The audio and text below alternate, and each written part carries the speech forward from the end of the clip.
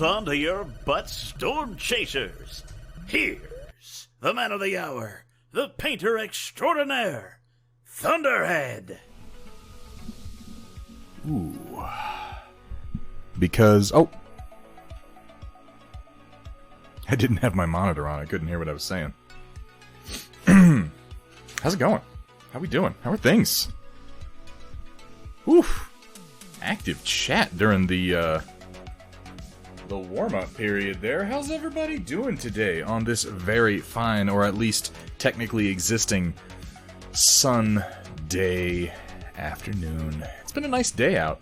They keep giving me storm warnings, but the skies are clear, so I'm just like, okay, whatever, guys.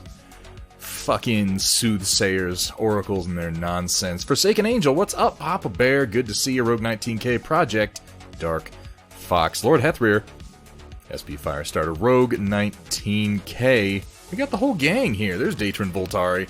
Now we're together. Just installed a BL Touch. I'd love to hear what you think about the BL Touch, because I've looked at it. Obviously, it's been like a big deal. Everybody got really excited about it when it came out, and most new 3D printers include a built-in mount for the BL Touch and ports, so you can just get one, install it, and plug it right in. But I haven't had that much trouble with keeping my printer level. Like almost none, honestly. Ever since I put in the stiffer springs, like, I level it every couple of months with a sheet of paper, and I haven't had any issues. SP Firestarter, a BL Touch. Hey, what's up, Siestinator Rio? Good to see you. The BL Touch is a little digital probe, little probe. We're all about probes around here, that attaches to the side of the print head on your 3D printer, and what it does is it goes around before the print starts, and it lowers and it judges. It measures how level your print bed is, and then adjusts based on that. So you don't have to manually level it every single time. And I guess it would save some time, but I mean, honestly, I haven't leveled my print bed in 4 months? I don't think. I haven't even touched it. And it just keeps going and going and going and going. And I mean, maybe I'm tempting fate, but I look at that and I think, that's like $30 to $50 I don't have to spend right there. But I'm interested. I haven't really seen one in action or talked that much with somebody who's used one, so I do wonder what your opinion is on it once you get that installed. Waiting on primer to dry on an intentionally damaged conjurer. Why would you do such a thing? Intentionally damaging mechs. That's irresponsible, really. They're valuable pieces of equipment. What kind of battle damage are you going to do on it? Or was the damage more extensive than just a little surface scarring? Got it for my birthday, and I'm excited about anything that removes one more variable and getting good print. See, yeah, if someone were to hand me a BL Touch, walk up to me and say, here is a BL Touch, install it in your printer, I'd be like, fuck yeah, put it in, use it. It's just that right now when I'm looking at actually getting a new printer, which, man, I have been oscillating back and forth on the Ender 5 Plus and the CR10 V2, like, hard for the last few days, because they're both kind of on sale right now. The Ender 5 Plus for less, the CR10 for more. More of a sale, a better deal is what I mean, not for more money. And I've been measuring around my office and trying to figure out, like, do I have room for it? How much rearranging am I going to have to do? And I'm still a little bit on the fence, but I don't think I'm going to go in on the BL Touch. Before I get the BL Touch, I am much more interested in the and the V2 comes with it, the silent motherboard. That's an upgrade I have to have. Ever since I got that on my Ender 3, I can't go back. I can't go back to listening to that goddamn noise. That's not the kind of leveling SP Firestarter. Putting a level on the bed is not the sort of leveling. It's a relative leveling. A lot of people actually make that mistake at first. I've heard people and seen people post pictures of, like, I put a bubble level on my bed and it's level, but it's not level. Why isn't it working? They're like, no. Not level relative to the ground. Level relative to the print head. And that is a bit trickier. You kind of have to check that periodically. Yeah, no, that's true, Datron Voltari, especially if your print bed is less than perfectly flat. Though I feel like a good workaround to that is just using a glass bed. Even if you have a slightly warped, heating bed, the under part of the bed, a piece of glass should be pretty perfectly flat almost every time. Print problems on the torso, drilled a few shallow holes I intend to paint as autocannon hits to cover it up. That's good thinking, Rogue. Yeah, anytime I get damage on a print, or a print that just doesn't go quite right, I try to think of a way to just, you know, I don't really like throwing them away. I'll do it every now and then. Or if something is damaged in a way that I really can't work around, I'll just toss the damn thing in the trash and print another one. All it really costs is time. I saw somebody saying the other day that resin is expensive. And I mean, I guess. It's not, like, that expensive. See, and I always, when I think of the price of resin and FDM, I'm always thinking of how much money was I spending on models before I started printing them. And relative to those costs, it's dirt fucking cheap. I'm spending 50 cents a model, maybe? And I don't feel great about throwing 50 cents in the trash, but, you know, I'm a terrible person, and sometimes I'll do that. I'll be like, it's a 50-cent lesson right there. I fucked that one up. Raven Cat, what's up, man? Haven't seen you for a while. Where you been?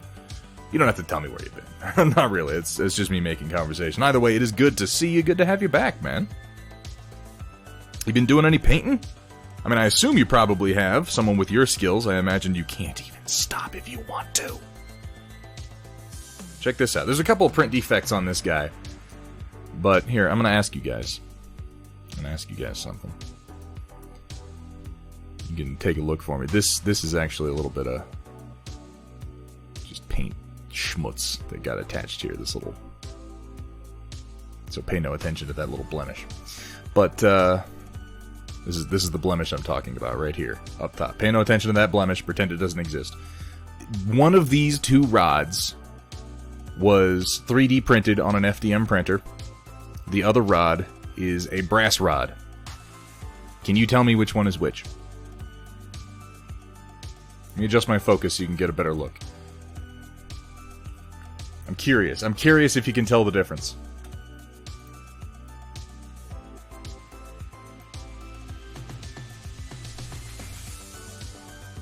I'll rotate them a bit for you, too.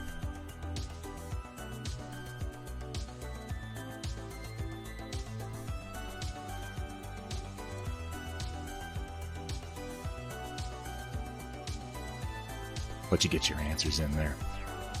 Finally started painting yesterday again. I'm glad to hear that, Raven Cat.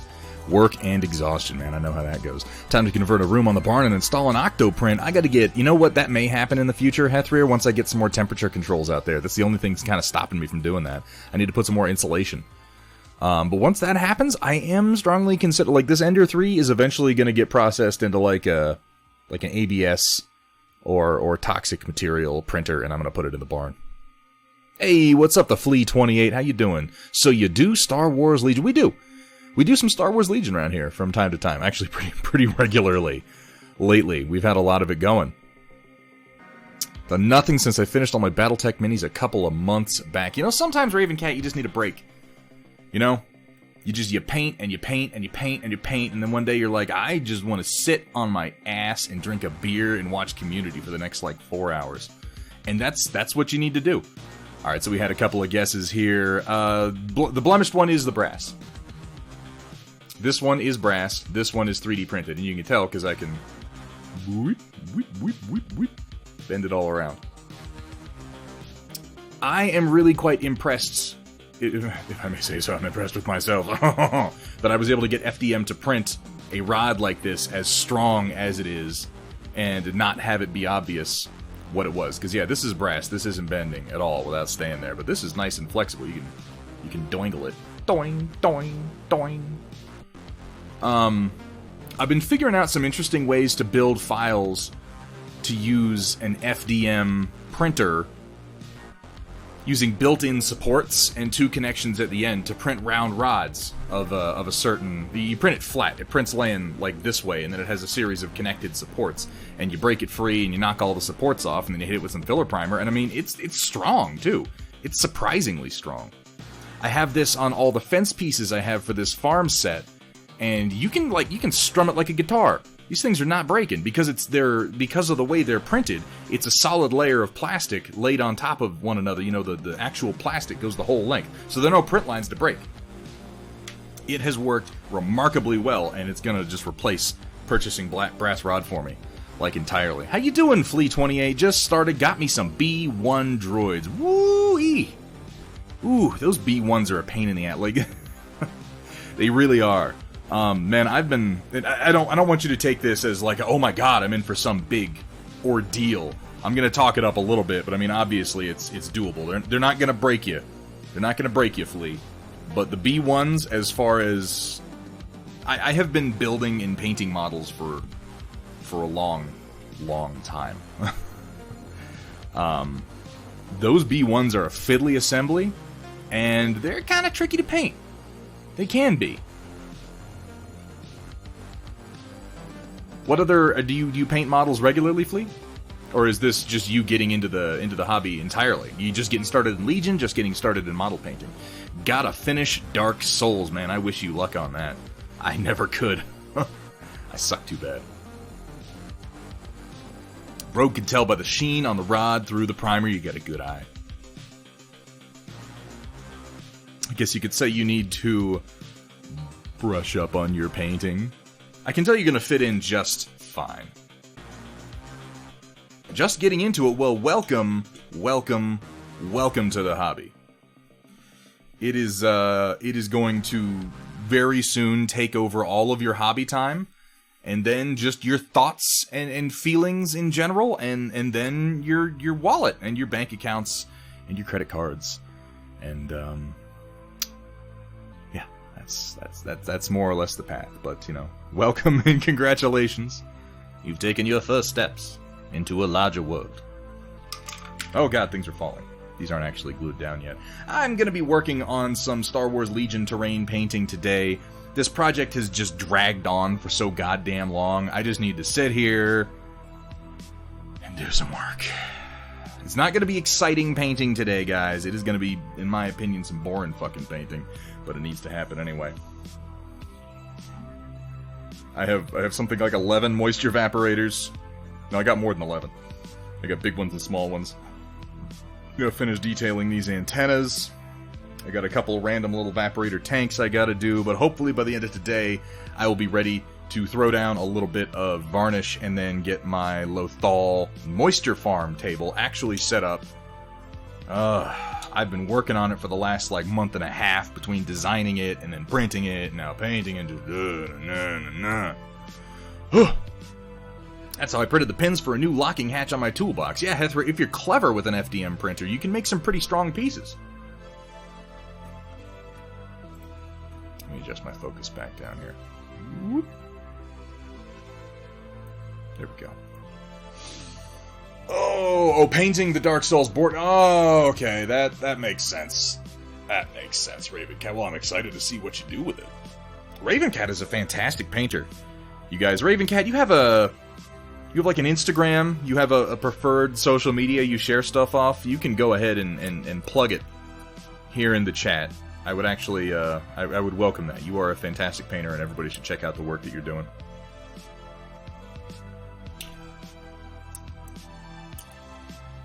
I gotta pick up some of these Game Envy brushes. Right now my two nice brushes are these Artis Opus brushes that I've got.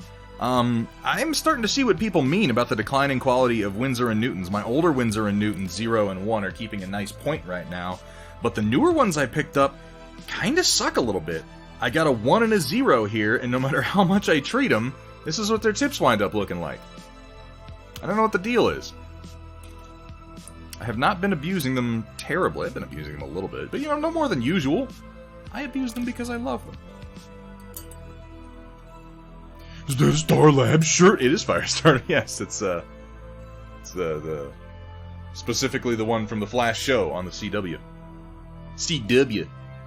And yes, the droid assembly was something. Yeah, I have built a lot of models, and building those B1s was a challenge. You just kind of have to get into a groove, and then you're gonna build them, and you're gonna paint them, and you're gonna be like, yeah, these B1 battle droids look sweet. And then you're gonna put them on the table, and someone's gonna be like, I shoot at them one time. Oh, look, I killed them all several times over. Oh, let me just go ahead and remove all of them for the table in the first round. Way to go, B1s. I'm glad I spent time painting you. What paint brands do I use?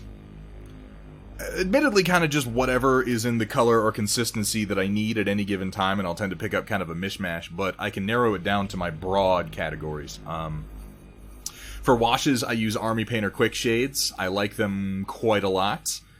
For general painting purposes, I use a combination of Vallejo, Game Air, some Model Color, just because they're kind of what I picked up at one point and I still have them. I prefer Game Air over Model Color. You don't have to thin it as much or at all a lot of the time.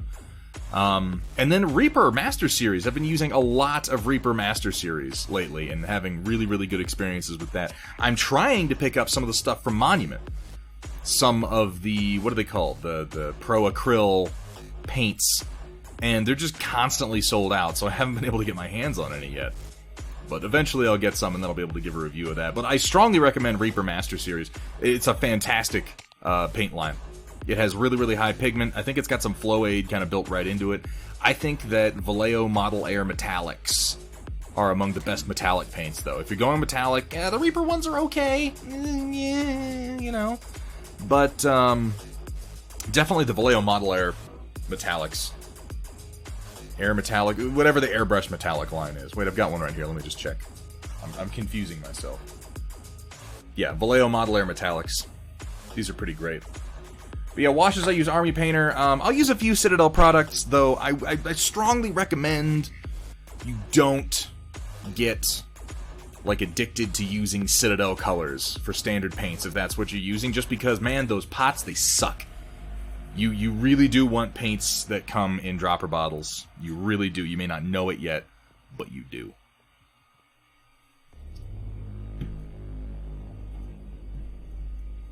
You have a deviant art of photography, but my miniature painting is not really just... Raven Cat, that is a tragedy. Get an Instagram, man. I mean, unless you have a reason not to get an Instagram.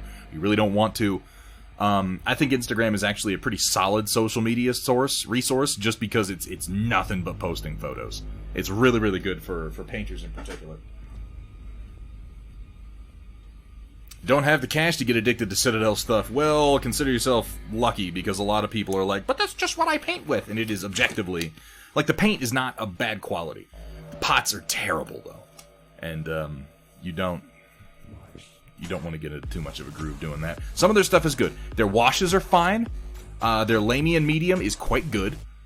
Their dry brush compounds are great. If you're going to get anything from them, get their dry brush compounds. That can save you a whole lot of time. And since you're new to painting, I'll go ahead and mention if you're doing a lot of dry brushing, which, if you're new to painting, you should be. Dry brushing is a powerful and easy technique with a very low skill floor and a very high skill ceiling. Yeah, the contrast medium is also pretty nice. Get yourself one of these.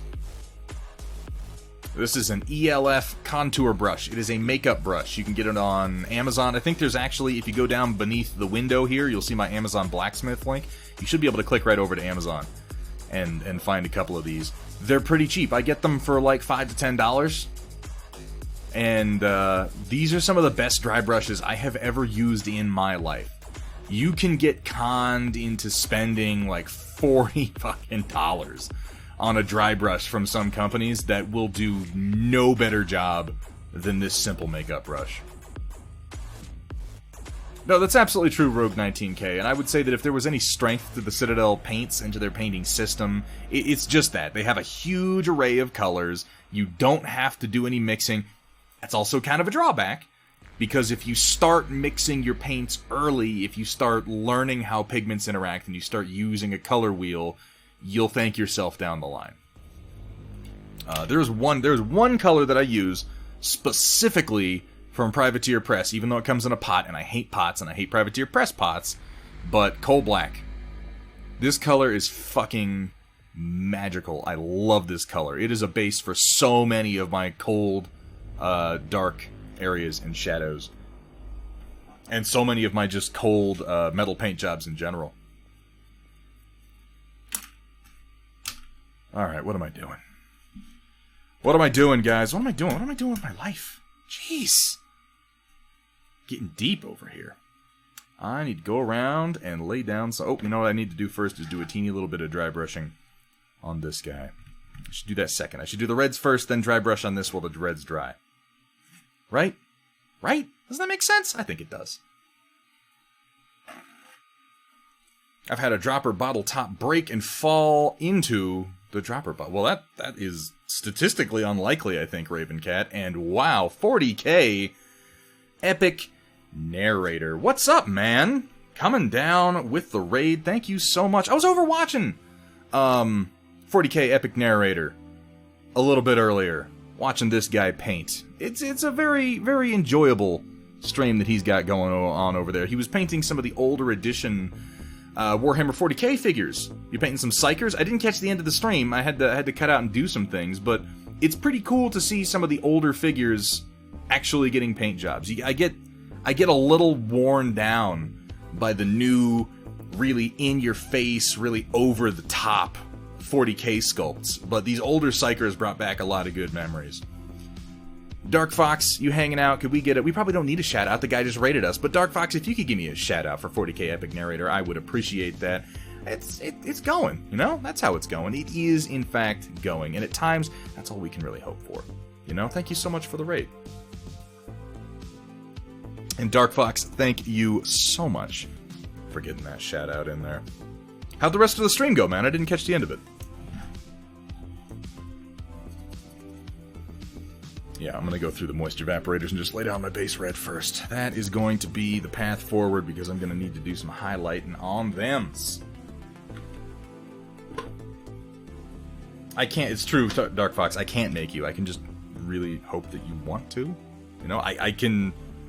I mean, if you start saying, no, I will not shout people out, I could see that as being a legitimate reason to be like, maybe we should find another mod.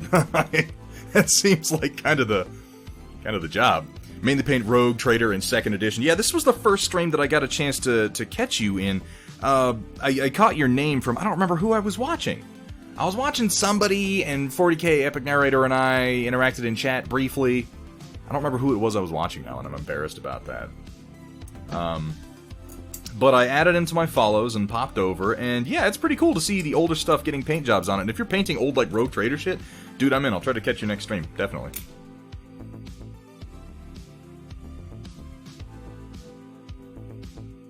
And one of the guys in your chat was talking about doing a blacksmithing stream. I think you were giving him very good advice as far as just being practical. A lot of people think, you know, I'm going to start streaming. It seems easy, and it is easy to start streaming, but there are a lot of little things that you kind of don't think of. And I mean, I'm convinced that once this whole lockdown, like, there's a bunch of people who've gotten into streaming because of the lockdown, because it's been like, well, I'm stuck inside, I might as well try. And there was that huge run on cameras, obviously not just for Twitch, but like for Zoom and teleconferencing and things like that. I know, you know, it's funny, SP Firestarter, I've never painted any Warhammer or Games Workshop things on this stream. Not one damn thing. Not one. I've said I was gonna, and I just haven't done it. It's not that I don't. You guys have seen my galleries. I've got Iron Snakes. I've got some Gene Stealer cults. I've got some Old Sisters. I've got Death Guard. Like, clearly I do paint them. But I think a lot of this stream got started around Battletech and other less popular properties, and I don't know, maybe that's like my USP at this point. It's easy to find people painting the latest release from Battletech. It's really fucking easy to go on Twitch and be like, this thing just released, who's painting it? Go type in, you know, fucking Skeletal Buttlord Xeris, or whatever the fuck that dude's name is. And, no offense, Firestarter, I know you just painted him, I'm just being a jackass. But I'm just saying, you can find everybody painting that guy. And I don't want to be that guy. I'm way too edgy to just do what everybody else is doing, you guys. If I can't define myself through the popular things that I hate and refuse to do, then I'm basically not even a man. You know? Do me up some Necrons. You know, if I can 3D print it, I'll paint it. And I've seen actually some Necron sculpts coming out for 3D printing lately. I might do as much as a kill team. I enjoy playing kill team, and I enjoy having a variety of teams available. And I need more teams, because every now and then this jackass, who I knew in high school, he'll drive over the fucking mountains and he'll come to my house and he'll be like, I'm running a kill team of 3 models, and he'll just fucking completely wreck me, so I gotta do something about that.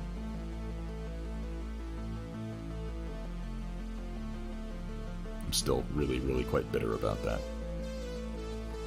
Quite bitter. What's up, Roland? How you doing?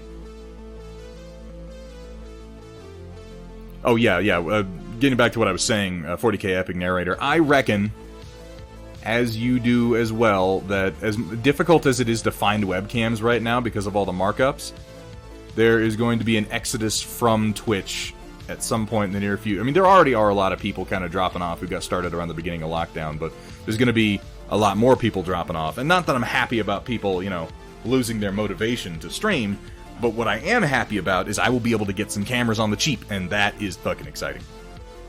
It's not funny. Nothing about that is funny. Primaris Marines, yawn. I tend to agree. I really, like... the new sister stuff I can kind of get into, because, so we don't always do... We have kind of a thing about... We are link-friendly, to a degree. But we do something else here pretty regularly, 40k Epic Narrator. Actually, at the end of every stream, we have a segment where we go over pictures that people have shared. And we'll just kind of talk about them and give them some focus. So if there's something that you'd like to contribute to that, I would very much welcome it. It's a little bit at the end of every stream we like to call the Storm Report. I don't even know why the fuck I bothered doing that. It's ridiculous. But, yeah, if you feel like sharing something, it's as easy to participate as joining the Thunderhead Studio Discord, jumping into the channel marked the Storm Report, and posting a couple of pictures. We have recently had to limit it to 2 pictures per person, because it tends to go on. We've had a few that have gone on for like an hour or more. But I would love it if you felt like posting some pictures for us to take a look at and talk about a little bit later.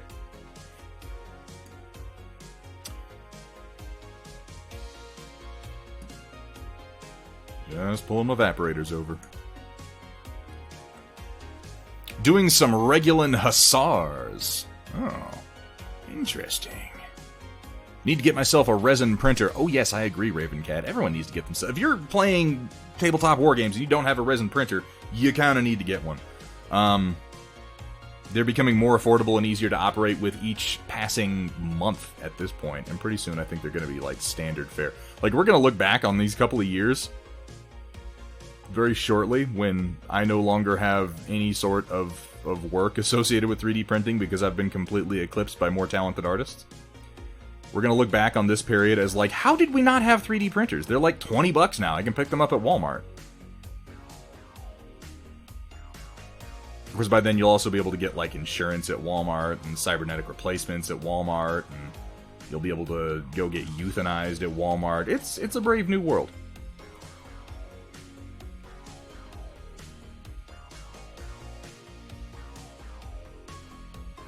Gonna be able to stream a little more starting next week. My schedule is gonna be modified a little. Well, let us know.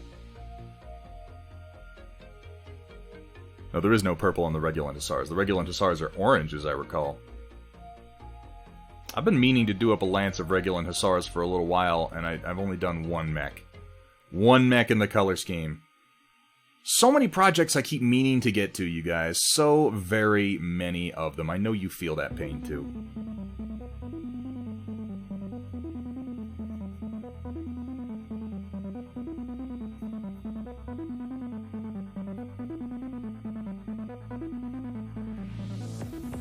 $99 bottles of paint on the wall, 99 bottles of paint. Nowhere near enough. Take one down, shake it around.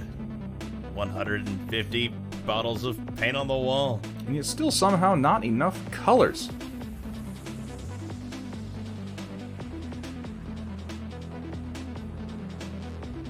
I need a good place to hold this from that I'm not sticking my thumb in the paint that I just put down. There we go, that'll work.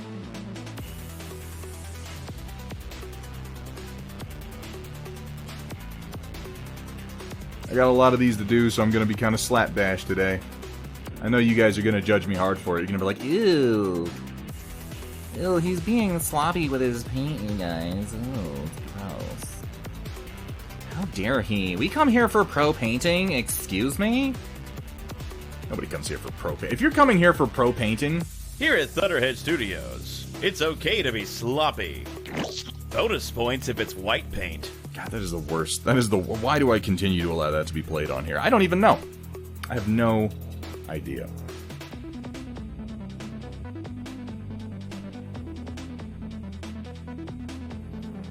Dead Shoot's daughter has entered the scene and is calling herself Live Shoot because she doesn't want to kill.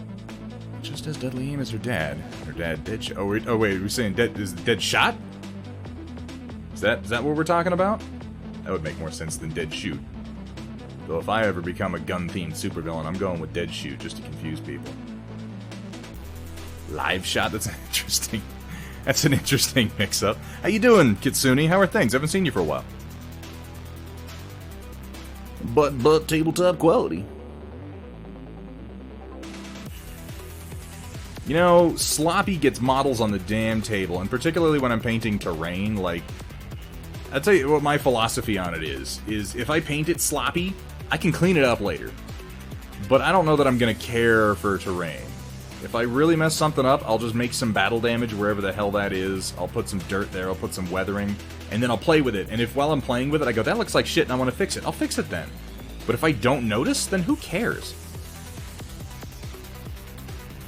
That's not all the time. Sometimes there's a piece of terrain I really just want to spend the time to do something really cool on, but this is not that. This is, I want a paint job on it so I can put it on the table and stop thinking about it. Sleeping rough due to your back, but you're good. I'm glad to hear that you're good. Not glad to hear you've been having back problems, though. Isn't that just a way of things, though? We get born with this janky-ass skeleton. At some point in our history, our ape ancestors started standing up instead of walking on their fucking hands like nature designed them to do. We thought we were all special. We fast forward a few 100,000 years, and here we are, and we all got back pain. Thanks a lot. Thanks a lot, simian ancestors, you sons of bitches. Nature gave us a clothesline, and we're using it as a flagpole. You know what I have to say about it? My back hurts. That's what I had to say about it.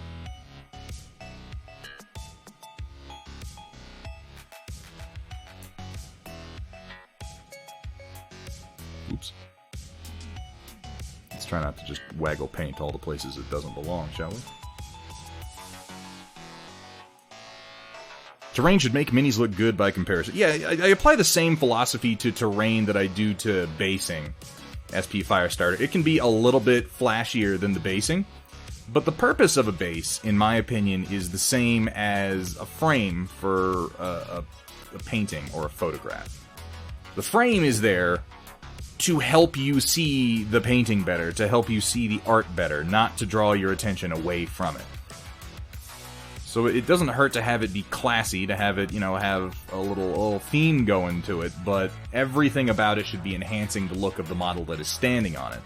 And same thing with terrain. Terrain can be a little bit flashy because it stands on its own, but it should only really serve to enhance the look of the models that are playing on it.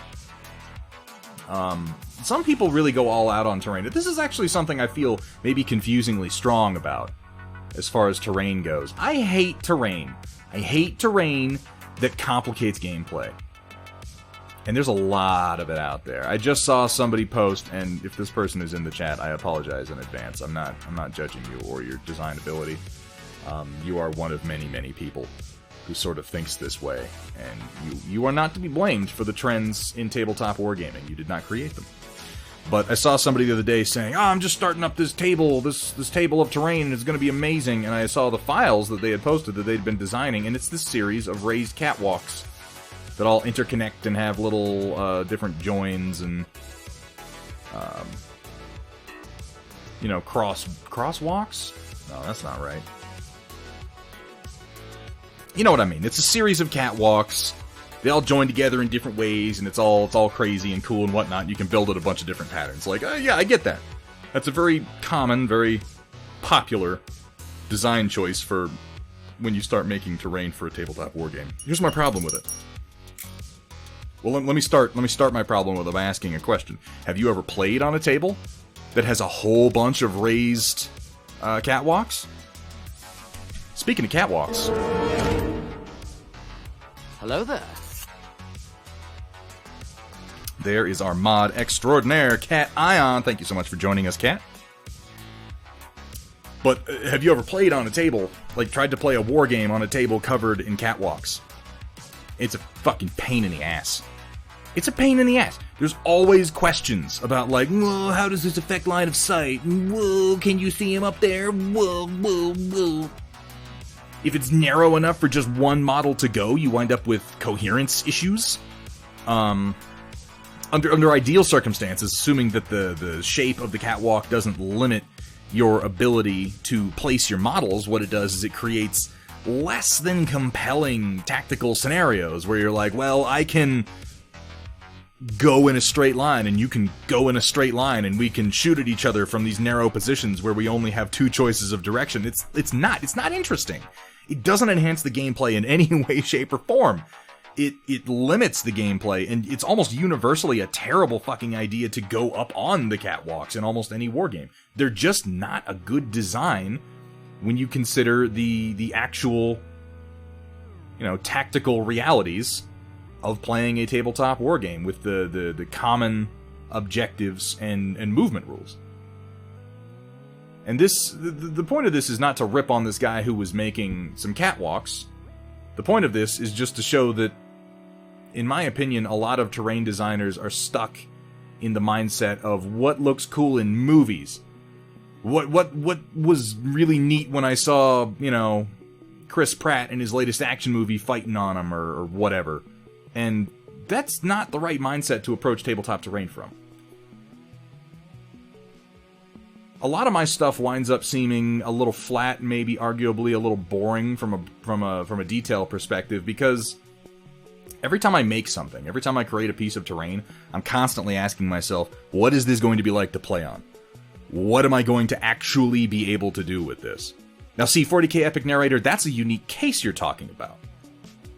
Because Necromunda, and I think Infinity is another good example of games that actually work decently with catwalks, because they were designed with catwalks in mind. Or if not with catwalks in mind, they were designed with individual models moving in complex ways in mind. That is a part of the game. But if we're talking about Star Wars Legion, no, not really. Not particularly. You need kind of big, wide open areas to get anything done in Star Wars. And God save you if you're playing with vehicles like the new AAT or the Saber hover tank. Your complex terrain that you have to reach under to move is just going to become a nuisance in no time. And I find more often than not, players don't use it. Like, if you reach under the table at your friendly local game store to get going on a pickup game, and underneath there is a complex series of modular catwalks that you can build into a network and play on, or a couple of fucking shoeboxes painted to look like buildings, you're gonna grab the shoeboxes. Every time. At least this has been my experience. Because the shoeboxes may not look sexy, but you know what they don't do? Slow down the game. And these games take long enough, man. But yeah, I think Necromunda is a unique example. I think, like I said, Infinity is a unique example. I think Malifaux is a unique example. These are all games that can benefit from that more complex verticality. But the vast majority of war games? No. No. Warhammer 40k? No. Kill Team? Kinda? But still kinda no. It's not that complex a game. You're simply not rewarded for complex movement in these games in a way that justifies having complex terrain on the board. And every time you build something with an overpass, every time you put down a piece of terrain that is raised off the ground and adds a lot of verticality to your game, you're not only introducing line of sight questions, but you're also introducing the fact that you're going to reach under it and you're going to knock it the fuck over. You're just going to. These are the realities. When people design chemical plants in real life, they're not considering the fact that, 90-foot tall godmen are going to be reaching their arms underneath it to move people. We have to consider those things. I'm really just bitching about the fact that nobody makes terrain the way I want it, which is kind of why I started making my own terrain. Ooh, Fleet, that's a good idea, thank you. I was actually kind of hunching. You like it, Cat? It's a good red. I really like this red. I use it as a base for a lot of my reds. This is one of the few game colors I use. This is Vallejo Gory Red, or Rojo Visceral. Yeah, exactly, Hethry. It turns the game into two. Well, and here's the thing, too. It's not that it doesn't look cool. It does. But it complicates the movement, and my question is always, what does it give the game? What is it adding to the game? What is the complex movement really changing about the outcome? And more often than not, the answer is, well, it isn't. It's not changing anything. You would have exactly the same game using simple walls and terrain. So why are you doing it? Now, if the answer is, I think it looks cool and I like it, that's fine. That's perfectly fine. That's the only reason you should do any of this. But I don't. And I hate playing on those tables. Now, this is not to say that some verticality and some catwalks can't be good, but I'm not talking about interconnected networks of catwalks. I'm talking about like one catwalk connecting two high points. That can make sense. That becomes a risk-reward question. I can get over to that part of the table easily. Is it worth exposing myself to do it? And you know what that question is? That's the kind of question that you would ask yourself in real life in a firefight. If not to bring in, I know. Every time something in wargaming comes up, when someone says, "Well, in real life," I'm the first person to go, "Well, stop talking about real life. This isn't real life." But in real life, before you ran out on a catwalk in the middle of a firefight, you would be asking yourself the question, what am I gaining from this? Because you're exposing yourself to a whole lot of incoming fire. And if you have something that actually makes you ask that question and that links into an objective somehow, then yeah, sure, go ahead, do it. But don't give me these damn maps that are covered in catwalks and tell me that it's clever gameplay. It's not. Functionally, it's no different than a few extra low-cover barricades. Mars Pants, how you doing? How are things? Hey, White Wolf, good to see you. For our board, we pretty much decided walkways will only be 2 levels up, so that way, A, everything can fit under it, and B, we can actually easily reach under this. Those are good considerations, White Wolf. These are things that I thought about when designing Trinity City, you may notice. It's the reason that my overpasses are as simple and as high as they are. And it's the reason that I made them specifically very easy to remove from their lower connection points. Is because as soon as I made them, I was like, okay, so what happens when you move under them and you gotta move them to play? Well, we'd better consider that.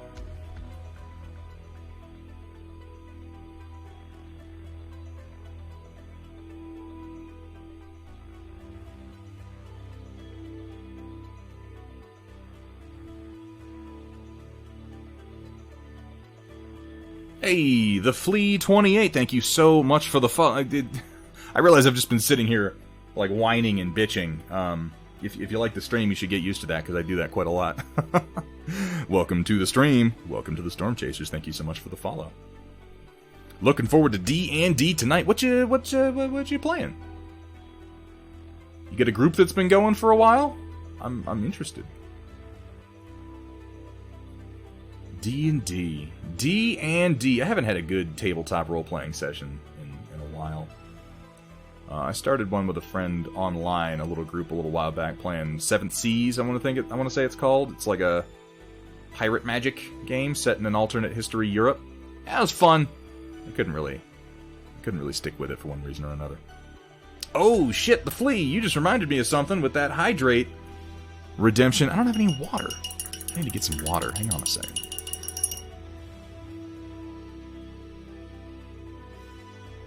Also, bullets can travel through catwalk floor graded. Yeah, and that's one of the other things I take into consideration whenever I'm making terrain the Flea.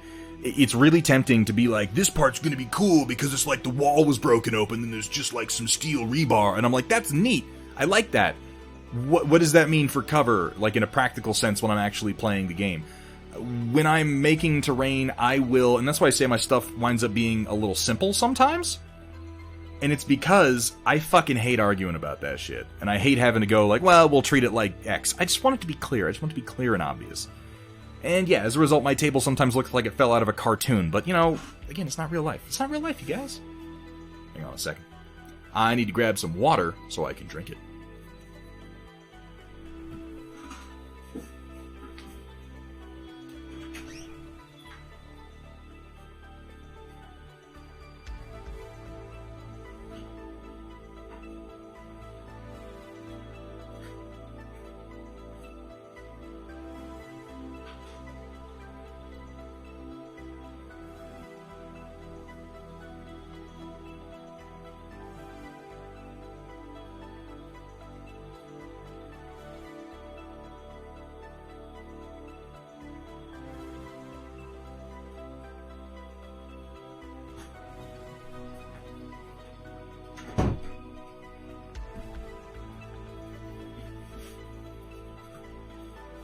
Because I do need to hydrate at the moment.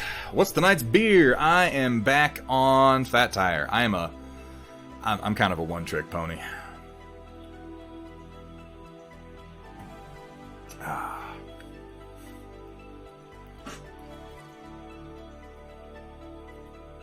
GMing a Stars Without Numbers campaign, based off the Ghost of Saltmarsh module, making it into a backwater sci-fi colony rather than haunted fantasy. Part of a group of off-world university researchers looking for lost tech in the jungle. I'm imagining like Hadley's Hope, you know, LV-426. Ooh, that's a good idea. Never ask Infinity players about windows and terrain. It's one of the biggest arguments with players. And see, yeah, no, I believe that. I absolutely believe that. Particularly in a game as crunchy as Infinity. Which, again, is why my strategy is just leave it out. Just leave it the hell out. I do not make, I do not purchase, I do not play with. Well, I'll play with, but I won't use the feature. When people are like, oh, look, you can take this building, and you pull the roof off, and you can go inside. I fucking hate that. I know, I get it. The general theory, it sounds so good. You're like, whoa, you take the roof off and you can play inside the building. It's a pain in the ass. It's always a pain in the ass. And it's something that doesn't really add much to gameplay. You just wind up locking yourself into difficult-to-escape scenarios that have no real tactical benefit. You're better off just treating buildings like blocks. Go up and over the building, sure. Go around the building, sure. Go inside a bunch of little rooms? No. The scale of realistic rooms, compared to the movement that we have to achieve in wargaming, is just not conducive to decent gameplay. If you want to have rules where it's like, I go in this building, and your guys are just in that building shooting out of windows now, like, okay, yeah, sure, I'm fine with that. Mostly in smaller scale games, admittedly, like 12 to 6mm games, that makes the most sense. No, I get that, the flea, and as I complain, bear in mind, I'm not saying you're bad and you should feel bad for wanting to play these things. That's not what I'm saying at all. Because if you are one of the people who enjoy this, play that way. This is entirely just my personal preferences when I'm playing a tabletop game. Obviously, there are people who like it, or they would stop making those things. Here at Thunderhead Studio, we specialize in turning your shame into more shame. Lots and lots more. That particular feature, it actually, in my case, in my experience, it detracts from my immersion. When I'm like, I'm gonna go in this building, let me pull the roof off. And the number of times I've run into scenarios where it's like, well, I've got a guy in here, so I have to have the roof off, but also I'm on top of the building, so how do we do that? Like, almost... Basically, if it complicates gameplay and doesn't give me a significant reward for it, I prefer not to do it. Yeah, Dater and Voltari, and that's just fine. And that's why I'm saying it's usually, because Flames of War is what? That's like 15, 12mm, something like that? And it usually works best in 15 to 6mm games because you'll have a stand of infantry, and it's a single model that represents like a squad or a platoon. And you'll go, I have entered this building, and you'll put like the model on top of the building, and you'll be like, I am now occupying it, and I can fire out of all the windows. And that works fine, because you're just like, well, my guys have X amount of cover now. It's when you want to be like, I take cover behind this sink. And you want to have specific rooms that you're moving around. I think what people imagine are these, like, running gun battles through a house or something. And it's just not feasible. It really just isn't. You know how large a building has to be to have enough rooms and hallways in it for you to have a meaningful fight in a 28mm tabletop game? That house would have to occupy like a quarter to half of the board that you're playing on to have enough rooms to make that interesting. And even then, what you're going to find out is all it really does is funnel you into kill zones that aren't interesting at all. These war games depend on a certain amount of mobility, and we use big pieces of blocking terrain and the occasional wall to limit that mobility. But if you're using multiple walls and narrow hallways, you're limiting mobility to a point where gameplay's not going to be fun anymore. There's a guy working on, and again, oh, hey, Jack, what's up? I didn't see you there. How you doing? There is a guy, they stared. They stared, and they stared, and they stared, and then they dropped 100 bits on him. Thank you so much for the biddies. Always appreciated. ladies and gents, locusts and mechs. And again, this is not meant to... should this individual be listening? Probably isn't. Or should he hear of this? Probably won't. I am in no way saying you're a dumb person and you should cry yourself to sleep at night. That's not what I'm saying. But there is a guy who had been posting... I haven't seen him post in a little while on the Star Wars Legion social media about a... What's the planet? Why can't I think of the planet? The cloner planet, Camino. He's been working on a Camino board that he's 3D printing. And, again, it's one of those where I look at it and I'm like, I get it. I get it. It sounds cool. It sounds really cool. And, he's making, like, these, you know, the round walkways and then the things that go between them and everything. So it's based on, like, the Battlefield, or the Battlefront maps. With that sort of flow to it. And I'm looking at it, and all I can think is... you're removing 85% of the playable space on the table. You're telling me most of the table is now water, you can only start on these specific tiny platforms, and you can only move between them on these narrow alleys that I've created. And if we remove from that the thematic element, we remove from that the excitement inherent in being like, I'm on Camino! And we just say, I am playing a game, and these are the places I can move. If you make it less pretty, and you just draw lines connecting these areas, this is a fucking boring map. It's gonna go the same way every fucking game is gonna go the same way. The second time you play on, the third time you play on it, you'll have figured out the best place in the map to be, and it's never gonna change. It's always gonna be the best place, and you're always gonna go there, and you're gonna stand there, and you're gonna shoot at people, and the game's over now. And you've invested how much time and energy into building this map? That seems crazy to me. As with all my criticism, though, I'll reiterate one more time. None of this really matters. This is all fun. This is all shenanigans. We're all doing this because it fires up our imagination. So if that's the kind of gameplay that fires up your imagination, or maybe you just want to build it and you don't give a shit really about playing on it, that's entirely possible. I've built many things for war games that I just wanted to build and paint. I didn't really want to play with them. Then, you know, more power to you. That's what you should do. But it does not fit my definition of what I want. And, you know, that's the only perspective I can really have, isn't it? Now, gameplay considerations aside, it is a very cool set. Hello, what's up, North Star Hero? How you doing? There's paint on the Kaldstrom box minis now. That's fucking exciting. You've been building those for, like since the strain began. That and the MDF terrain. I can't wait to see them. I hope there's going to be some of those in the Storm Report. But isn't all you want just a bit of that? It is. No, that's actually a good point, Firestarter. It would make a great, like, diorama or display piece. Fuck yeah, make Camino and put your minis up there and show them off. My minis spend more time on display than they do on the table, so that's not even a poor investment.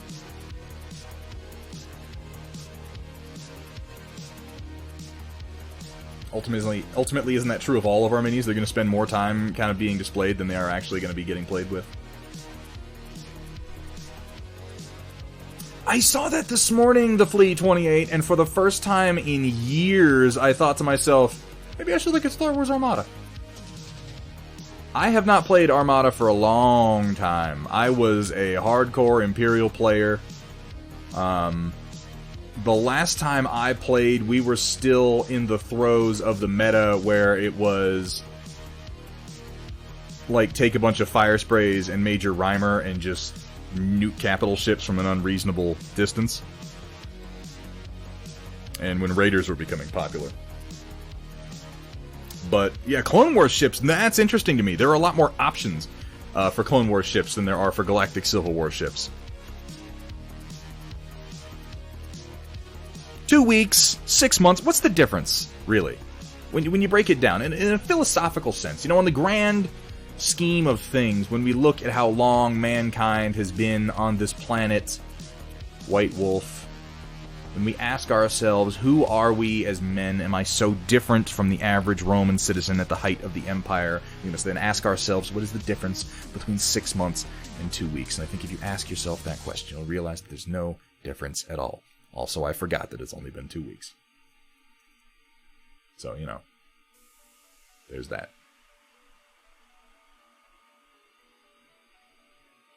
The real issue being that I'm not familiar with Operation Coldstream outside of the times that you've mentioned it.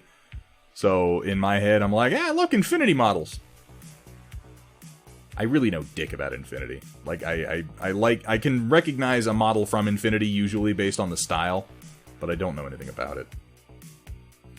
I guess it's cyberpunky?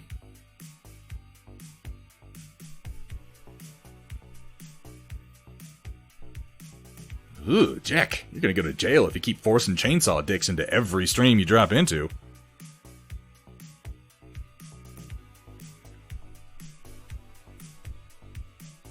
Once I inevitably get an FDM printer, I'm gonna print out some sort of giant Necron tomb setup for... There are some cool pieces of Necron terrain available for 3D printing right now. Firestarter.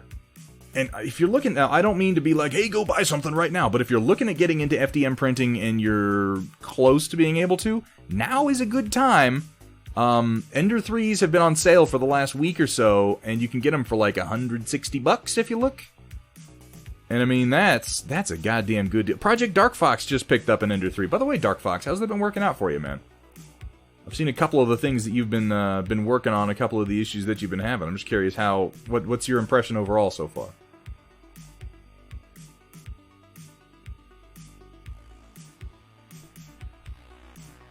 This is a highlighted comment. The Flea 28. I like the cut of your jib.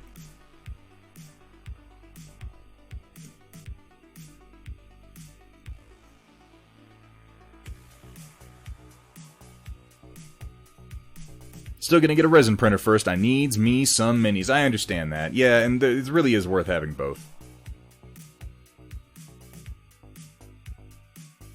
I use my FDM printer more, but I love the things that come off of my resin printer when I'm using it.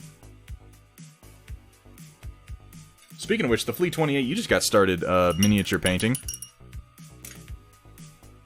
And you're doing Star Wars Legion. Where is it? I just had it.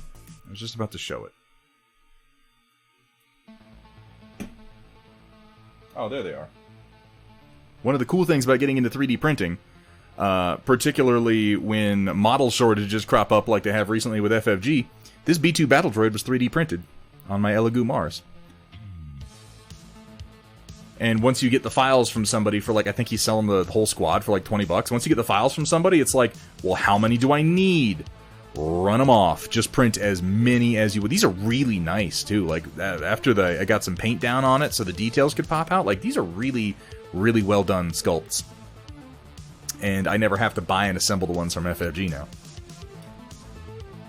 now. Here's another example. You can do lots of proxy units, like these Coruscant guards from the same guy. I don't have any paint on these guys yet. This is just bare resin, which is kind of hard to see. But I don't know what I would even proxy these guys as, but they're cool anyway. I've been thinking about painting these guys up as part of a diorama, actually. I'm not sure exactly what I want to do with them yet. One could even affordably get a 40k orc army with print. Yeah, no, that's true. Use them as phase 2. Well, I would, but they've got... And I know that this is stupid and just something that only I'm concerned with, but they have the wrong weapons, Jack. They've got the big ol' heavy blaster rifles, and the phase 2 clones are supposed to have the small blaster rifles.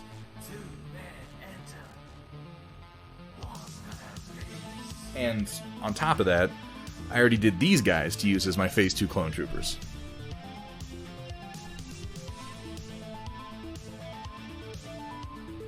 So that role's already been filled a little bit. And not ARC Troopers, because I already got printable ARC Troopers that I'm using. I'm not sure. I'm not sure what I'm going to use them as yet. I just kind of have them, you know?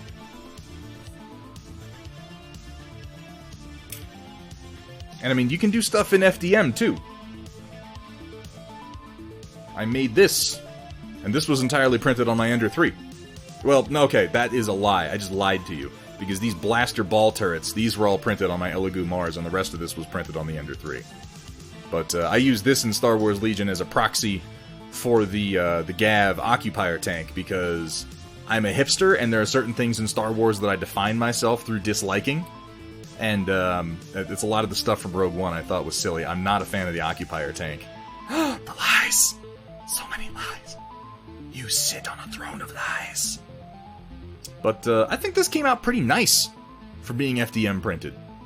And admittedly, I leveled off some of the angles that are supposed to be on the top specifically so that it could be ironed. And you wouldn't have to worry about any of the print lines showing up.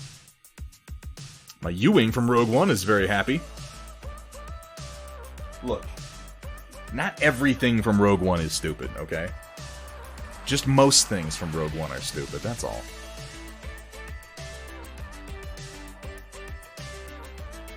I heard that, the Flea. That was a retcon, but it's one of my favorite retcons that Dave Filoni confirmed, was that Captain Rex is in Return of the Jedi. I don't remember the name of that actor.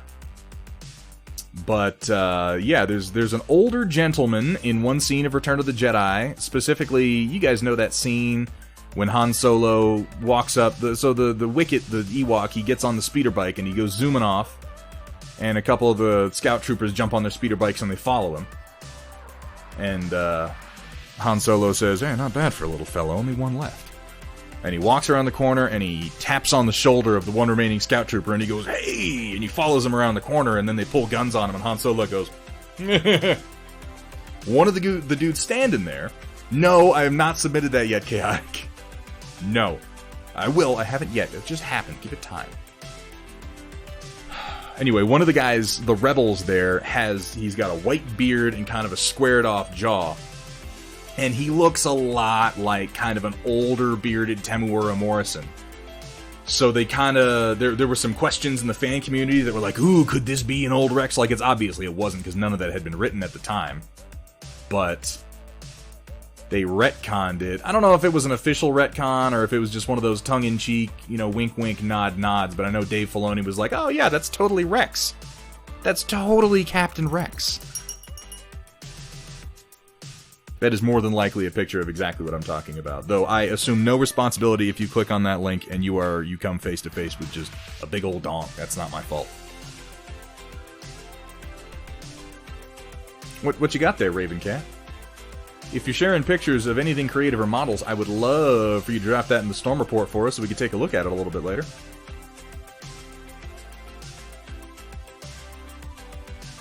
One of the things I'm going to do this week is address my overlays.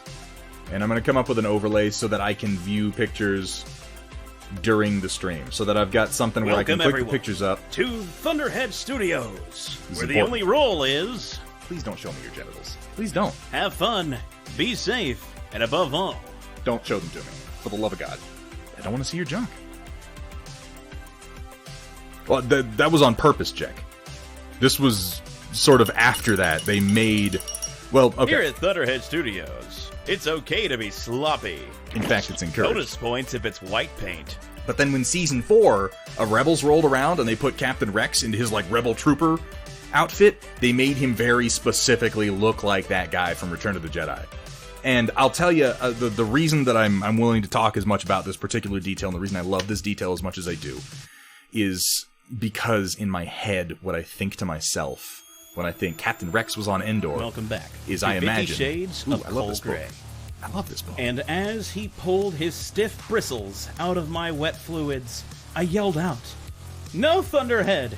You need to thin that paint first!" But I think to myself,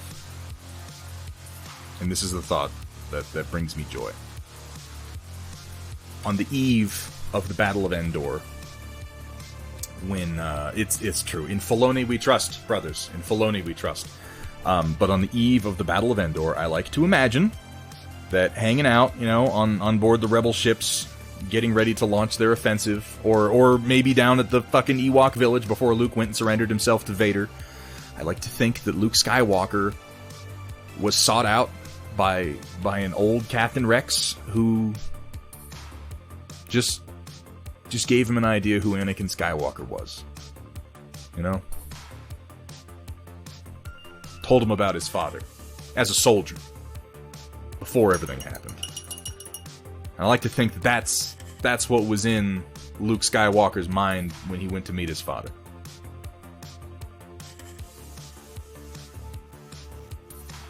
But I'm a sappy motherfucker, so, you know, what are you gonna do?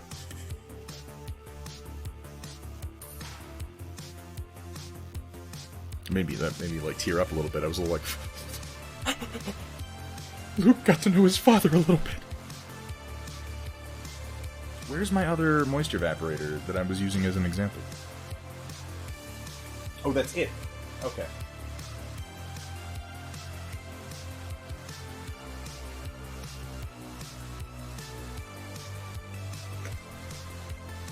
Now to these. We are painting some terrain, Puck Duncher. Yes, we absolutely are. How you doing? What's up, Puck Duncher? I'm actually, right now, I'm saying nice things about Star Wars, because we're talking about the good Star Wars. I started to complain a little bit about Rogue One, but I figured I'd leave that off, because I do that too often. Oh god, excuse me. Gonna grab some food real quick, be back in like 5 minutes. Dark Fox, you will be missed. We will descend into chaos and madness by the time you return.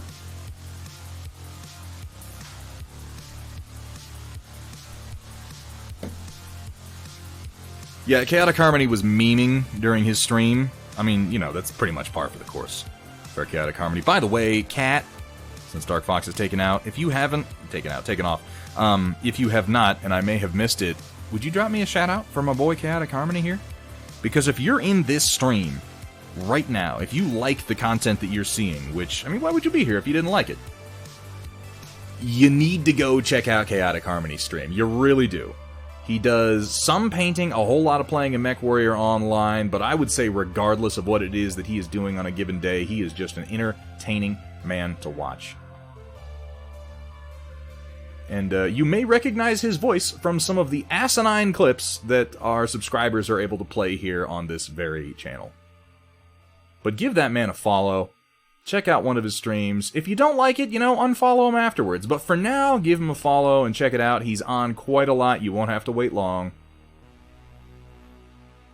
He streams, like, an uncomfortable amount sometimes.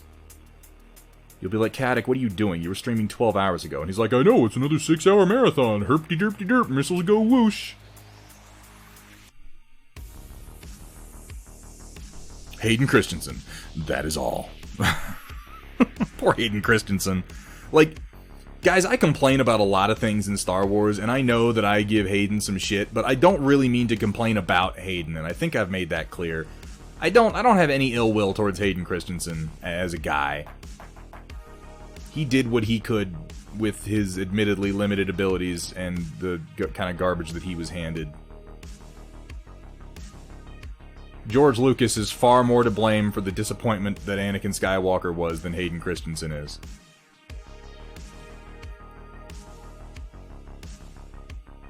You hand me a script and I'm like, wait. So I'm supposed to complain about sand, and then I'm supposed to touch this woman's exposed skin without permission. That's my scene? Are you sure that's what I'm supposed to do? Just want to be absolutely clear, I don't think this is a good idea. But I mean, okay, let's do it.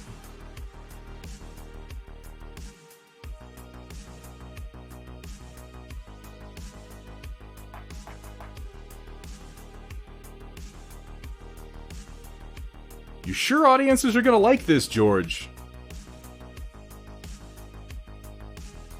Excuse me, sir, it appears in the script. I'm supposed to say, Yusa follow me now, Okie day? Is that... You didn't have a stroke or anything while you were writing this. That is what it's supposed to say. Yes?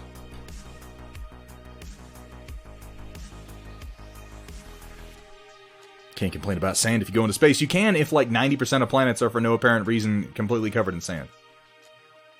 I would also like to note, quite ironically, that in the scene where Anakin Skywalker is famously complaining about sand, he's standing on, like, right next to a fucking beach. But you know what the culmination of hating sand is for me? If we can talk about the sort of nuances, if you will, of Anakin's dislike for sand, which, why the hell not? Let's do it. What layer height do you print your terrain at? Puck Duncher, I print at, depending on the piece, how intricate it is, how many fine surfaces there are as opposed to broad surfaces, either 0.12 or 0.20. For a lot of the larger pieces like this, I'll do 0.20 because I just slather the filler on after the fact. For anything with fine pieces, I do 0.12. And I'll make my first layer for that 0.16. And I'll usually do like 150% to 50 flow. Shades of Cold Gray. I love this Chapter book. 2. And as I lay on the cold, unforgiving table, my liquid spewing out from beneath me, across the polished surface, Ugh. I I look up to see Thunderhead shaking his head, eyes alight with disappointment, as he cleans his brush. It's unbelievable that we still play these. 99.999% of solid plants would be nothing but sand. Yeah, and they would also not have breathable atmospheres or Jawas on them.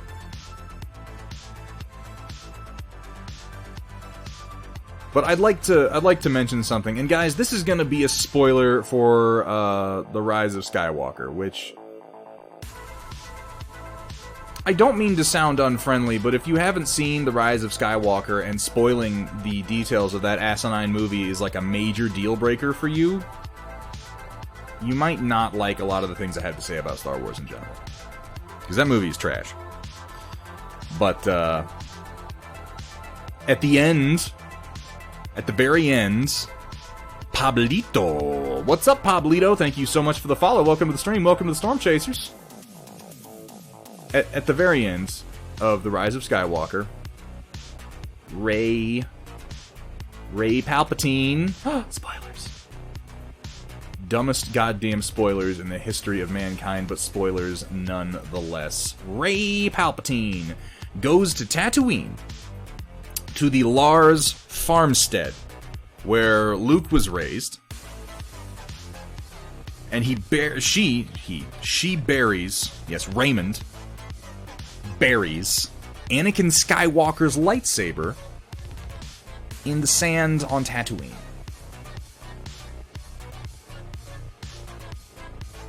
First of all, there's the obvious I hate sand, which is just funny, considering where his lightsaber winds up. But let's pretend for a moment that we are more mature than just ripping on one bad line from one bad movie.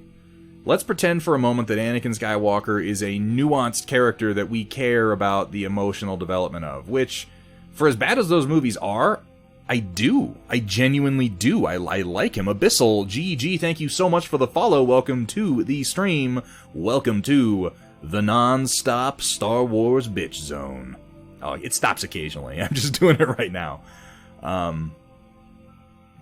She took Anakin Skywalker's lightsaber to a home that he never lived at. To a planet where he was a slave. To a house where his mother died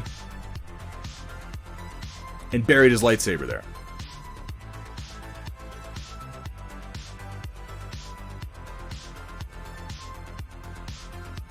I really feel like somebody didn't think that one through. You know what, Jack? Just for you, buddy. Wait. Do it. There it goes. Just for you. I'm following that up with just a touch of...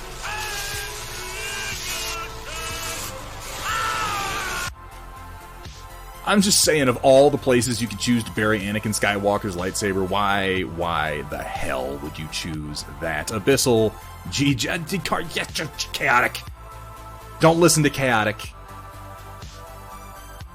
Chaotic is fucking smoke and mirrors. He's not even a real person.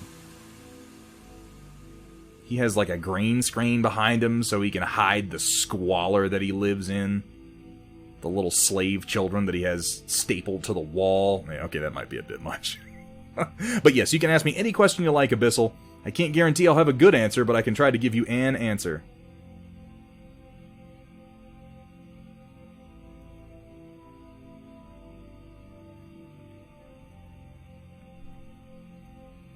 No, they didn't, Datron. They didn't. In fact, that is entirely accurate. They did not think it through. That was the problem with the films. They said to themselves, hey, we'll make it up as we go. And it turns out they fucking suck at making it up as they go.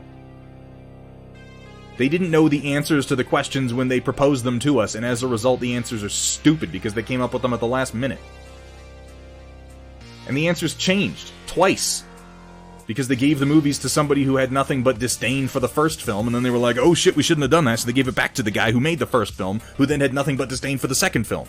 Like, I didn't like The Last Jedi, but if you had rolled with it, it would have been much more accessible than retconning the whole damn thing.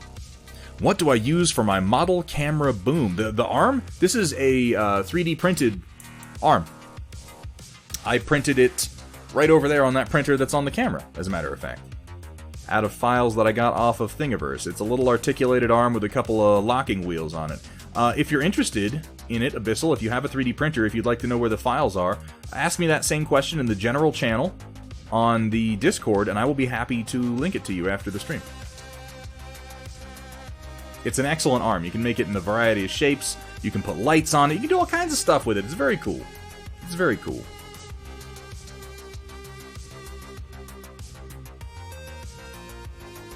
Ooh! Look at that. Samare with the subscription on a 4-month streak. Samare, good to see you, and thank you so much for the sub. You guys, you keep the lights on, you know?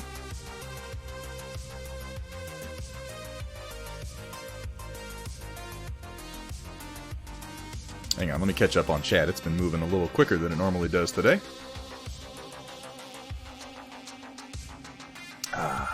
A Do-It gift clip with the Mountain Dew added in. I mean, that would be... Maybe I could get sponsored by Mountain Dew. That'd be okay. She was a Palpatine, so in a way, that's the last aha to pour... Yeah, the culmination of the Skywalker saga is a fucking Palpatine burying Anakin's lightsaber on Tatooine. I can't think of a bigger fuck you to Anakin Skywalker than the end of that movie.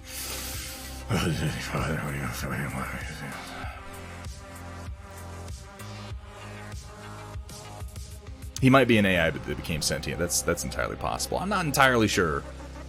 I disagree. Chaotic Harmony is real. Well, hey, Dodge, I haven't seen any proof, personally. Jack, I can't be upset about that one, because I just don't accept anything that happened in that movie. And Leia didn't have a lightsaber until that movie, so I'm just like, yeah, whatever, who gives a shit? Like, it's stupid. Leia never even lived on that planet, but yeah, okay, whatever, you know? General J.J. Abrams' problem, he's a mystery box generator. It's not that J.J. makes perfectly fine movies.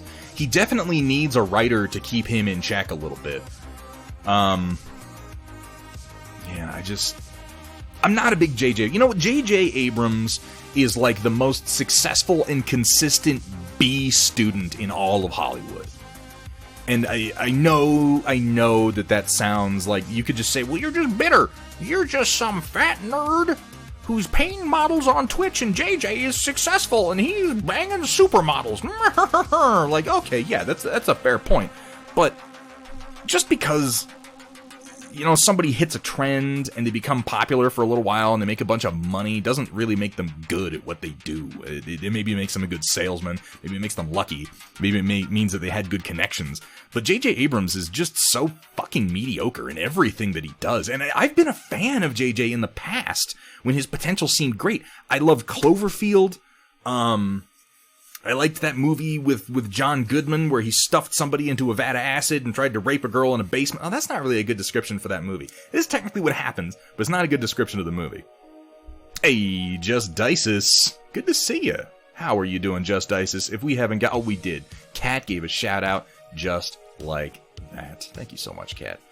I appreciate that. I am a convert of the makeup brush for doing terrain. Got 4 pieces. First base coat during that during the last Star Wars rain. Yeah, dude, it saves so much time.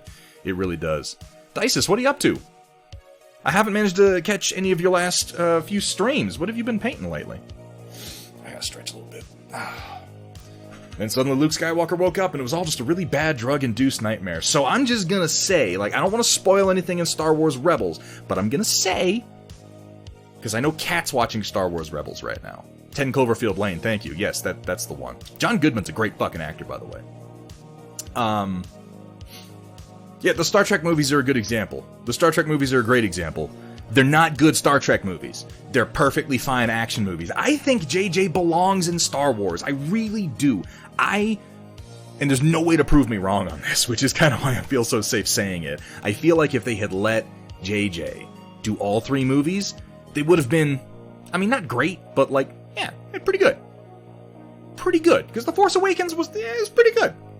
It was okay. I feel for him trying to retcon that shit that Rian Johnson did. Not that Rian Johnson's bad, he's also a great director, but them pulling on opposite ends of the same toy was a mistake. Well, I'm curious, Abyssal GG, what would you say are masterpieces that J.J. Abrams has done? I'm not being sarcastic, I'm not saying he hasn't, I'm genuinely curious. I loved Cloverfield. I'm a big fan of monster movies, and I thought Cloverfield was fantastic. Also, I love anything with Lizzie Kaplan in it. What did I just do with my fucking brush? I was ranting, and I like spun my brush into a parallel pocket dimension or something. Shit.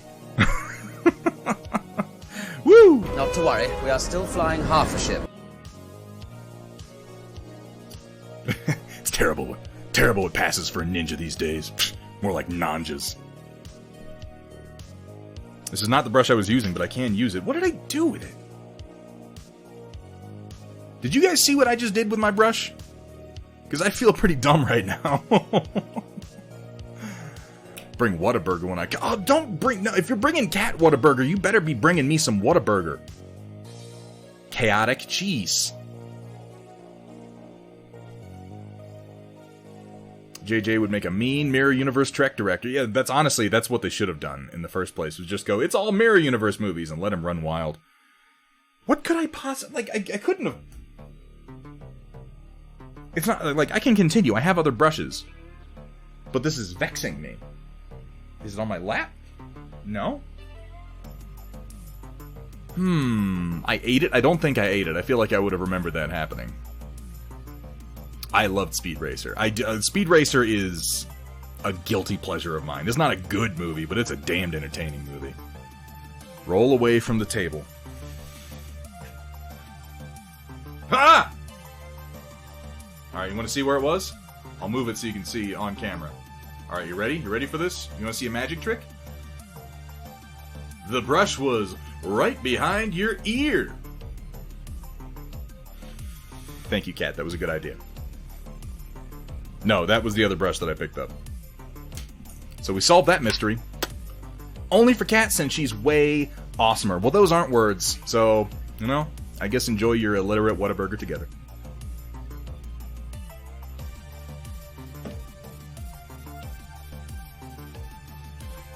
I did not eat it, Samara, no.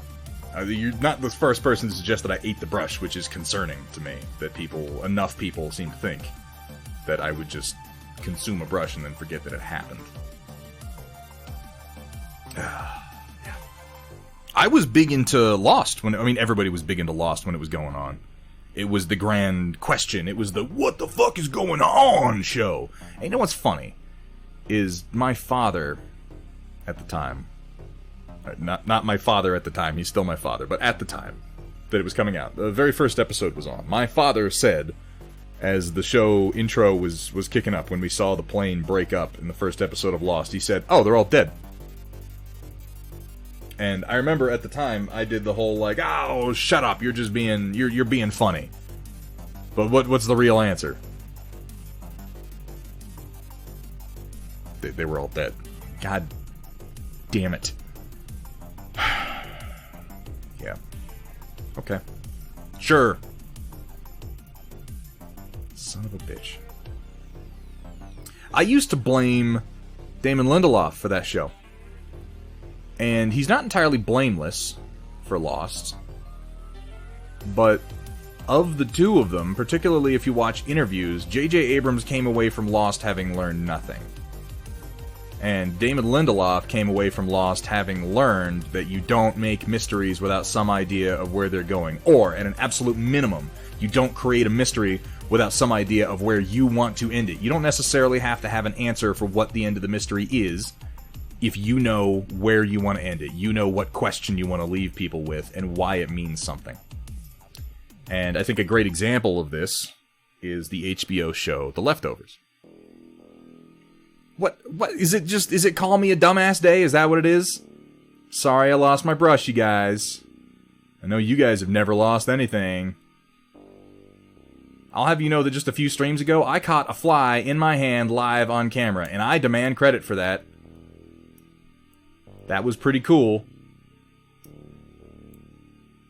I think that should earn me some leeway when it comes to misplacing my brush for a minute or two.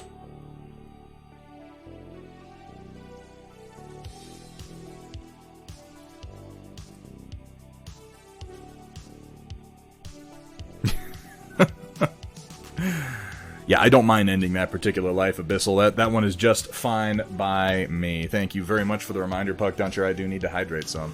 Guess what I get this month? What do you get? What do you get, Steiner?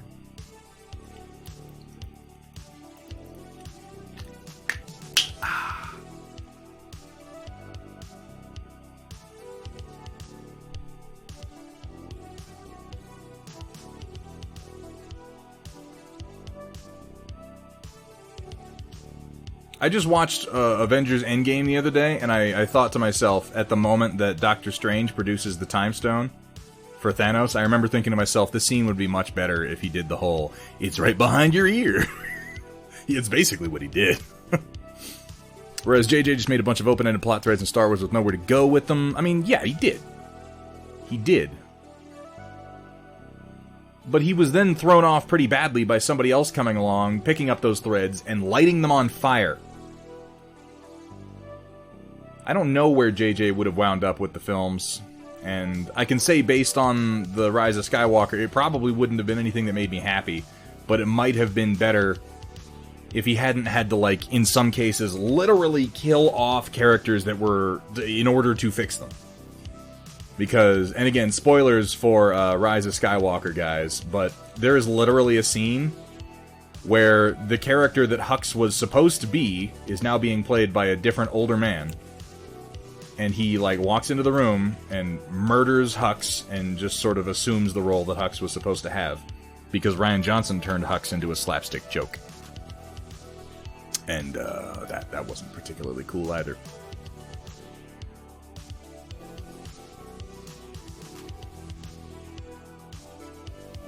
For God's sake, he opened his movie with a Your Mama joke.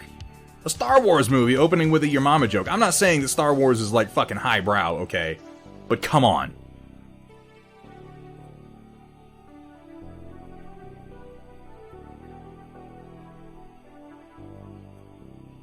You know, my expectations were pretty low by that point, Roland. Pretty low. Star Wars, Revenge of Skywalker, or Rise of the Revenge, or whatever the fuck it was called, doing this so Twitch stops yelling at me. The First Order is being led by a fucking Weasley. Thank you so much, Twitch Prime sub 5 months. Steiner, it means so much.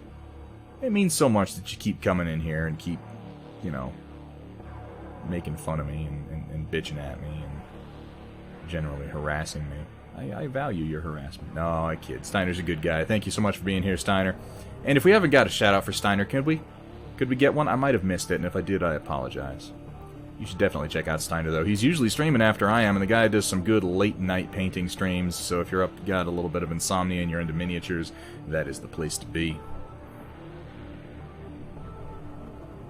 Yeah, that's exactly my point, Samaras. It's hard to judge what his effort in Star Wars would have been, because he had to make a movie where he simultaneously undid the previous movie, and then rewrote the previous movie, and then started the third movie. And that is a task that I would not wish on anyone. I'm not saying that he would have had good ideas, but they might have been slightly more coherent. I like the rumor that Disney may hire George Lucas back. If that happens, he made off like a... But yeah, I'm a little... I heard that, and I'm a little nervous about it. On the one hand, that would be objectively better than what we have right now. If they got Lucas back in to do his fucking movies, like, I would totally be on board. But please, for the love of God, make it be like Lucas handling the broad concepts and handing most of the specifics off to Dave Filoni and, like, I can't even think of his name. Super famous guy, and I should be able to think of his name. Jon Favreau. Please, for the love of God, hand the fine decision-making to Dave Filoni and Jon Favreau, George. Give them the major beats of the story, and then step back. And let them do their thing. I think George would be willing to do that, because I feel like at this point George is probably past the directing thing, and he interacted with Dave Filoni personally quite a lot. Dave Filoni is like his protege. And Filoni, in my opinion, understands Star Wars better than George does. Or at least he understands Star Wars in a way that makes me happy more than George does.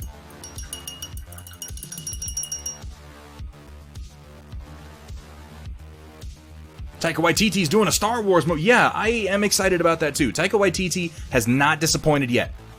Part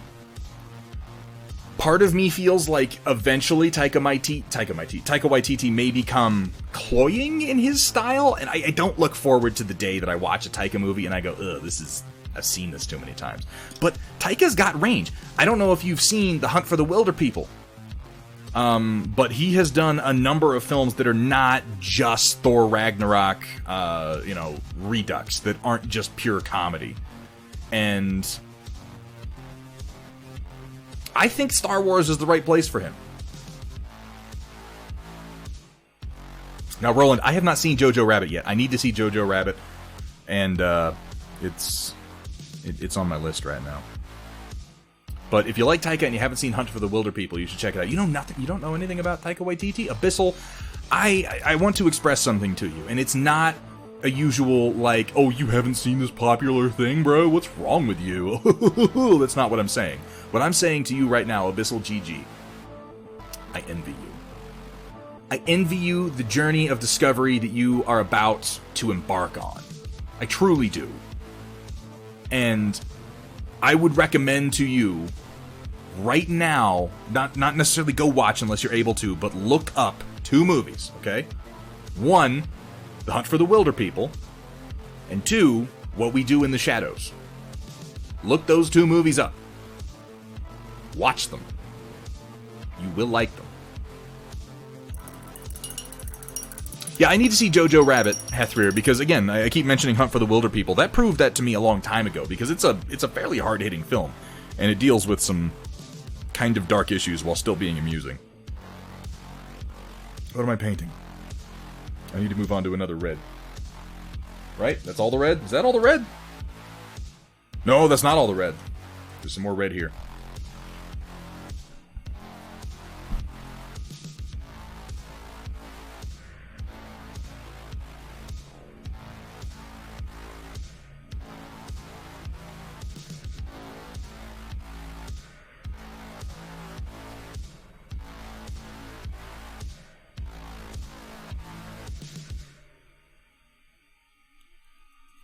And on the back of this giant fucking barn that I made. Abyssal, I would unironically enjoy watching that. I would.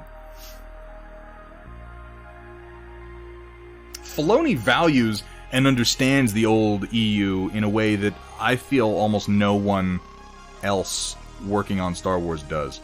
Filoni does everything right as far as I'm concerned. And, I may eat these words one day.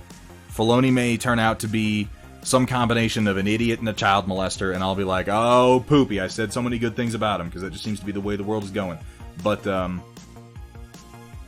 as of right now, I don't dislike anything that Filoni's done for Star Wars, not one damn thing. I know there are certain things in Rebels that people look at and go, well, I wish he hadn't done that, but honestly, I like all of them.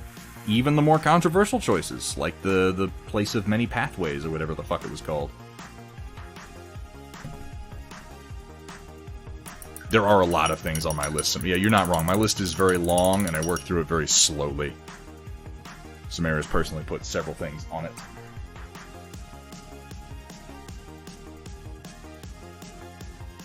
I'll dig up Jojo Rabbit. That one is, I feel like culturally relevant enough that I should watch it.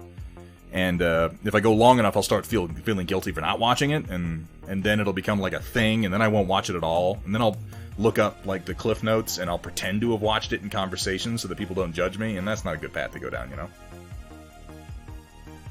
You've added a couple of things, Samir.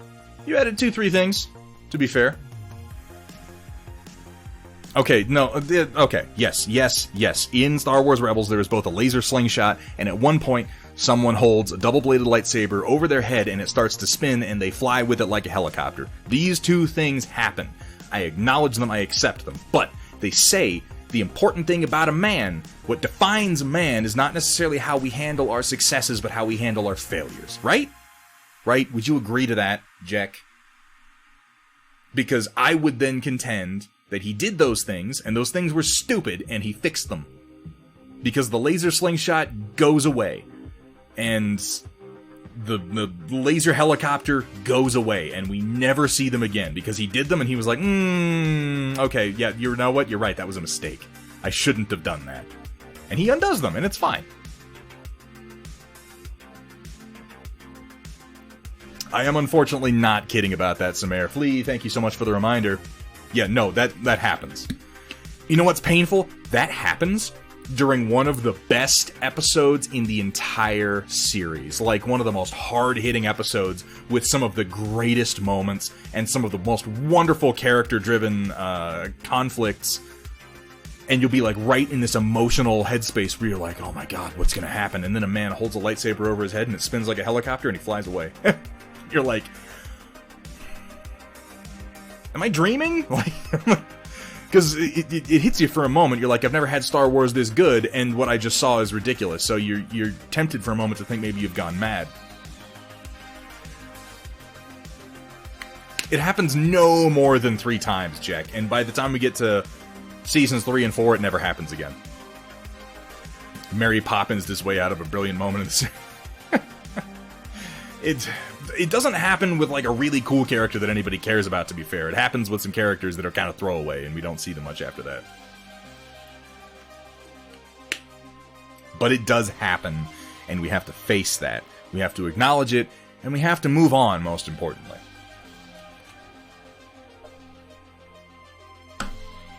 Going to my next red and doing the same thing I just did. This is going to be the most entertaining stream I've ever done, painting the same fucking things, like 3 times.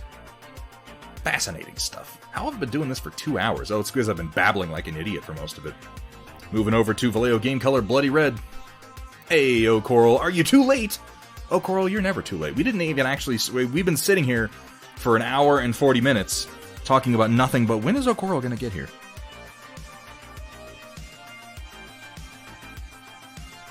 I've been saving all my good glorbs for you, Oh Coral.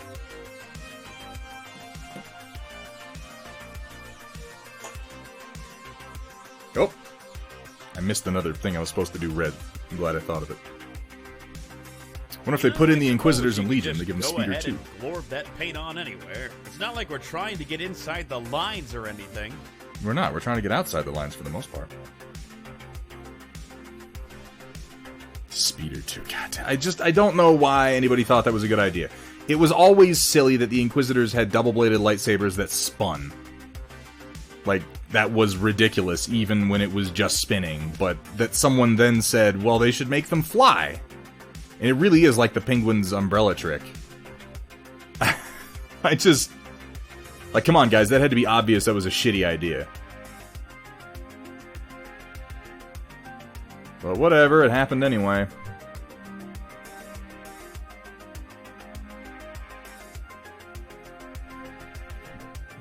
But to their credit, enough other really quite cool things happened in that episode that I am willing to forgive them for it.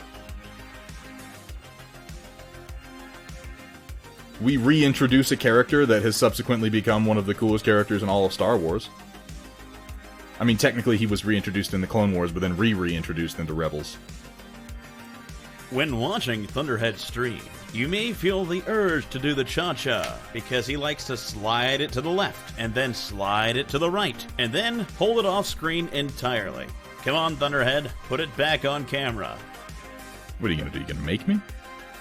I don't think you can. It was reminiscent of the Grievous spinning. Yeah, but Grievous didn't fly. If I were a betting man, I would bet you money that they only did that so they could sell a toy.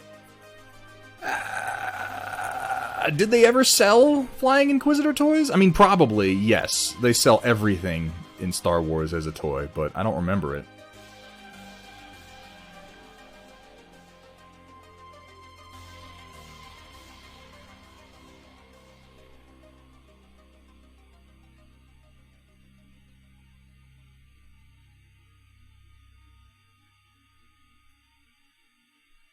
I'm not entirely sure why I'm painting this part red. I just want more red on this model, so I'm picking random features and making them red. A little bit of weathering will make it look good.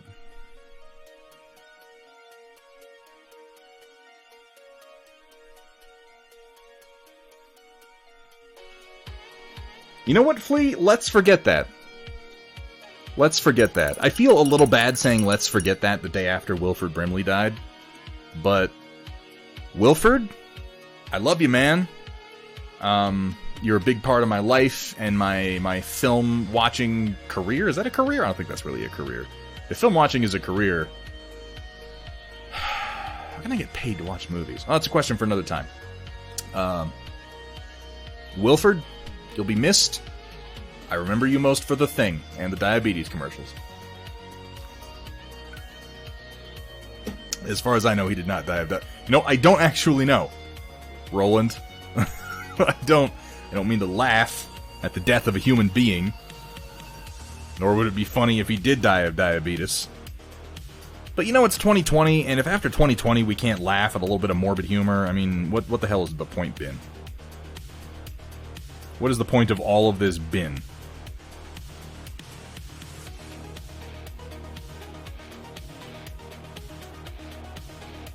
Always do the rectangular panels that circle around the dome. So I was thinking of actually doing those in this same color that I have on this stripe here. I know the ones you're talking about, though, Samara. I don't want quite that much red. I want isolated bits of red. I don't want the general red that would bring out. But I am thinking of painting those. I haven't decided yet. Now to go over all these damn evaporators another time. If I died in a spectacularly awkward way, I wouldn't mind if people laughed. I'll remember that. Lumpawaru. Star Wars Christmas special.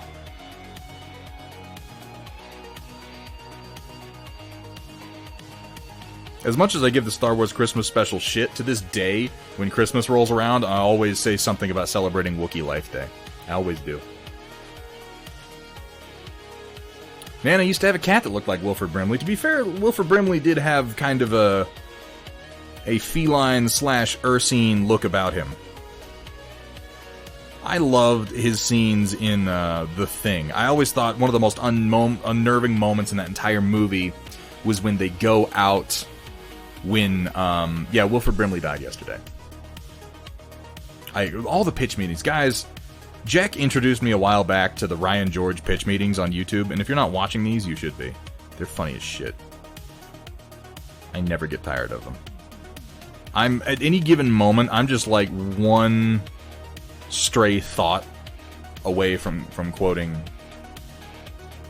Like, if I weren't trying to make content for Twitch and YouTube, I would quote him much more, but it would just be like a real ripoff if I did. But I still find myself thinking regularly, oh yeah, that's gonna be super easy, barely an inconvenience. That dude's funny as shit.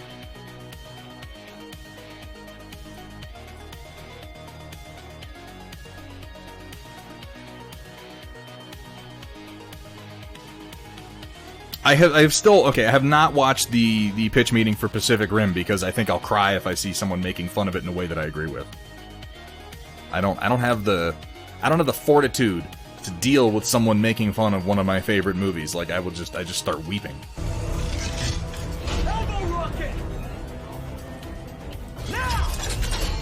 Like I know it's stupid. That's kind of why I like it. It's in the same way that I don't watch the riff tracks for things like Samurai Cop 2. Because that movie was always meant to be stupid, and I feel like doing a riff tracks for a movie that's trying to be stupid is almost missing the point.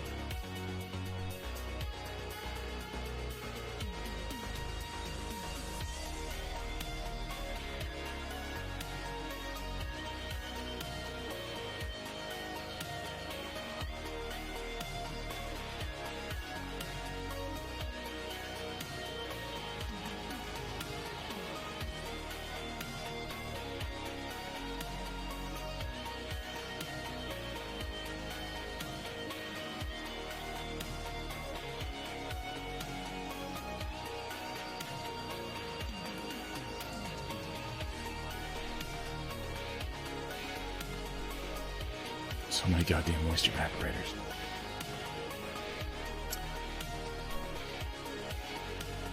As for the Star Wars Christmas special, craptastic though it was, it did introduce Boba Fett. I mean, to be fair, it introduced a lot of things that for some reason have stuck around in Star Wars. It has kind of a confusing place in the history of Star Wars. It's both regrettable and inseparable from the overall lore.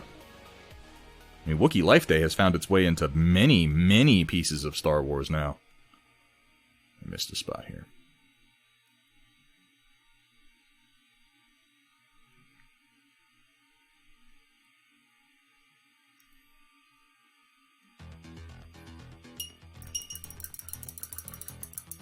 What's up, Tau Master? How you doing? Newest pitch meeting was Dragon Ball Evolution. That's another one where the movie is so fucking bad. Well, actually, that makes sense for pitch meeting. I'll have to check that out. I never watched Dragon Ball Evolution. I don't get as much out of his videos for movies that I haven't actually seen, but I guess that makes sense. Oh, you know, keeping busy. Getting a little terrain painting done today. What about yourself? You paint models?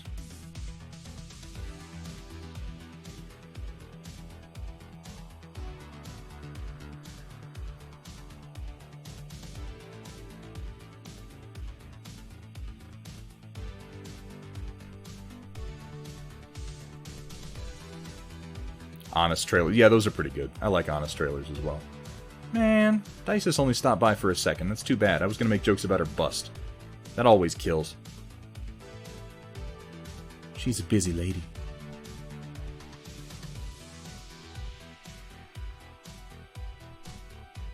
Got a hot take on the upcoming Star Wars Squadrons? You know what? Yes. I'm glad you asked. I am glad you asked that question, because I got something I want to say. It's been burning a hole in the pockets of my mind. I am bursting at the fucking seams with angst and rage. You know what I have to say? You know what? Let me tell you something about Star Wars Squadrons. Let me fucking break down this little dog and fucking pony show you got going, EA. I look at your fucking Star Wars Squadrons. You know what I think? I think that looks a lot like X-Wing vs. TIE Fighter with VR support, and I'm actually pretty excited about it. That's what I think.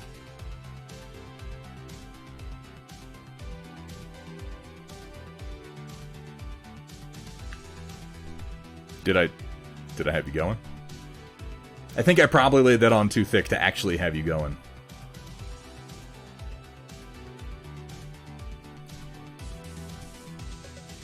No, she paints lots and lots of busts, Roland. It's a terrible joke.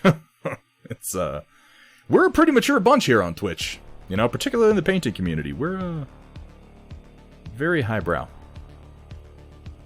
Project Dark Fox, thank you for the reminder. Hang on a second, let me do this and then I'll do that.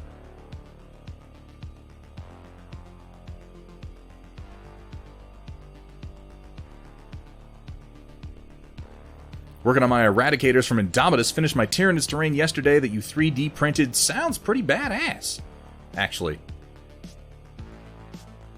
Town Master, if you would at all be interested in showing off some of the work you've done, I would like to formally invite you, and you do need a formal invitation. Most people actually get a nice embossed card in the mail, but I'm just going to do this for you verbally, because, you know, I think you're a pretty cool guy. That's not true. That's not even real. I don't do any of that. That's bullshit. But we do have a bit at the end of every stream called The Storm Report, which is it's just like an audience pick share segment for creativity. It's kind of the whole community keeping tabs on what everybody's doing and sharing what you got done over the course of the week, or if you took some photos that you like, or it's not all model painting. It's really anything creative. But if you felt like posting some pictures of the stuff that you got done, because I honestly haven't seen much stuff out of the Indomitus box that isn't Necron. But if you felt like posting and sharing some of that, I'd love it if you wanted to, and all you need to do that is go over into the Thunderhead Studio Discord, go into the channel marked The Storm Report, and post up to 2 pictures. We had to limit it to 2 because we had a couple Storm Reports that went for like an hour and a half, and we do try to avoid that. But I'd love it if you felt like posting some. I'll take a look at them at the end of the stream, and we'll talk a little bit about them. And if you're interested in any feedback, I mean, let me know. I'm happy to give you some. I can't guarantee it's going to be useful, but I do have opinions, even if they don't mean anything. I did not have any of you going, damn it. I'll get you. I'll get you one of these times.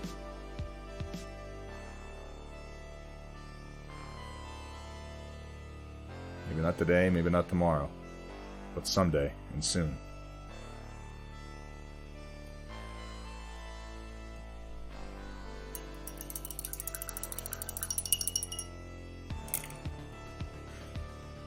My card was a sticky note. And it was extra weird because it wasn't like a Post-it. It was actually just like a sheet torn out of ring binder notepad, but it was still sticky.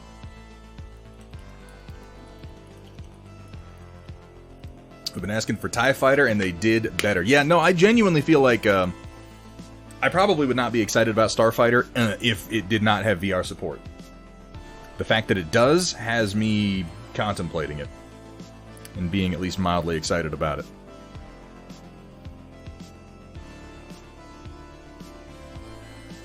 Contemplating is probably the wrong word. I don't like sit around at night stroking my chin in the twilight hours, my eyes illuminated only by the glowing coal of my pipe, pondering the deeper meaning of Starfighter. That's not an accurate image. But I am going to pretty much get it on release unless there's like something really stupid that happens. Which, it is EA, so there may be something really stupid that happens. I can't guarantee there won't be.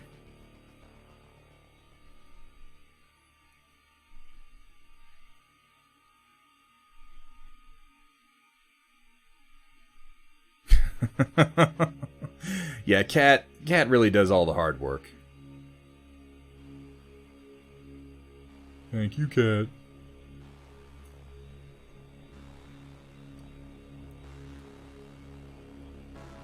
This is too many damn moisture evaporators. I went off on this big tirade about terrain that isn't tactically useful, and I'm making moisture evaporators, which barely even block line of sight. Yeah, I'm a hypocrite, what of it? Eyes alight with disappointment. I think I'm going to put out like a challenge at this point to the artists that we have in our community. To see Welcome what your... back to 50 Shades of Coal Gray, Chapter 5. Thunderhead smiled as he held two brushes aloft, staring down at his workstation and me with an evil light glinting in his eyes. He put both sets of bristles into the Glorby fluids, chuckling to himself as he did so. Looks like it's time for 2 brushes, 1 paint pot. This image of me essentially sexually abusing pots of paint. Why? Why is this the thing?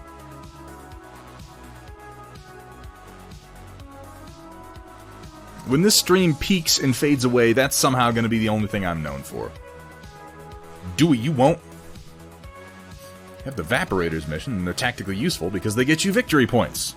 Yes, that's true, but that is only one of the missions, to be fair. Looking forward to the criticism. I don't know, I don't think criticism, I think critique has a more of a positive connotation, doesn't it? Criticism... Maybe I'm inarticulate and ignorant, but I feel like criticism has a negative connotation, whereas critique has a positive and constructive connotation. But maybe that's just me. Maybe I'm totally wrong. But yeah, I'm absolutely happy to give you my thoughts. Again, I can't guarantee my thoughts will be meaningful or useful, but I will give them to you. Well, you don't have to tell them that, Siestinator. We can pretend that... No, Puck Duncher. That's in the vaults. That's in the vaults. Sumer, 100 bits and 50,000 volts. 50,000. So that's something that I'm going to be trying to do at the end of this week. One of the things I'm going to be trying to do during the week is knock out a couple of my projects that are at like 90%, just get them off my table. Look, I'm not saying Thunderhead's trying to brush you off, but you're just base coat, man. Just base coat, man. Oh, that's no problem, Talman. No, I'm not...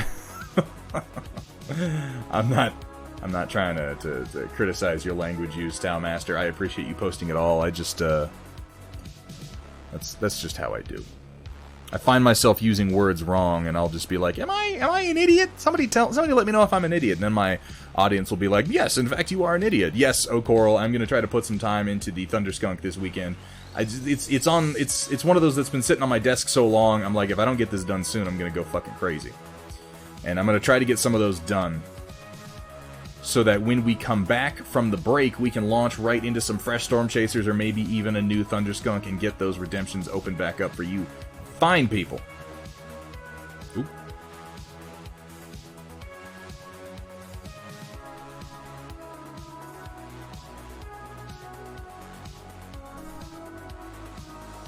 To my evaporators, I'm going to have sandblasted weathering damage in a single direction on all of them to represent prevailing winds. Ooh, that's a good idea.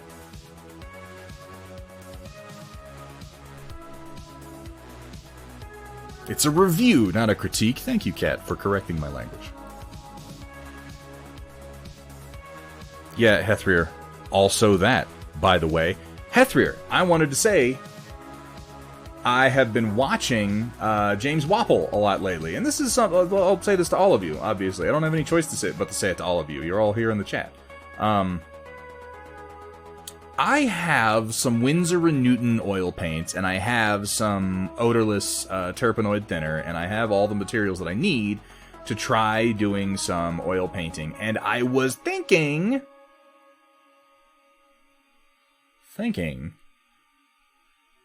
of trying out some oil paints on him, Hethrier. Now, I can't guarantee that that it's gonna work. But, I mean, you know, worst case scenario, he could be stripped and started over. But I feel like he is an ideal model to do that sort of blending on.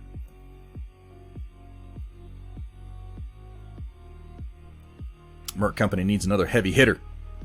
Yeah, there you go thinking again. There I go pretending to be able to think again. What's up, Tremere? How you doing?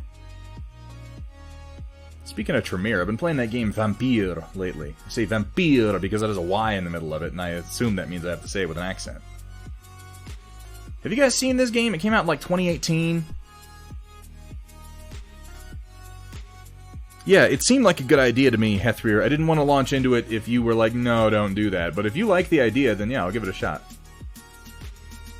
It was on sale on Steam the other day. Abyssal, a new game in that series? Because if that's true, I'm actually excited about it, because it's really quite excellent. I have been very, very impressed by it.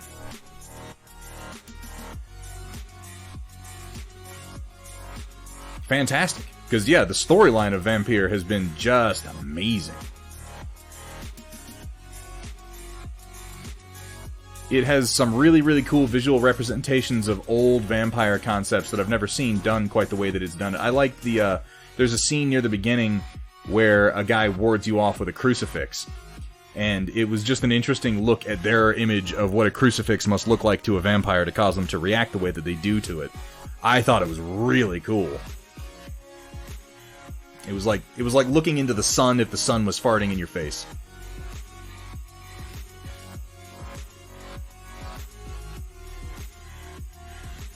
Merc Company needs a charger, Nanotanks. Good to see ya. How you doing? I can't disagree. I love the charger, unironically, though.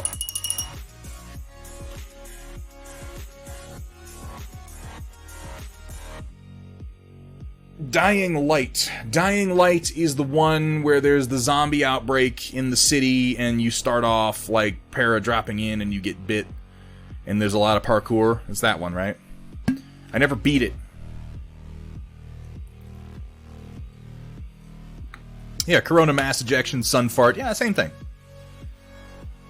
Samare, it better be a 1A1 charger. You're getting 5 small lasers and you're gonna like it. That was a pretty cool game. Again, I never beat it. I feel like I should have. It seemed like it had a fairly compelling story. But it was one of those where it's like, the completionist in me is never gonna be happy with this one. And I kinda drifted off from it after a little while.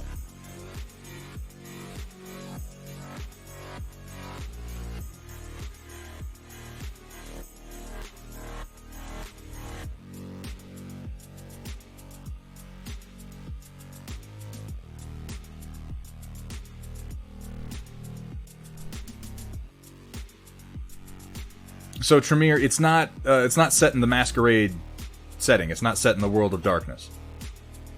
So it has its own little vampire society, though it's obviously very heavily inspired by World of Darkness. I like the way you think, Nanotanks.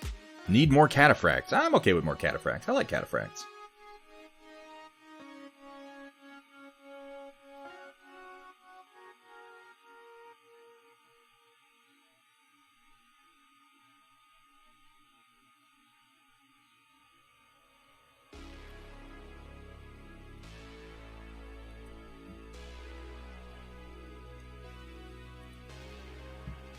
Needs more dervishes. Yeah, so I can get them mixed up with fucking javelins. It's always fun for me, not knowing what mech I'm looking at, even though I've seen it 1,000 times.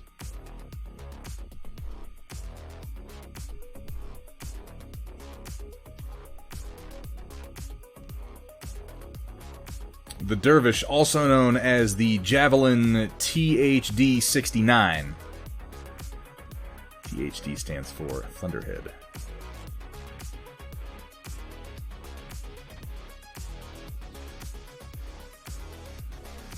Now, 60 MRMs is way too much for me. I'm not a big MRM guy. Welcome back to 50 Shades of Coal Gray. This is my favorite chapter. Chapter 4. Thunderhead slowly brushed up and down the leg of the miniature as I watched from the desk, my glistening paint waiting for his brush to get even more. The desire was there, he knew that, but he still kept painting that mech's crevices again and again, even after his paint ran thin. "Oh, I suppose I need more paint," he said, smirking as he reached past me for another jar, dipping his brush deep inside of it while I watched in agony. The desire was there, he knew that. I'm never getting tired of that.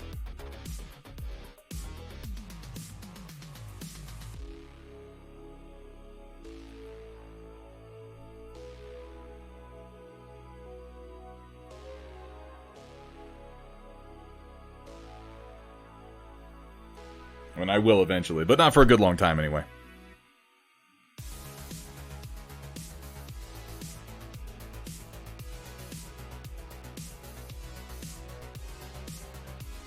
Here at Thunderhead Studio, we specialize in turning your shame into more shame. Are you asking about 50 Shades, Abyssal? It's hard to explain. It's, in a way, an erotic miniature painting novella written by and narrated by Chaotic Harmony about me, apparently. I still don't know exactly what inspired him to do it. I really don't. There was a chapter 3 at one point, but chapter 3 was torrid. Chapter 3 was vile and disgusting and disturbing. And you know the warehouse in Indiana Jones where they put the it's what happens when you neglect your paint palette. But you know the warehouse where they put the Ark of the Covenant, you know, and they've got like the Holy Grail and everything I heard you in like there. battle mechs, so I put a battle mech in your battle mech, and now Thunderhead's 3D printer is broken. Yes, where they put the aliens, Jack. Jesus Christ, that movie. That is where chapter 3 went, where it will never be seen again. And of course, Greg is absolutely correct. For those of you who do not know, Greg actually is the Holy Grail. This is one of those Dan Brown twists where they're like, "Oh, the Virgin Mary was the Holy Grail the whole time." Well, Greg was in fact the Holy Grail the whole time. He is the vessel of the Lord's divinity, if you will. None of that's true. That's insane. What's up, Greg? How you doing? Thank you. So 5 months. 6 total 5-month streak. It still blows my mind that enough time has passed for that to be possible. Greg the Salt Miner, thank you so much for being here. Thank you for the sub. How you doing, Greg? How are things? How's the oil painting coming?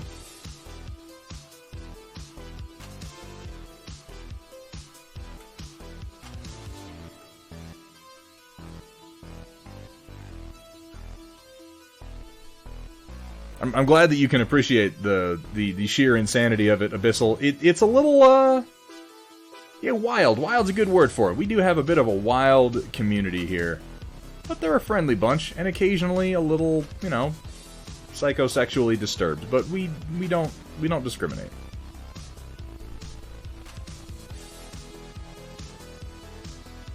Welcome, everyone, to Thunderhead Studios. This is important. Where the only rule is... Please don't show me your genitals. Please don't. Have fun, be safe, and above all...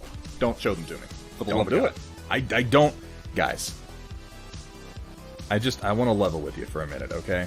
The Storm Report is one of the best things that we do on this stream. It's one of my favorite parts of the stream. I have a lot of fun with it. I know you guys have a lot of fun with it. I want to see... In a way, I want to see inside of you. I would like to see deep into your burning artistic souls.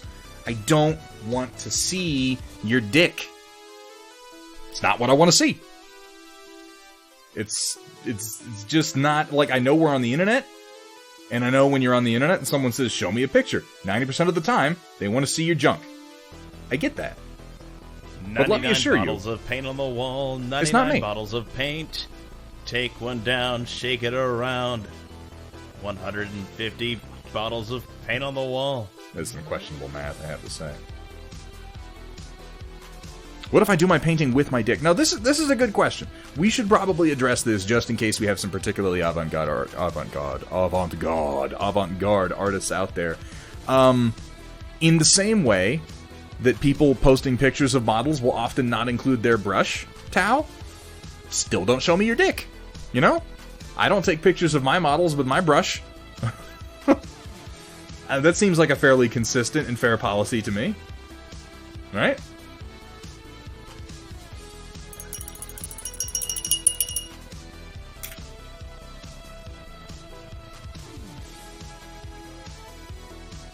There was no Jell-O involved.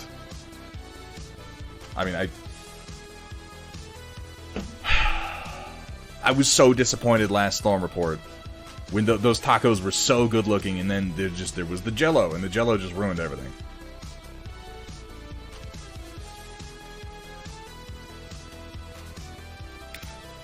Yeah, the voice clips are they're I try to make my subscription.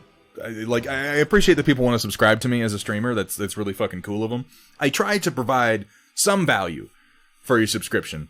And not only the ability to use some of our really awesome emotes, but our subscribers also get to harass me with Chaotic Harmony's voice, which they seem to enjoy quite a bit. No genitals, no boobs, nothing. Nothing. And Cat'll check. Cat'll give it a real thorough examination before she kicks it out of chat. I will give someone $1 million bison to post their dicks on the Storm Report to ruin Thunderhead. First of all, it won't make it through. And secondly, I don't think bison dollars are worth anything since the death of Raul Julia. Said the Storm Report kicked off 10 minutes early on Thursday. I was making pizza and was going to post up an image of it and say, fuck your tacos. If you anger the fox, you're going to get stuffed in a box. I would have removed it. That's not technically true. We allowed a couple things other than tacos, but... I mean, you can post pizza. If you don't respect the cat, you're gonna get the bap. You can do it. You can post pizza if you want. I'm not gonna, you know, that can be one of your 2 submissions. I like pizza.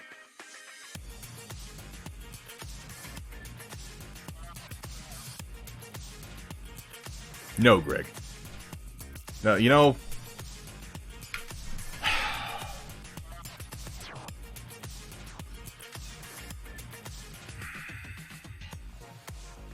What is there to say? What is there to say?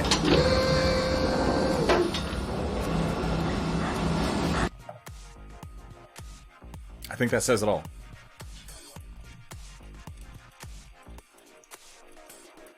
Gonna go over my reds one last time, mixing in a little bit of Sunrise Orange.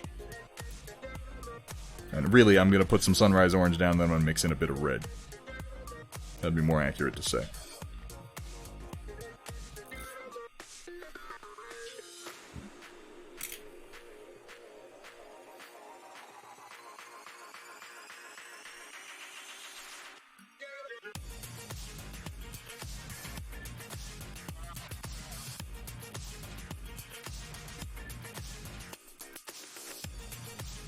Maybe a bit more. That's still pretty orange.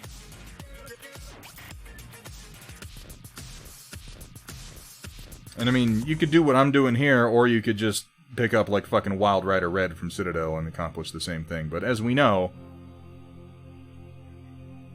I like to do things the hard way and then bitch about people who buy them pre-made. Again, if I'm not allowed to do this, how am I supposed to define myself as a human being?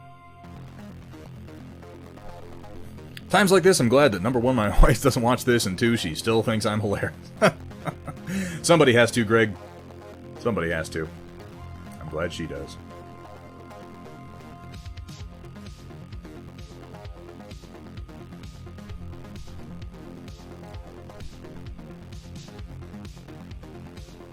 The chainsaw dick is one of the greatest things to ever happen in cinema, and I challenge anyone to prove me wrong.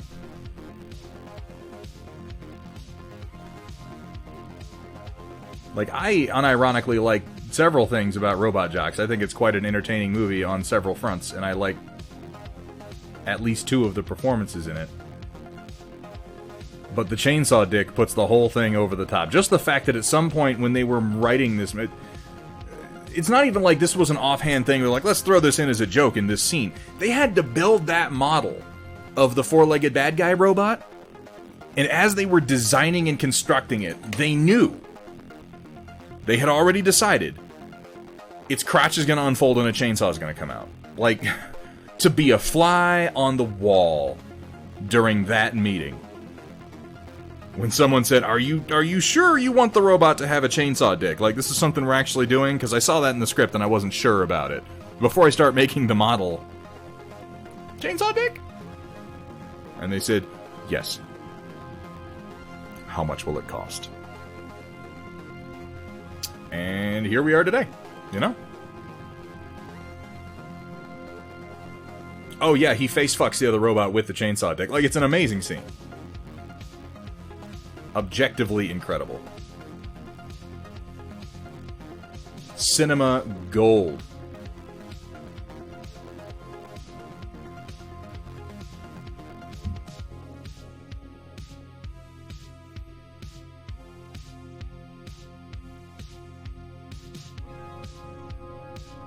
Admittedly, one of the moments watching that movie as a young man when I went, oh my god, this is something different.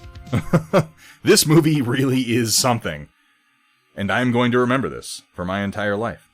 It may have had a stronger impact than I've really articulated. Maybe I should talk to a therapist about it. You know, it's possible.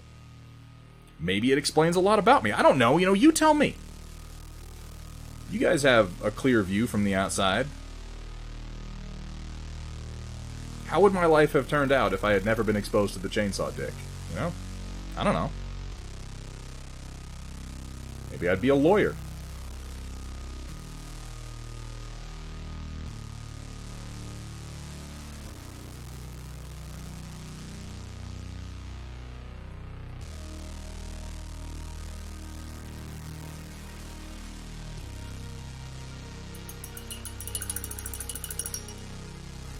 Yes, Kat, that's flawless logic. Thank you for that.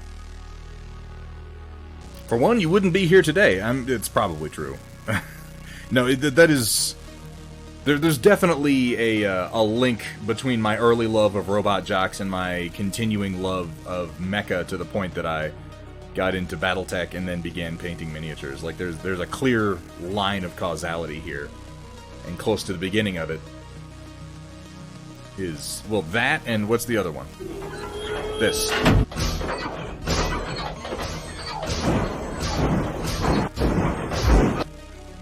These events shaped my young mind, you know?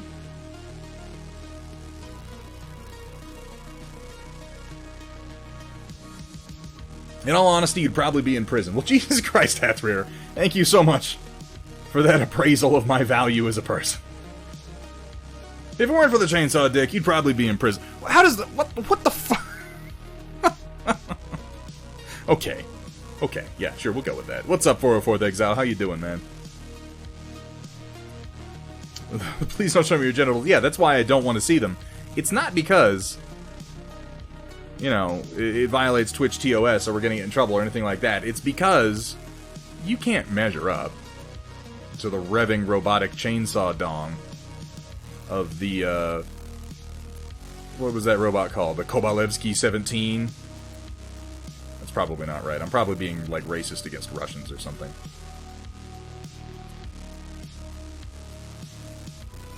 To be fair, the Rapido Fisto is arguably one of the most clever anti-pilot weapons ever deployed in the entire film. No, I like that one. I also thought the Bolasaw was kind of cool.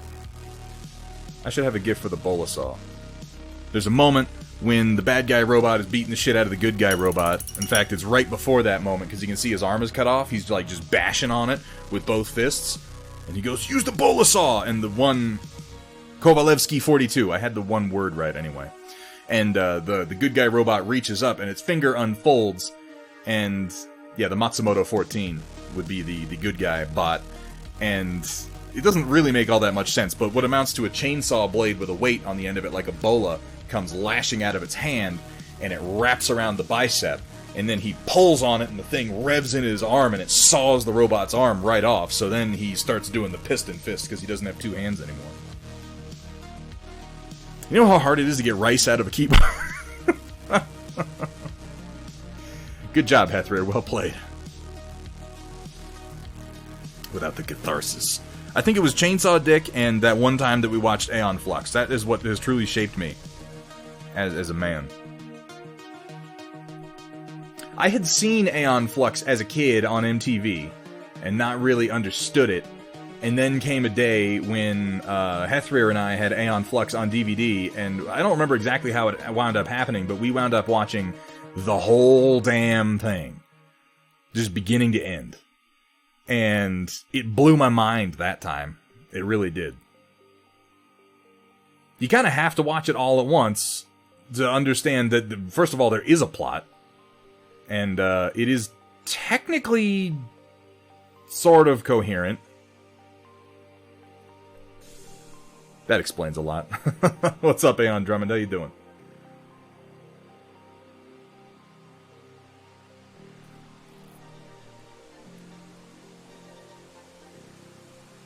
One of the critical points was seeing Alien when I was 5 years old.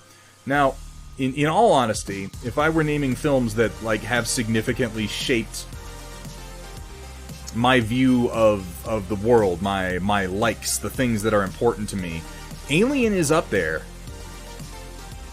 More than Alien, for me personally, think of this what you will, Aliens shaped a lot of who I am. Also, The Thing. These are movies that I saw very young, probably too young, if I'm being completely honest. Honestly, John Carpenter movies in general. I was sort of inundated with John Carpenter movies as a kid. The Thing, Escape from New York. I didn't see Assault on Precinct 13 until many years later, but I wish I'd seen it when I was younger, because that movie's fucking great. Aeon Flux does have a plot, yeah. Now, admittedly, we're talking about the show Aeon Flux, and not the between music videos Aeon Flux, which was something else.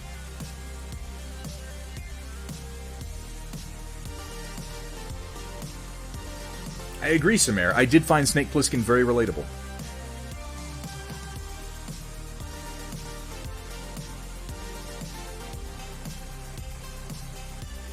I know what you're saying. I'm just being a jackass.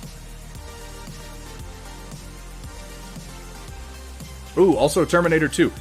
Those Cameron movies, they're a funny one for me because I know Terminator is great, I know Alien is great, but for me personally, the movies that stick out for me in those two cases are the sequels, Terminator 2 and Aliens. I don't know why. They're very different movies.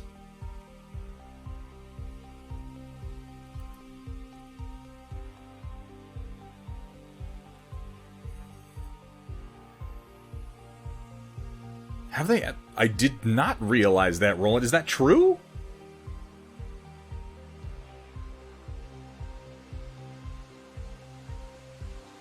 The actor who played Burke isn't dead yet. Who's the last one to die?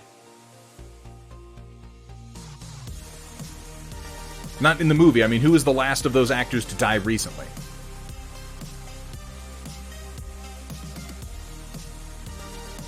Gorman and Ramirez are still alive. Oh shit, Bill Paxton, huh? Ian Holm. No, wait. Okay, you're talking about Alien, not Aliens. I was like, what the fuck? I was thinking of completely different actors. Ian Holm. Okay, that makes more sense. Yeah. Yeah, okay. When did, Oh, Christ, I should remember the actor's name. The big black guy. He was in Running Man, too. What the fuck was his name? When did he go? That was a while ago, wasn't it? Yaphet Kotto. Oh, shit, Yaphet Kotto's still... I'm sorry, Yaphet Kotto. I'm very, very sorry that I assumed that you were dead. I apologize. Please don't die. I will feel guilty.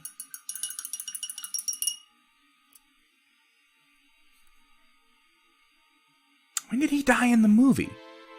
Because in my head I was thinking that it was Ian Holm who killed Yaphet Kotto, but I realize now I must have that wrong. He throws Yaphet Kotto when he's in his berserk mode, and then they knock the head off of Ash.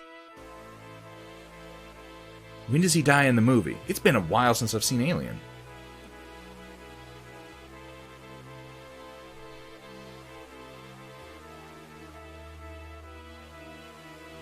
But yeah, I guess it kind of started with John Hurt, didn't it? Shit. Well, it's not going to wind up being true for Aliens because Bill Paxton passed, and there are a number of people who died before him who are still kicking. Oh, Bill Paxton. You know what's funny? Of all the movies Bill Paxton has done, you know what the one is that I always think of that I want to watch? I always think of two movies I want to watch when I think about Bill Paxton. I think of The Dark Backward, and I think of Edge of Tomorrow. And in my mind, those don't seem like the most iconic films. Those don't seem like the movies I should think of when I think of Bill Paxton. But for whatever reason, they are. They're just the ones that I think of. The whole magazine oral scene. That always struck me as one of the weirdest ways to kill people. Roll up a magazine and shove it down somebody's throat. Like, it's horrifying. But I feel like they could have done a better job with that.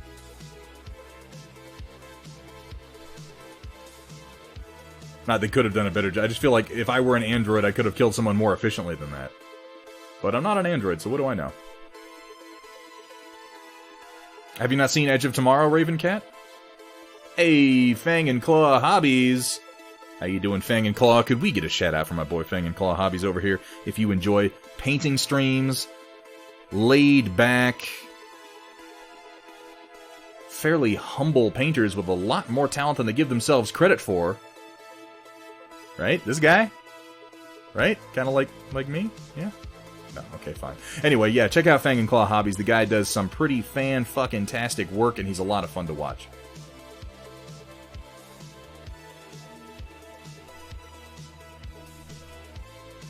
Oh, thank you, Puck Duncher. I appreciate that. I'm definitely not, secretly doing rituals to ensure that you crash your plane. I'm not, though. That's a terrible thing for me to even say. I'm sorry.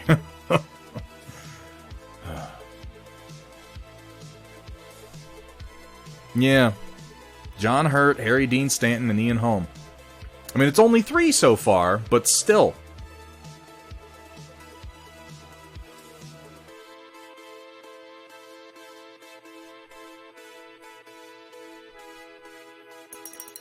I mean, to be fair, Samir, I think almost everything in those films, everything to do with the aliens themselves, is an analogy for rape. The aliens, the xenomorphs, they fuck you. Like, that's how they bang your mouth, and in the process of birthing their children, you die. Like, it's so on theme for H.R. Geiger, you know? Oh, Ravencat, yeah, Live, Die, Repeat. Okay, no, it was Edge of Tomorrow. They changed the name of the movie after it already came out to Live, Die, Repeat. It was fucking strange. I guess it just tested better? I don't know. But yeah, they changed the movie after it actually came out. Wait, hold on. What am I missing? Let me go back and chat for just a second. Almost murdered this kid. I did not almost murder that kid. The catharsis of the chainsaw dick probably saved that kid's life. I just turned around very calmly and stared directly into his eyes and told him that if he didn't stop talking, I was gonna fucking kill him. I didn't actually almost do it. I just threatened very directly to. I'm doing pretty good, Fang and Claw. Thank you very much for asking. Oh yeah, the old desk cleaning. That's kind of what I'm hoping to get done in this next week. I'm going to be taking this next week off of streaming. I realized the other day when I was looking at my... I need to do some more uploads to YouTube, too. I realized when I was looking at my backlog the other day, I've been streaming since January 20th, 3 times a week, almost non-stop. We've had a couple of breaks in there. We've had some power outages. We've had a couple of times when I haven't been able to be here, but I've never missed more than 2 in a row. And for the most part, we've just been going. And we've got some stuff arriving and some shit I need to do around the property in this next week. So I'm just like, I'm just gonna take a week, reconfigure, go over my overlays, catch a little bit of a breather, and then jump back into the painting stream full bore with maybe some updated, updated OBS overlays. Maybe add some new overlays. I'd like to add some new bits to the stream that I keep talking about, keep thinking about, but then I'm always like, oh, but I gotta stream tomorrow, I'm not gonna do it right now. I'll take a minute and revamp a little bit. See if I can't get Chaotic Harmony to give us some new voice clips, huh? Yeah. Didn't know it's called Edge of Tomorrow at all. Yeah, you might have known All You Need Is Kill.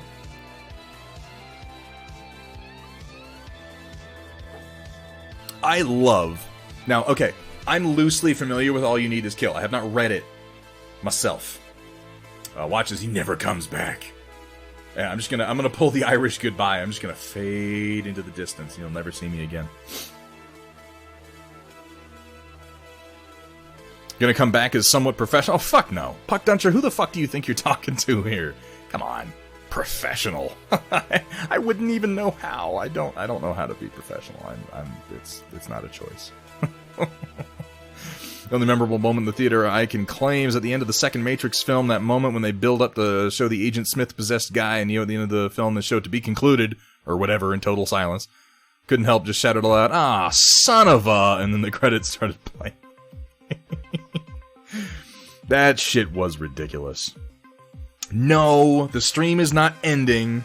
I'm just taking a week to reconfigure, catch my breath, catch up on a couple of projects that I've gotten behind on.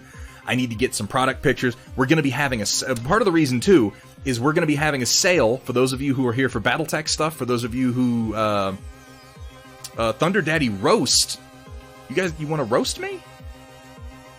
Huh. I confess I don't hate that idea. That could be fun.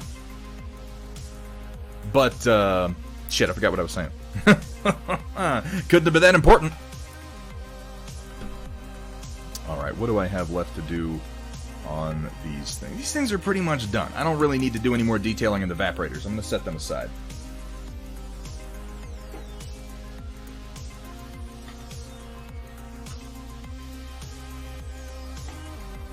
I have 5 small evaporators and 12 large evaporators, and that should be all I need.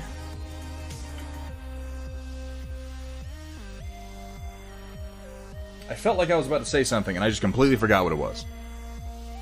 Confident got some sort of... Yes! Yes! Thank you so much, White Wolf. For those of you... Well, a couple people said that before, to be fair.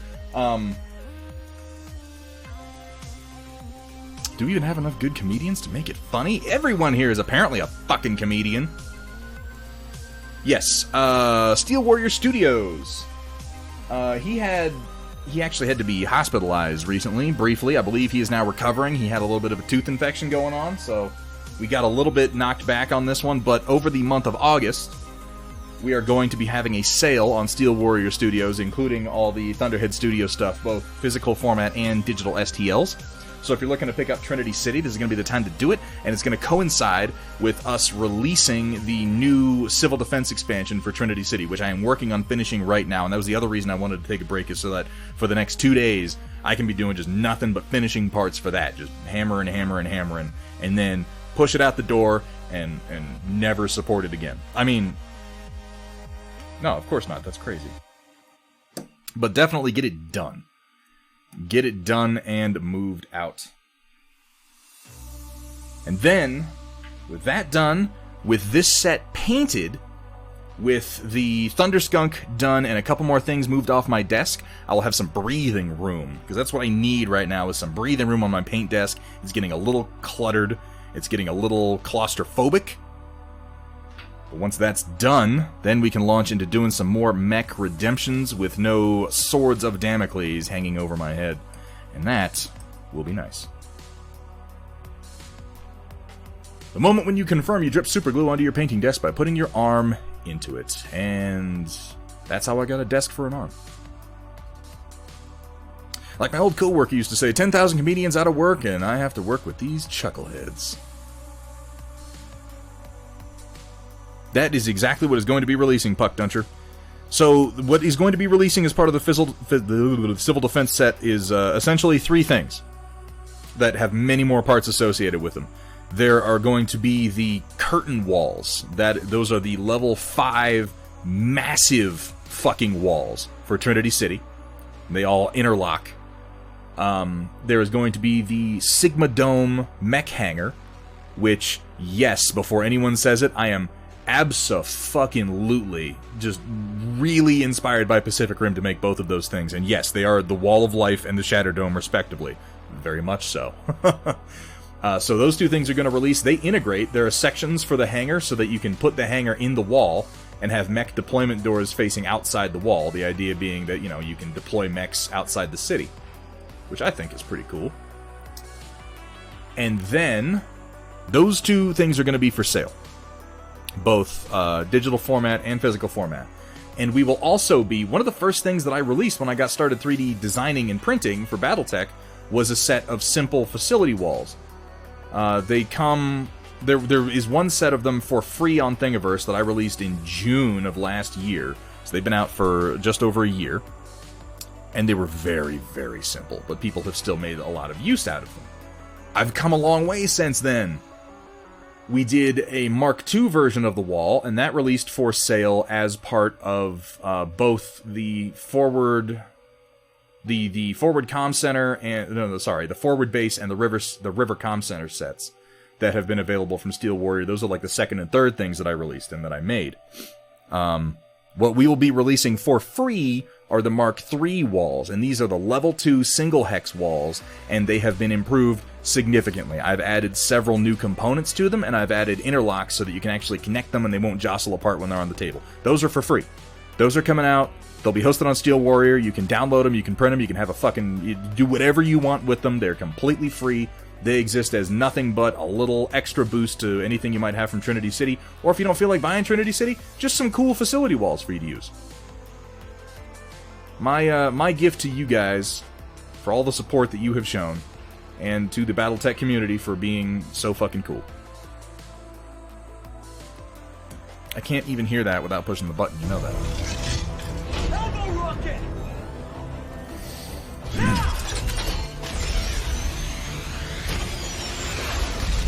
God damn, I love that scene. The other thing I'm going to do over the course of the break is cut out a few more Pacific Rim scenes so I can play them and, excite myself during the stream. Wall of Life was never going to work anyway. No, that was the point, Samir. The Wall of Life was a terrible idea. And it was based on mistaken assumptions. It was based on the assumption that the kaiju were just animals and that if they were deprived of an easy food source, they would just wander around and not bother people. That was obviously a mistake, as it turns out.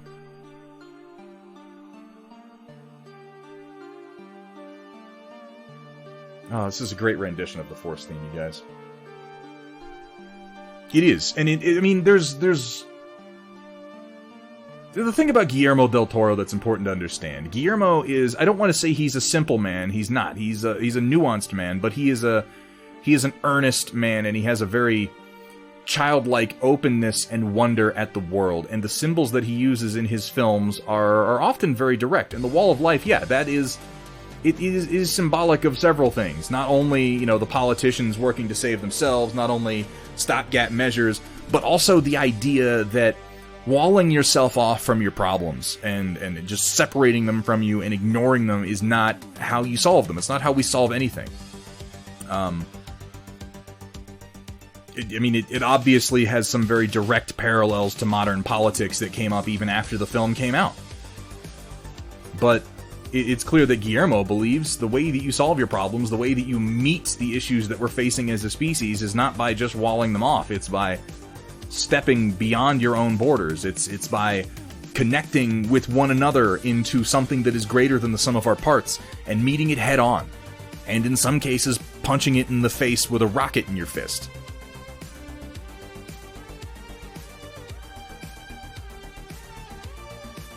It's right there in the beginning narration with Charlie Hunnam. He says, there's some things you can't fight.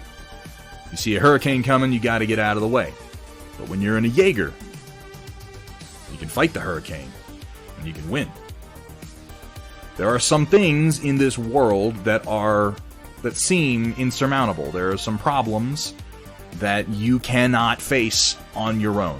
That does not mean that you cannot face them. It just means that we have to face them together.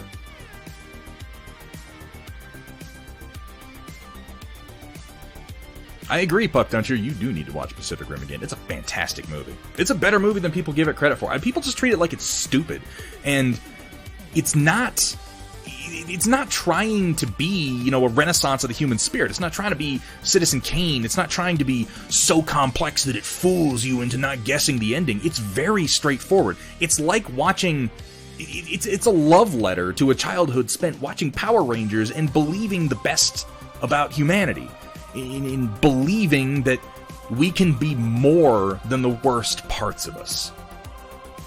Believing that no matter how far we fall, no matter how far we as individuals collapse under the weight of the impossible problems that we face, we can help each other back up.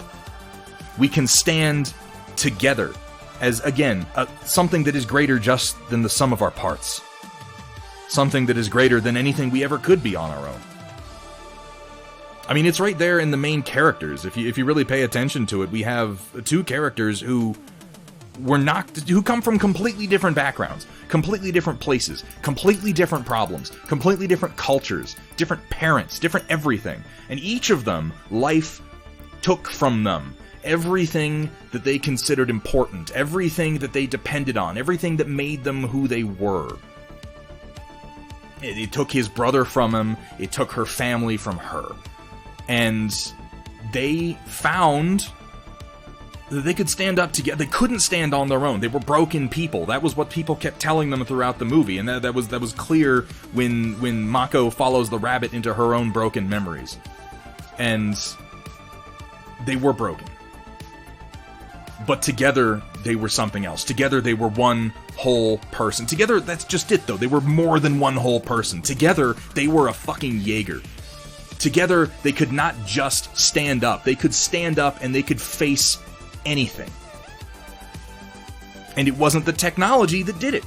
And I like how Guillermo worked that in, because we see the technology fail. We see that Striker Eureka is fast. We see that Striker Eureka is powerful. We see that Striker Eureka is the culmination of the best of our technology. But Striker Eureka is piloted by men who, while they have a connection, are still lost in their own egos. And Striker fails. Gypsy is an older mech. Gypsy may not have all the fanciest gadgets, but Gypsy had heart. Gypsy had real strength. And yeah, it's corny as fuck, and I love every fucking minute of it.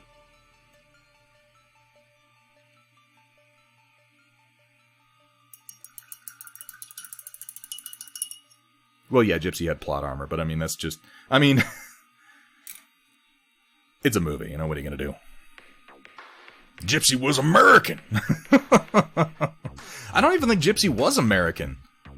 Oh, no, Gypsy was American, because she was stationed in Alaska. But, you see, you're missing a point here, Roland. None of the Jaegers were truly of any nationality. They were attached to countries, yes. They had flags associated with them, yes. But every single Jaeger was a culmination of an international technological and development program. Every single one of them.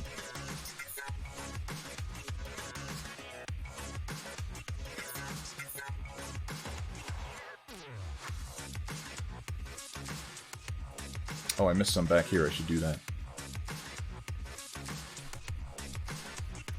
Well, that's just it, Samir, is that the concept exists as a metaphor and as a symbol, and you really have to just sort of look past the practicality of it, because that's not the point. It has a very hand-wavy explanation as to why it's necessary.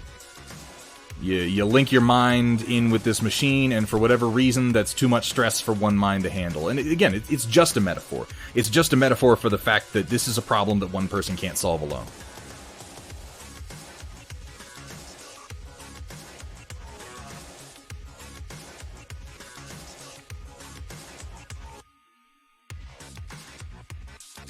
And I think the movie overall plays better, feels better, and is more amusing when you accept that it's not trying to sell you on the realistic technology of the Jaeger, it's trying to sell you on the idea that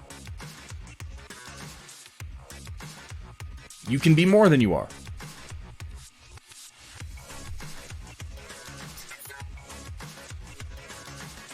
I think that Crimson Typhoon doesn't get enough credit for what it did in that fight. It was fighting pretty damn hard, and it did some amazing things. Now, if I had any real critique for Pacific Rim, I would make the movie longer, which I think a lot of people wouldn't like. I would show more of mechs like Cherno Alpha and Crimson Typhoon fighting, so that we can understand how significant that battle was. Because yes, from our perspective, without a whole lot of background and focusing mostly on the character development and not watching a lot of the Jaeger fights, it's easy to go, oh, well, Crimson just fucking sucked and got wrecked. But those kaiju were way more than anything they were prepared for. They didn't, at that point in the movie, they did not understand what the kaiju were. They thought they were just animals. They still thought they were just animals. And the one that kills Crimson, Otachi, has directed weapon systems. For the first time, they face one of these creatures that had not just big claws, but designed, purpose-built anti-Jaeger weapon systems, and, for that matter, knew where they were. This is something I think gets overlooked, because they talk about how we won, and we won, and we won, and we got really good at winning, and then the first one that goes down is Gypsy. And Gypsy goes down because Knifehead, almost accidentally it looks like, locks a claw into her face and pulls out one of the pilots. It's entirely reasonable to suggest, if we're getting more technical than the movie calls for, honestly, it's entirely reasonable to suggest that the kaiju didn't know where we were. That the kaiju didn't really understand, or rather the kaiju masters didn't really understand how the Jaegers were put together, or where we were operating them from, or where our weak points were until that moment. And then Otachi comes out, and Otachi knows where we are, and has a weapon specifically designed to rip that part off. And I mean, holy shit, is that dangerous. For that matter, Leatherback, the one that came through with Otachi, it had an EMP on its back. It had an EMP on its back because they came to understand that our Jaegers got faster and now had... Okay, the whole thing about analog and nuclear power and everything, that just kind of represents a misunderstanding of electrical systems and EMP on the part of Guillermo del Toro. But generally speaking, I think the implication was that the new Jaeger Striker Eureka kind of ran on batteries, whereas Gypsy ran on a nuclear reactor. I'm not. That's the end of the brush. I'm doing this. The bristles are up here. Come on, Greg. Give me more credit than that. I hate how 16 Chinooks can come in. Yeah, no, they couldn't. And, I mean, I feel like Guillermo really knew where to fudge things when it comes to physical reality and where to sell the plausibility of it. Because Gypsy walking down the street with a container ship held in one arm and swinging it like it's a bokken, that's nonsense. That thing would have come apart long before then. And I don't think Guillermo's ignorant of that fact. I think he knew that. He just didn't care. He's like, yeah, that's true, it would come apart. But you know what would look fucking cool is a mech using a container ship as a weapon, so shut the fuck up and shoot the scene. Because in that same scene, we have details like Gypsy walking down the street, and you see the air displacement from the narrow canyon that it's in pushing the windows out, and then they warp back in as it passes. Like, it's incredibly cool looking. So, to me, that is a question not of they don't know what would happen. It's more a matter of they know what would happen, and they're making choices to make it look cooler. The rule of cool, absolutely. I mean, because there's other funny details in there. You hear twice over the course of... three times in the movie, they address the fact that a machine that large, just turning its torso, would knock it over. Just torquing it around would knock the machine over completely. They address it in the first part of the movie, which is a direct homage, by the way, to War of the Gargantuas, the classic Toho film. In fact, a number of classic Toho films, including the original Godzilla film, and several other films begin with the fishing boat in the ocean, being either attacked or in other ways molested by monsters. So that first scene is definitely an homage to the original Toho films. and we have that fishing boat scene. You'll notice when they pick up the fishing boat, Yancey, his brother, yells over to him. He says, "Press the torque." And he hits a fucking button, and that's when Gypsy rotates around really quick and pushes the ship off into the ocean. Again, this is just something to tell you that clearly they understood the physics of these machines, because you would have to have a specifically designed system to torque a machine around like that and adjust its weight distribution, otherwise it would just fall the fuck over.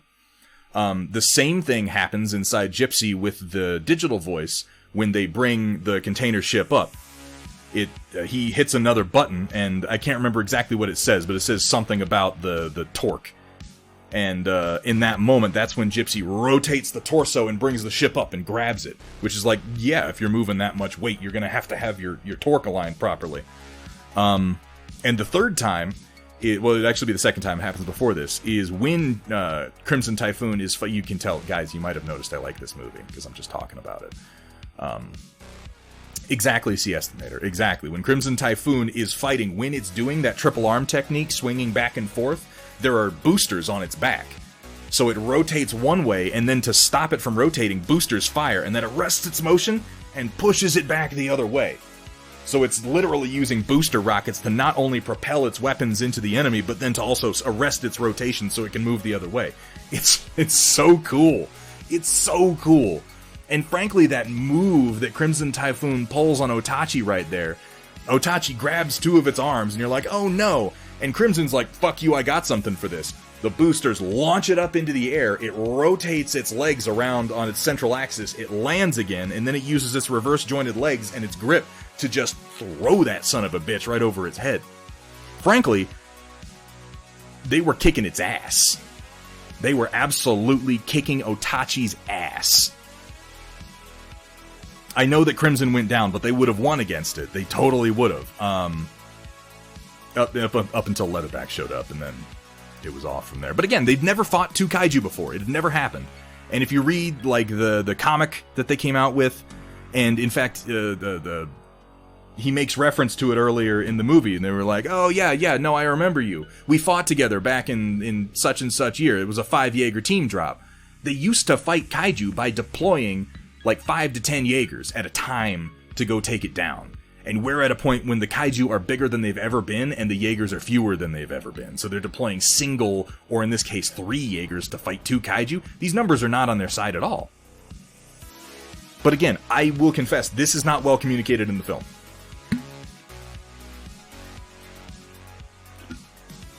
Yeah, I fucking hate the Pacific Rim sequel. It is such a piece of garbage. It really is just a shitty movie. Love the movie a lot. 2, they mentioned on the side that Crimson Typhoon was built light. Yeah. And I said there's another kaiju, I already know poor Crimson, you're going to get taken out. Yeah, and again, I know, it didn't just beat Crimson, it went directly for Crimson's weak point with a weapon that was specifically designed to destroy it, and it ripped it the fuck off. This represented the kaiju learning, which is something that we were not prepared for them to do.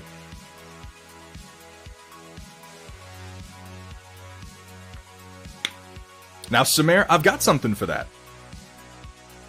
Because if your friend were, hey, Kevin Kitsune, how you doing? Welcome to the stream. Pardon, we're doing some painting. I'm kind of just rambling about Pacific Rim at the moment. I hope you don't mind. It's a question of scale. And it's a question of how it is that they are trying to kill these things. Because, yeah, you pick up your friend and you throw him in the swimming pool. Maybe he'll get the wind knocked out of him a little bit if he lands wrong, but it's not really doing any damage. But your friend is not, hundreds of tons. Your friend is not being propelled by rocket boosters through the air. Something that large coming down at all would exert a huge amount of force and massive internal trauma. And hitting water at that speed would also do a lot of damage. Now, it didn't kill Otachi, but it did stun Otachi. And I would like to highlight the importance of stunning in the combat style that they showed being used to fight kaiju. If you watch the fight between Striker, Eureka, and Mutavore in Australia, the one that they show on the news, it seems like, and for that matter, the fights that Gypsy Danger has, it seems like what they're trying to do is stun the creature long enough to hit it with their most powerful weapons. Now, we might ask the question, why don't they open with their most powerful weapons? Why don't you just start shooting plasma bolts all over the damn place? Why don't you just start firing the anti-kaiju missiles that Striker Eureka had in his chest? There is one comic, SP Firestarter. There is one comic called Tales from Year Zero. It's pretty excellent. A lot of this Firestarter, I will say, is not necessarily confirmed by anything like a wiki or official documentation. These are my thoughts, really, on the film, because I love it. I really do. And I like the way Guillermo's mind works, and I think that many of the things that I'm saying are supported by small details in the world building. And they're supported by small details also in the comic. Oh no, that's fine. I do know too much about it. But and I'll just tell you right now, a lot of this is me. Like, I noticed these problems with the movie, and I went, whoa, why is this happening? That doesn't quite vibe right with me. And so I put some thought into it, and I came up with, and these seem like plausible explanations. So, you know, you can take them with a grain of salt based on that. Yeah, he definitely expected you to put some of yourself into the movie to really get some appreciation out of it, I think. Let me go ahead and do a little blackwashing while I'm doing this so I don't just completely stop my work getting done. But, okay. So the reason we don't just fire these weapons. One, yes, limited energy. But that can't be it entirely, because we also see Gypsy Danger later in the movie unload a good, 8 shots from one of its plasma cannons. Just boom, boom, boom, boom, boom. Clearly they have multiple shots. So I would propose to you, the real reason for this is the kaiju in the water are almost impossible to nail down. They are insanely fast. They do talk in the comic book about how they tried setting up an interception network around the breach itself, and it just didn't work. They're way too fast, and they're way too strong, and they have way too much of an advantage in the water. You almost can't fight them in the water. They kind of show that toward the end of the movie. When they do try to fight them in the water, it goes badly, and it's extremely hard to do. You can't catch them in the water either. They swim way too damn fast. So now this is something, that's why you have to pick up details from the movie. They mention in the movie the Miracle Mile in the very beginning. The Miracle Mile is explained in the literature. The Miracle Mile is one line from shore. The goal for stopping kaiju is to move out away from shore as far as you can. You deploy multiple Jaeger teams as soon as they come through the breach. You deploy Jaeger teams at a series of locations based on where you detect them moving, and you try to intercept them as far from shore as you possibly can. Still in somewhat shallows so that you can fight them, but not just out in the ocean. The Miracle Mile is called that because they deploy more Jaegers to the Miracle Mile, because it's a miracle if you can stop them from getting to shore if they get that close. So you're trying to intercept them before they get to the city. But they often get that far. Now, if kaiju gets into a city, it's incredibly hard to fight. Because the stream alerts, they shouldn't be gone. Vandal, they should still be there. Did I miss something? Well, let me know if I did. Once they're in the city, there's the kaiju blue factor. They're essentially, the kaiju are toxic missiles. If they get into a city and you cut them and beat them and blast them apart, they poison everything around them. Which is why a lot of their weapons wind up being cauterizing weapons. Also, there is the fact that if you just go firing plasma cannons and anti-kaiju missiles inside of a city, you're going to cause a shitload of collateral damage. Just an unacceptable amount of collateral damage, bearing in mind, of course, that the whole goal of having Jaegers in the first place is to protect people from the kaiju. So, how do you get around this? You beat them with robot fists. Now, this is the part where I'm going to say that that's where the logic started. Everything that I just said, the logic began with, I love punching monsters with robots. That's where the thought begins. And then you work backwards from, how can I make it make sense for me to punch monsters? So you create a series of admittedly fairly contrived circumstances that put you finally in the position of, well, we punch the monsters to stun them, to slow them down long enough that we can absolutely target and hit them with our strongest weapons that are going to kill them as quickly as possible so that we can contain the threat that they represent. Not just physically, but biologically. Didn't get it? Think you're dodging me, Vandal Noir? I wouldn't. What did I miss? And to be fair, the entire first... Yeah, it is. In fact, Samara, if you watch the commentary, Guillermo says that himself. The first scene is a direct analogy for a sports film, and it's basically the star quarterback getting knocked on his ass. The aces get beat, and the rookies have to be pulled off the bench. Yeah, no, it absolutely is. Intentionally and explicitly it is. Realism-wise, you'd think they would just use tactical nukes like crazy, but it makes sense within the world. Well, I mean, yeah, how many times could you get away with doing that? How many times can you get away with nuking kaiju before that becomes like a serious environmental issue? Now, it's not perfect.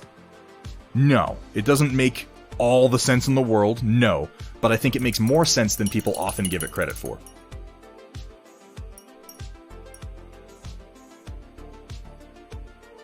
I think people have a tendency to watch that movie and go, all this is dumb, and they didn't think about any of it.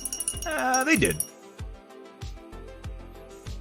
The one in Manila? I'm not sure how they killed the one in Manila. They didn't use nukes on the one in San Francisco. They just hit it with a whole lot of conventional weaponry over and over, and they said it took something like almost a week to kill it. So that was obviously not acceptable. And bearing in mind, would a tactical nuke work? Necessarily? The kaiju aren't just animals. They are weapons systems. They're biological mechs. They have thick skin. They have dense skeletons. They have powerful musculature. They're basically armored. They're full of toxic goop. Like, they are... While I can't give you the particulars of why one would shrug off a nuke, I can say that it's fair to say they are hardened against traditional attacks. Orbital space lasers, sure. Yeah, I mean, yeah, but it's not a movie about orbital space lasers, Jack. It's a movie about building giant robots to solve the problem we're talking about.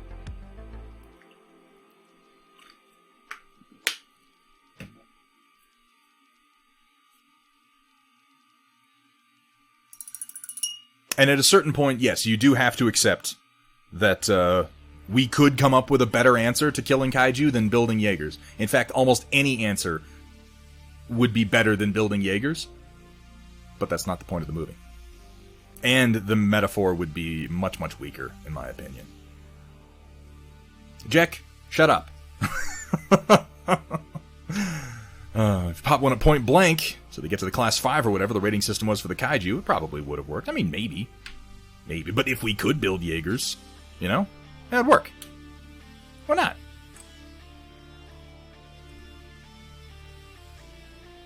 And ultimately, if you're trying to come up with reasons to think around the whole premise of the film, which is building mechs, you're kind of doing it wrong. Because I'll be the first person to admit that all of the logic in the film is designed to make mechs make sense. It absolutely is. That is the point. But the point of getting into the details of it is not to say mechs do make sense. It's to just point out that it's not that they didn't try. It's not that they didn't come up with some reasons. In fact, I think I remember reading in the art book that Travis Beacham, who developed the premise for Pacific Rim along with Guillermo del Toro, where Pacific Rim really came from was he was driving to work one day in Los Angeles, I want to say it was.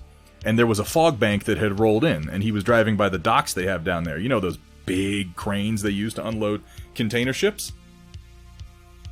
And Phoenix ignites. Thank you so much for the follow. Welcome to the stream. Welcome to the Storm Chasers, and welcome to the long-winded talk about Pacific Rim and why it's better than basically everything else. But Travis Beacham was driving into work, and there was a foggy bank that had rolled in, and he saw the silhouette of those massive cranes that they use to unload ships. And he thought to himself, what if that was a big fucking robot standing sentinel on the coast looking out into the ocean to protect us from some horrible threat? Like, in his imagination, for a moment, that big, indistinct shape in the fog became a huge humanoid mech. And that... I mean, that is what drove everything else. Yeah, no, he didn't look at the goddamn shape in the fog and think, what if that was an orbital space laser? Fucking hell, Jack. No. Shut up. Japan has a 1-to-1 Gundam. Yeah, that's been making the social media news a lot lately, and seems pretty cool. I saw something about them making it walk. I confess I'm skeptical, because mechs physically don't make a lot of sense in any circumstances. I figure it was probably linked up to something when they made the legs move, but it's very cool. You know, I'm just going to blackwash this entire lower area. I don't see why I don't.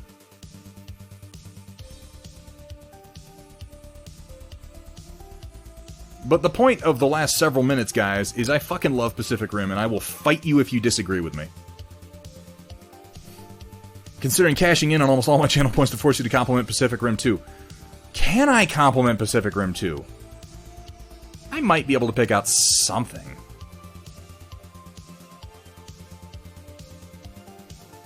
The only compliments I can think about for Pacific Rim 2 essentially involve complimenting what the movie I thought it was going to be before I actually watched it. It was not a good movie. And I did not enjoy it.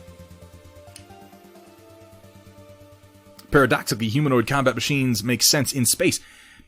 Potentially, if you could control them well. But I can't think of a scenario where a humanoid combat frame would make sense in space more than, say, just a spheroid combat suit with a bunch of manipulators. I can't think of what a humanoid suit would do in space that a spheroid, largely mechanical suit would not do. And I'm thinking of, like, the ball from Gundam. You know, like the Xeon balls.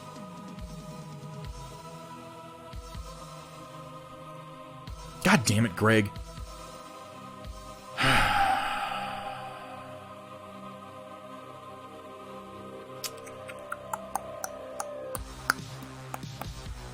Pacific Rim 2. Are there any novels for Pacific Rim? There is a prequel comic. Kevin Kitsune. There is, it's called Tales from Year Zero, and it's pretty good. It gets into a lot of the early Kaiju War. There have been a lot of rumors over the years that they were going to do an anime having to do with the early Kaiju War. I think those rumors still circulate. I think there was something about, like, Netflix is picking it up. I haven't really heard much about it lately. I don't know if that's ever actually going to happen. I would love it if it did. I think Pacific Rim belongs in anime form, quite frankly. I gotta compliment Pacific Rim 2.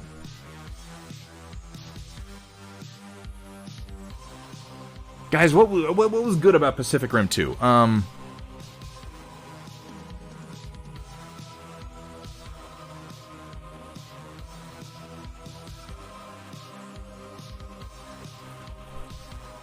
Shit. No, I don't want to compliment the looks of the new Jaegers because I thought they looked stupid. they had none of the charm. None of the charm of, like, Gypsy Danger.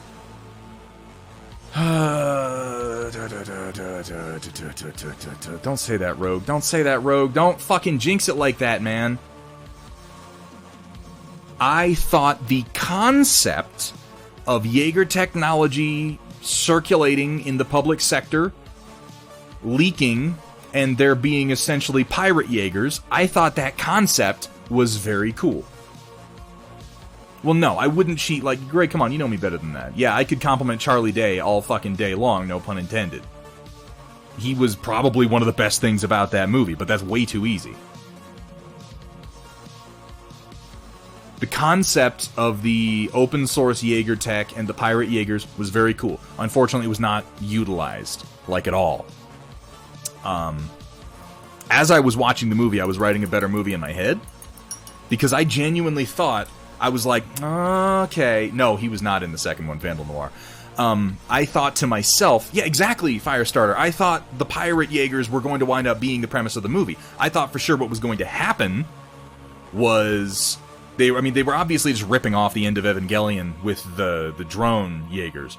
And I thought what was going to happen was, okay, so they're going to do the drone Jaegers. The drone Jaegers are obviously going to turn evil because we're ripping off the end of Evangelion. I get that. That's cool. And then they're going to fuck up all the official Jaegers that we've been getting used to. And we'll be like, oh no, they're all destroyed. We can't use them. And then there would be an uprising of civilian and pirate Jaegers to defeat these, and this would have been an actual proper metaphorical follow-up to the previous one, because we've taken the power away from the individuals, we've taken the power away from the Jaeger teams, and we've given it to this soulless artificial being that really has no heart, and it is easily corrupted. And what ends up stopping them is just the unstoppable progress of humanity. What ends up stopping them is just the unified refusal of the human spirit to give up, ultimately. And this would have been, if not a great movie, a better fucking movie than what we got. I don't think Charlie Hunnam's a great actor. I thought he was really well suited to that role, though. Hey, Hardy1247, how you doing, man? The end credits were good, yeah, because it meant the fucking movie was over. Maybe they should have built an orbital space laser. My name's Jack.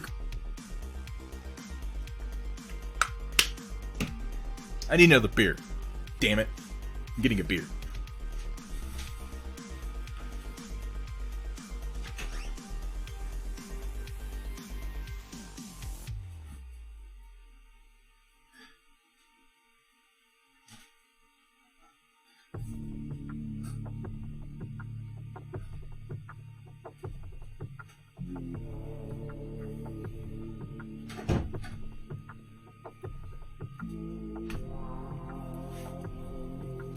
I'd like to reiterate one thing.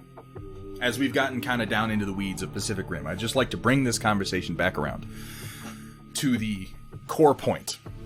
I wrote a screenplay about a space laser. Is it called Jack is a Space Laser Loving Asshole? Because I'd watch that movie. Hang on a second. Probably would have been a lot better movie premise, plus you wouldn't have had to do the combiner. Yeah, that was silly. That was silly. You know what? Honestly, the sign that I use to indicate how utterly underwhelming I found Pacific Rim Uprising to be, truly, I can't remember the names of any of the Jaegers. I can't remember the names of any of the kaiju. Not one goddamn one. I came out of Pacific Rim 1 in love with Knifehead.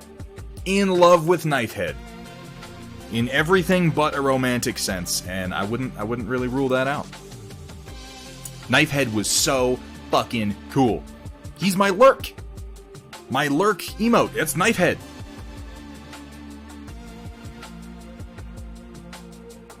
They do say them in the movie Firestarter. Admittedly, they only say them once, but they had so much personality that I remembered them. He says in the very beginning, he's like, oh yeah, we got a category 4, biggest one yet. Codename Knifehead. I'm not even gonna read it anymore, Jack. I'm not gonna... I want to say something, though, before I move on from Pacific Rim, because we're going to have the Storm Report coming up here before long, and I want to do a little bit more dry brushing here. What Guillermo del Toro is saying to you through the mask of giant stompy robots and screaming blue-blooded monsters and Ron Perlman and Charlie Day, what he is saying to you, and why I truly love the film, and why I truly appreciate the writing of the film and the message of the film, he's saying to you as a person, he's saying, look, life is hard. He's saying, it's easy to feel desperate. You solve all the problems that you have on a personal level, and you look around you, and there are bigger problems, and there are always bigger problems. And they're scary. And they seem like they have no answer. They seem like there's no way out for us as a species. Ultimately, you can lose yourself, you can lose your heart to despair, and what makes it harder is you probably don't believe that you are really a strong person. You probably don't believe that you are certainly not the strongest person in the world. Each and every one of us looks at ourselves and we think to some degree, I'm broken. And you're not wrong. You might be broken. But that doesn't have to define you. And more importantly, you don't have to stand up on your own and solve the world's problems. You don't have to do it. You do have to stand with someone else. You have to lean on someone, and you have to let someone lean on you. And we all have to do that with each other. We have to find that common ground, and we have to believe in one another. And if we can do that, we can face those problems. We can fight the hurricane. And we can win.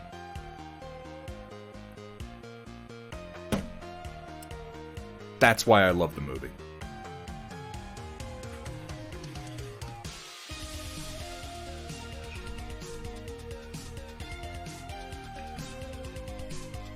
Interdependence. Interesting. What's up, Nixel? How you doing?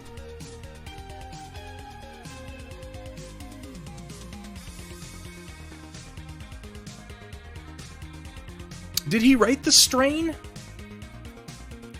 I never read The Strain. I enjoyed the show up to a point, and then there was a specific moment in the show where I was like, alright, this is stupid, I'm not watching it anymore. I don't know if it got better, I kind of just left it at that point.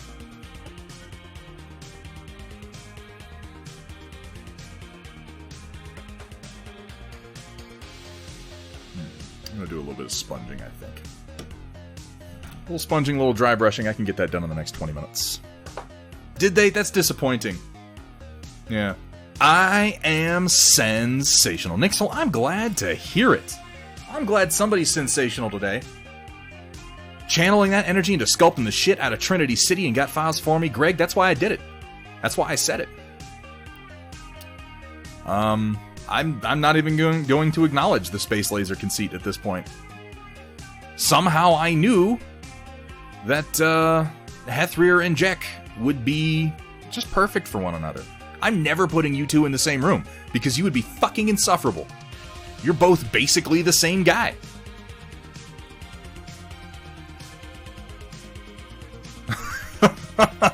No, Vandal, nothing I said could ever equal Bill Pullman in Independence Day. Don't give me that kind of credit.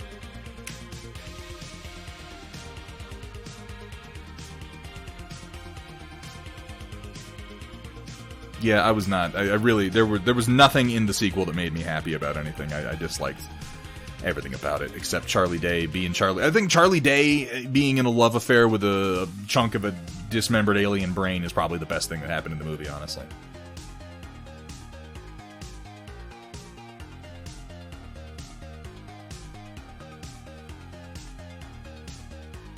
Oh, Iron Sky. Iron Sky. Oh, man. Iron Sky. Commence Meteor Blitzkrieg.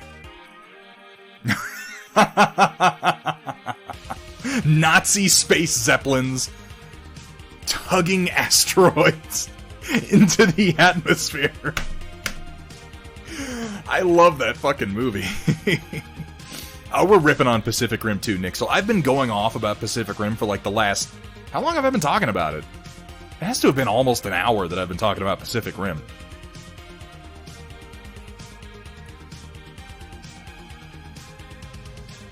It's true, he did. He did spend the first part of the movie desperately trying to share his insanity with his best friend.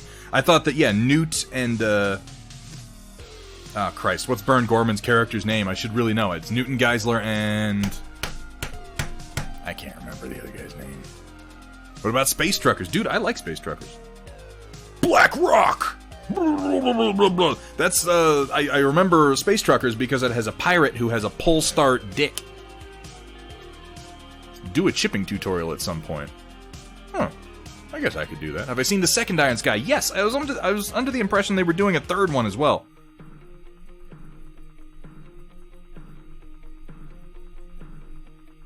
Iron Sky 2, it's still amusing. It didn't quite have the punch of the first one.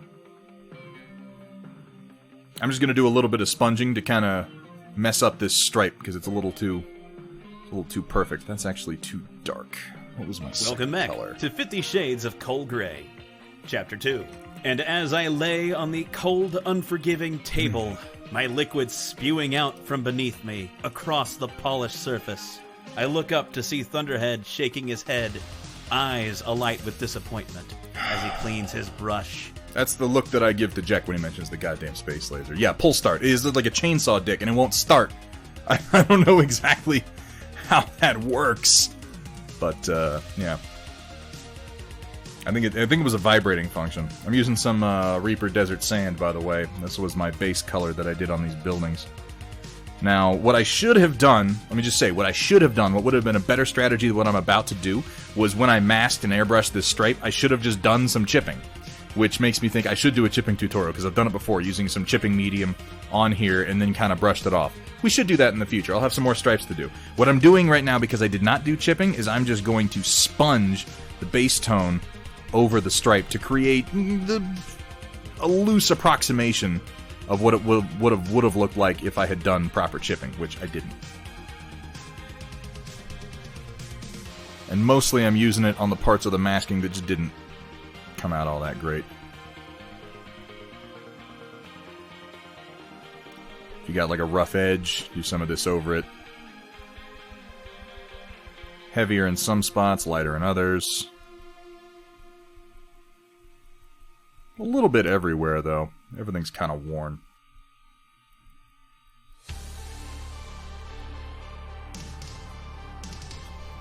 Leave some spots that are more or less untouched.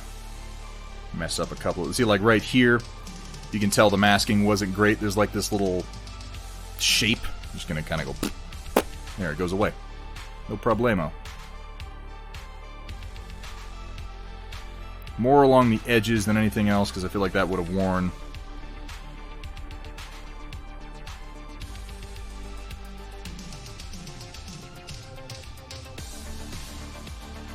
There we go.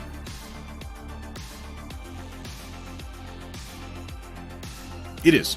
It is great, because you can get more of a... You can kind of do things like...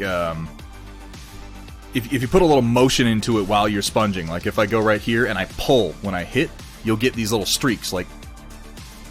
And yeah, it looks more like it's being wind blasted than anything else. And to be fair, that is more what this is supposed to be, is just a decent paint job that has been exposed to constant wind.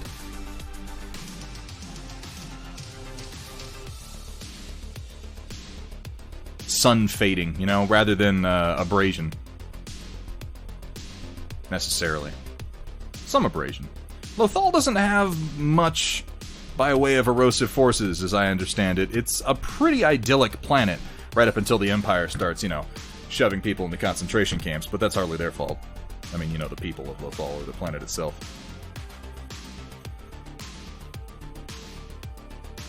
What's up, Butters? And Hessen507. Oh, hey, it's a bot! Hessen507, you robotic son of a bitch! Somebody hook me up, bigfollows.com. Looks like I can buy some followers. Thank you, Cat. I shouldn't even mention it or draw attention to it. I just think it's funny.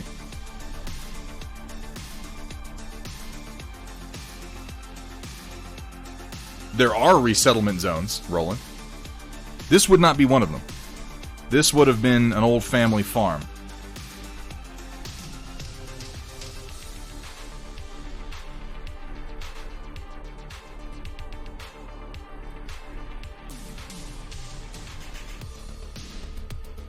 But yeah, there were a lot of resettlement zones on Lothal once the Empire stepped in. The Empire brings peace and prosperity wherever it goes. Stop your lies, Beardo. Ah, yes.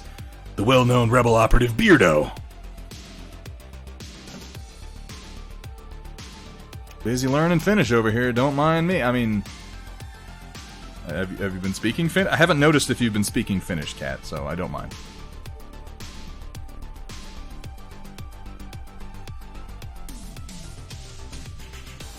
I would love to learn from you, Greg, some of this, what you're talking about, procedural decimation. I've seen people do some of this with masking. It's pretty incredible. I don't know how to do it. That's the other... I have so many things that I'm saying I'm going to do this week, but one of the other reasons that I really am trying this week to just finish these few projects I've got going on right now is I am trying to move away from CAD, away from Fusion 360, and into ZBrush as much as possible, even for hard surface modeling. But I have absolutely got to take some time this week and devote it to doing some online coursework. Because I've had them for a while, and I just, you know, it's hard to do coursework while I'm in the middle of a project that I'm doing other things on. I need to get these projects done, start a new project, and focus on using the new software and techniques on it.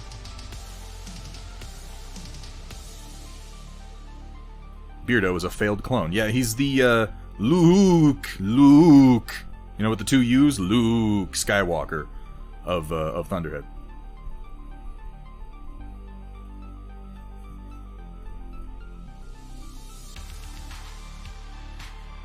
Yeah, that looks pretty decent, huh? For just a light fade job on the striping.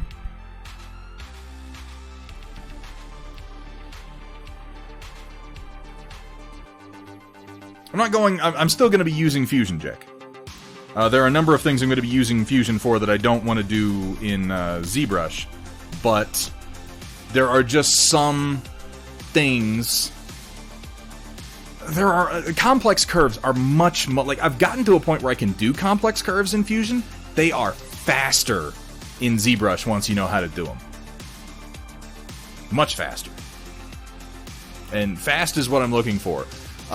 Specifically, I think a lot of the stuff that I do for Battletech is like ideal in Fusion up to a point. A lot of the stuff I'm trying to do for Star Wars, including figure sculpting, and for that matter, battlemech sculpting, which is something I'm trying to do now, is faster and better in ZBrush, where I don't need things to be as mechanically precise. And being able to make smooth, complex curves with just the swipe of it. And I mean, I'm ideally set up to use ZBrush, by the way. I have an iPad Pro with a pencil that I've got rigged up as a third display for my PC. So I can load up ZBrush, I can pull out my tablet, I can use my iPad pencil, and using all of its features, including pressure sensitivity, I can just sit there and, yes, also F360 spits out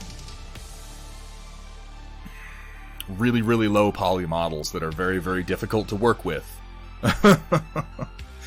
My workflow as of right now is largely building my basic shapes and the important parts of my shapes in Fusion, outputting them as OBJs, taking them into ZBrush, turning them into poly meshes, and then doing fine and organic details from there. It's not moving away from F360, Jack. I mean, really, to do 3D sculpting, I've realized you need a series of programs. You need a workflow that works for you. You wind up using 4 to 5 programs by the time you're actually putting out a file that people can use. And everybody has different preferences for what they do.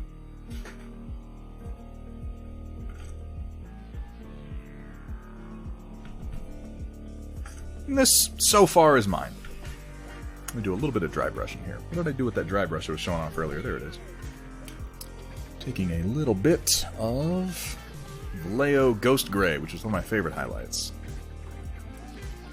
Yeah, the iPad Pro is nice. I've also, there's a program on the iPad, the Apple Store, called Forger, which I use a lot. It's a lot like ZBrush. It's not as powerful as ZBrush. It lacks some of the features of ZBrush, but a lot of the basic sculpting capabilities of ZBrush, it has.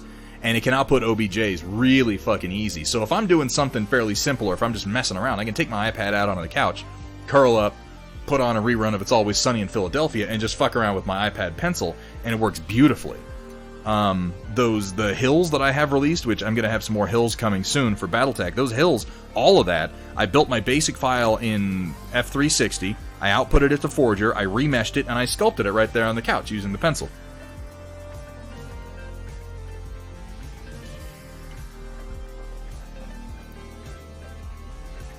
Just a little light dry brushing on my gray parts here. And by light, I mean actually pretty heavy.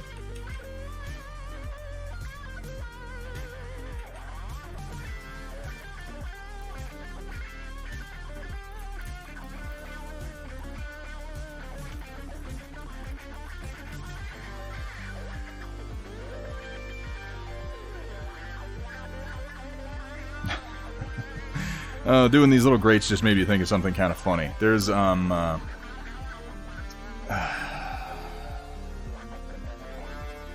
even going to read it, Jake. Not even going to do it. Oh yeah, there's going to be more hills. I've got better ideas for the hills now, too. Those were pretty early projects, to be fair. I'm dry brushing these grates that I have here on the tops of the barn. And it just makes me think of something kind of funny in that there's another guy working on this same exact set right now. Not in like a competitive sense. He's just a guy who hasn't really done any 3D design before, and he was directly inspired by my work on this to, you know, get started on some simple shapes to do some 3D design, which is fucking awesome. And I think of it because these exist on these vents. These vents do not exist on the original design from Star Wars Rebels. They're not there. I added these little pistons on the sides, but these are on his design. And I just thought that just gave me a little ha ha ha, you know, like I directly inspired some of his details that he's filled in. And this is not the heart of the story. I think that's pretty cool. That made me think of a number of years ago, there was a pretty humorous incident in which I used to do cosplay pretty heavily. And one of the most involved and best cosplays I ever did was the Green Arrow from Arrow, the Stephen Amell Green Arrow. People wouldn't fucking stop telling me I looked like the guy at the time. Which did make the costume a bit easier, I confess. But I was making the bow, specifically, the bow that he had in Season 1. Which, by the way, Season 1 of Arrow, best fucking season. Everything after that was kind of shit. So I was making the bow, and man, I went full authentic on that. The wooden bow that he had on the island, if you've watched the show. The one with all the crazy symbols on it. And I got the original bow that they used at the prop department. I stripped off the old varnish. I burned in the symbols, the weird arcane symbols that are on the bow in the show. And I did a lot of research into those symbols. I gathered a lot of production pictures. It's the reason that I started making contact with I still have some contacts in the prop departments at the CW. I know a number of the guys who designed and built those costumes and those props. Specifically because I was doing that, and I just sort of hounded people who knew them until I got into an email relationship with them, and I finally got some behind-the-scenes photographs that I based my work on. They were really cool guys, by the way. The prop department at the CW, really good dudes. They do a lot of great work with not a lot of money. So anyway, I got some good pictures, and I replicated as many of the symbols as I possibly could. There were some angles that I just couldn't get on the bow for the various burnt-in symbols. And so at a certain point, there was one spot that was mostly empty, and I couldn't really get a good picture of this one symbol, so I just made it my initials. I signed it. And Deathstroke's costume was sweet. I know the guy who built that. That was Aaron Harrison. Really good dude. They are. Yeah, no, that's how...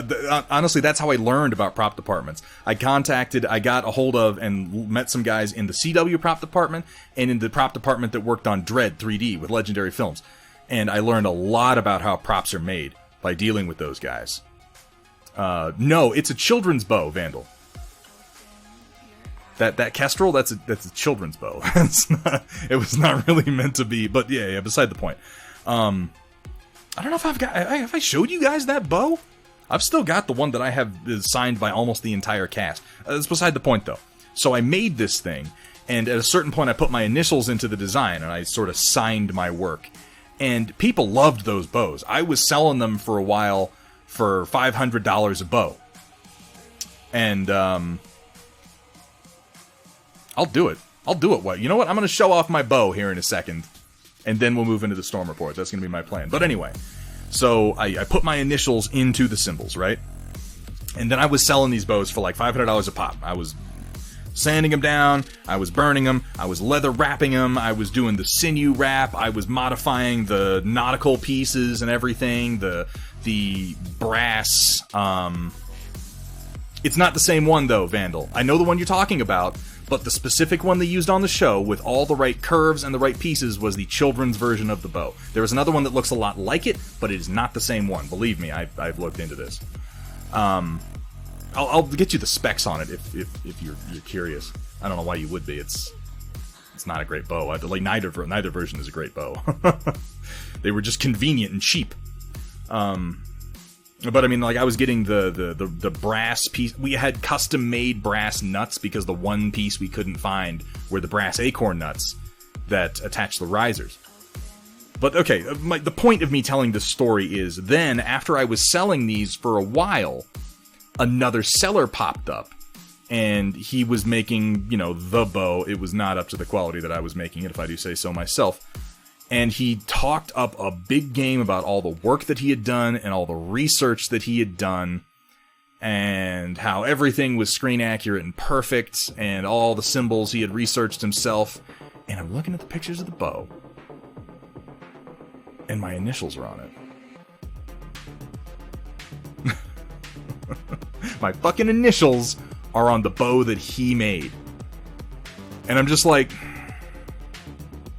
I shared pictures, man. I don't care if you're using my stuff as research, but don't fucking lie about it. Like, you took my pictures and you based all of your shit on that. And the more I looked, the more I realized, the symbols on his bow match the symbols on mine much closer than they match the original production. And I know, because I know every single place that mine differed from his. And he would not admit it. I didn't, make a public thing about it. I just sort of hit him with a PM, and I was like, yeah, this is really cool. I'm really into it, too. But I mean, you know, you used my design. Like, it's fine that you did it, just, you know, I know that you did. No, I would never do that. And I'm like, it doesn't even matter if you did. Why are you even lying about this? Doesn't make any goddamn sense. He wasn't making them as well anyway. I don't think he sold many of them. You know what I'm gonna do? I'm gonna grab it real quick. I'm gonna show it to you because I'm proud of it, if you guys don't mind, and then we're gonna roll into the storm report.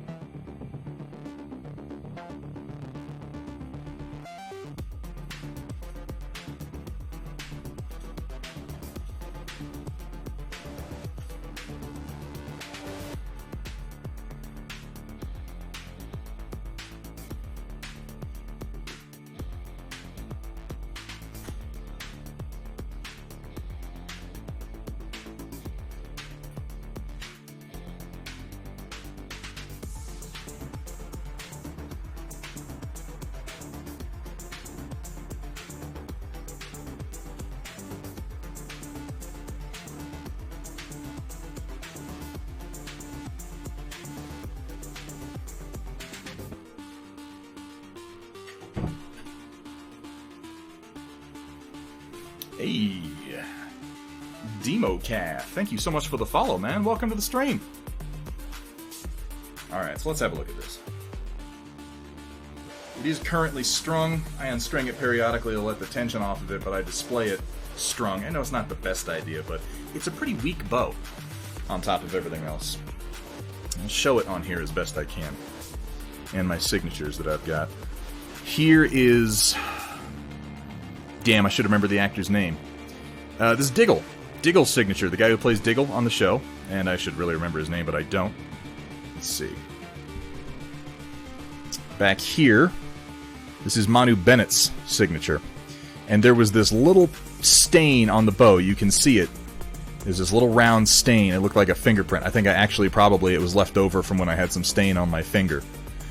And he doodled a little Deathstroke on it. You see him there? Little Deathstroke mask. And he got MB and he wrote "Death is coming." That was nice of him.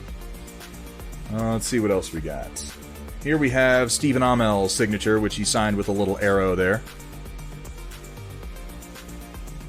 He was fun to meet. He was a nice guy. Let's see who else we got. Here we have John Barrowman. His signature there, signed John Barrowman, and then Merlin, who, and it's funny, when I met John Barrowman, I wasn't dressed as Arrow, I was actually dressed as Merlin. I had his Dark Archer costume on, and I had this in one of my pockets. And John Barrowman was a fucking treat. We got some of the best pictures together. In fact, I'll post some of these pictures after this. I have a picture with John Barrowman that is just the funniest fucking thing. And then my buddy Luke and I, different Luke. I know there's a Luke in here going, "Oh, me?" No, not you, Luke. Other Luke. Because despite your obsession with Pacific Rim, pro-terrorist, i.e. Rebel Alliance, I love your Beardo face. Vandal Noir, thank you so much. I love your Twitch Prime subscriptions. No, really, man. Thank you for being here. But my buddy Luke was dressed as Arrow, and I was dressed as Merlin, and we got a couple pictures with the two of them that were just fucking great. And you could tell they had fun doing them, too, which... In the times that I've gotten pictures taken with celebrities, the ones where they got into the picture have always been the best. I have a picture of me as Merlin. Probably the favorite picture I ever had taken with any celebrity was with Jason David Frank. He was dressed as the Green Ranger and I was dressed as Merlin, and he's such a sport. He did a shot with me where it looks like I'm shooting an arrow at him and he's catching it, and it was fucking hilarious. They made fun of his arrow signature. I mean, he did it on everything that he signed. He wrote his name and he put the little arrow under it because that's what he's famous for. Let me see, on the limbs, who do we have? Not on this limb. I didn't get everybody. Not everybody, like, circulates and does the con circuits or does signatures, but I did get, Robert Nepper, who played William Tachman. He wrote Tachman over here. He was the Clock King.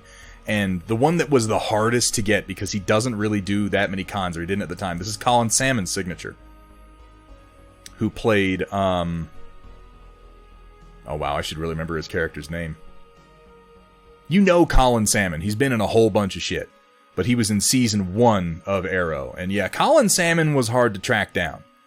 But I got his. There are a few that I would like to have on here that I just never got. But I'm really proud of how this bow came together. And I'm telling you guys, like, you know what? I challenge you. I challenge you. Go find pictures of this bow from season 1 and show me where I'm not screen accurate. No, not Tommy Merlin, not that actor. It was the Black Dad. The guy who moved in when he was away after his dad died. No, Vandal. Completely different Merlin. Totally different Merlin. It's spelled with a Y, for that matter. I've heard Steven's story about his archery contest with Orlando Bloom and Jeremy. I have, yes. I have. I heard that one from the horse's mouth. He likes to tell that one, as a matter of fact. Where are my initials? Okay, let me find them. It's been a long time since I've looked at this. And some of my markings are covered up. But it is on here. Hang on, maybe it's on the other side. Try not to knock anything over with this bow. Oh, there it is.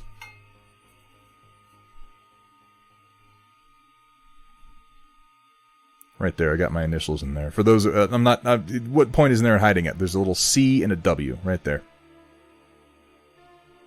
I remember now, too, what his claim was when I pointed this out. He said, oh, I did that. I know that's not on the original bow. That was an homage to the network. I put CW because it's on the CW. Which is just... I mean, it's funny that he did it in precisely the same spot, isn't it? Water closet, yeah. My name is the original name for bathroom. This is a custom-made string, too, to match the string that was on the show. Green with the brown wrapping. I'm very proud of this bow, if you guys can't tell. But this is one of the few props that I've kept.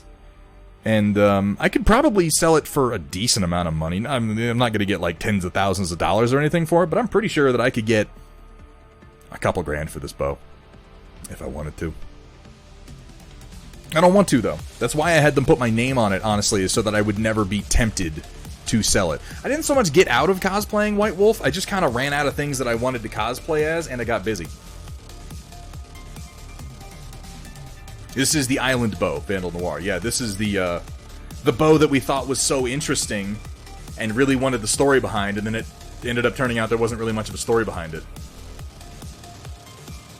I did get a picture, SP Firestarter, in this costume with a guy who was cosplaying as Striker Eureka from Pacific Rim, and it was fucking hilarious. Hang on, let me put this away.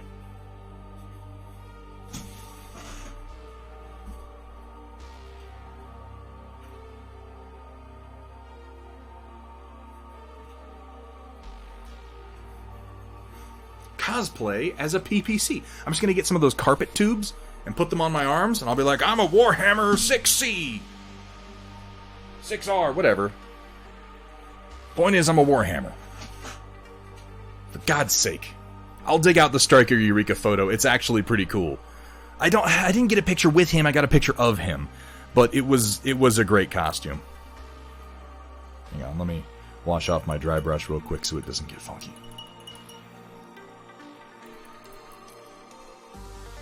I will take a quick shot of because the photos that I have with Barrowman and Amel, they were printouts. I didn't get digital copies of them, but I'll take a picture of the picture and I'll post them in the Discord after this, because they actually came out really nice. Oh, excuse me. Cosplay as an Atlas, right? I could just walk around like this all day. Right? That's my Atlas impression. Was it good? Could you even tell that I wasn't an Atlas?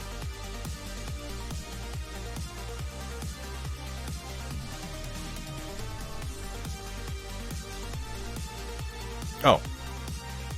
Hang on, let me click. I'm gonna take a look at that really quick, Vandal. Oh, yeah, no, that's the season 2-3 bow.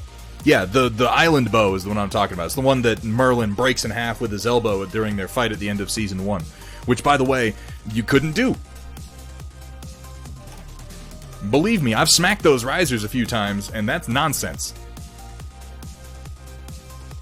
Cat is going to take the puppos for a walk which makes it even more mysterious when something like this happens. Alright, locusts and gentlemechs, get ready to feast your eyes on glowed paint and wet palates with the occasional culinary atrocity thrown in on tonight's Storm Report, brought to you by viewers like you.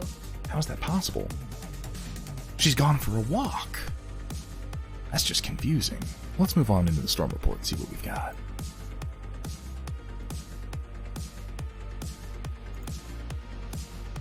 We go up to the top here because people have been posting stuff. That was the CGL. Yes, that was the CGL Atlas that I became there. That you couldn't tell me apart from. Very much so. Kat, thank you so much for being here. I hope the stream is over by the time you get back, because if it's not, then it means I've gone way too goddamn long.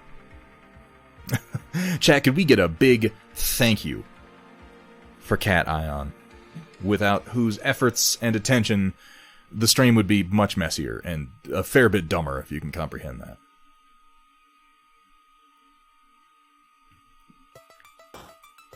That's the power of the Atlas, Samir. I actually reached into your brain. If you don't respect the cat, you're gonna get the BAP. I used my neural assault technique and destroyed your brain cells. By the way, what's up, Kursala? Good to see you.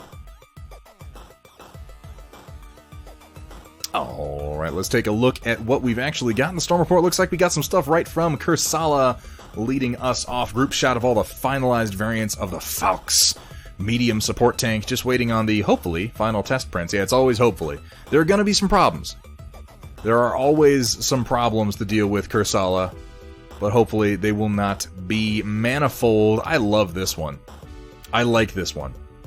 I feel like if I were building an actual missile tank, I would put the launchers over here, but I also don't give a shit because this is hilarious.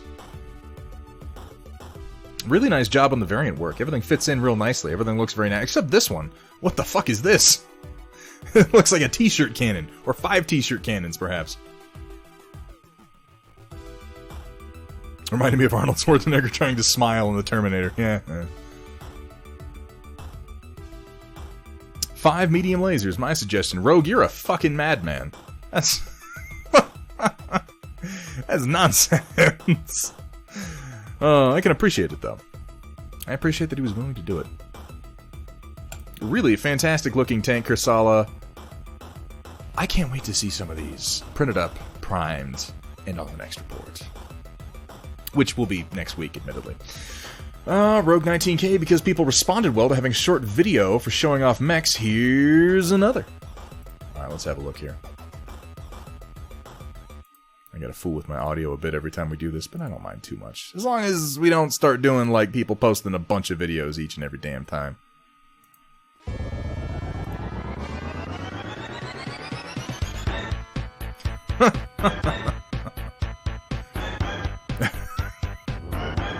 Okay.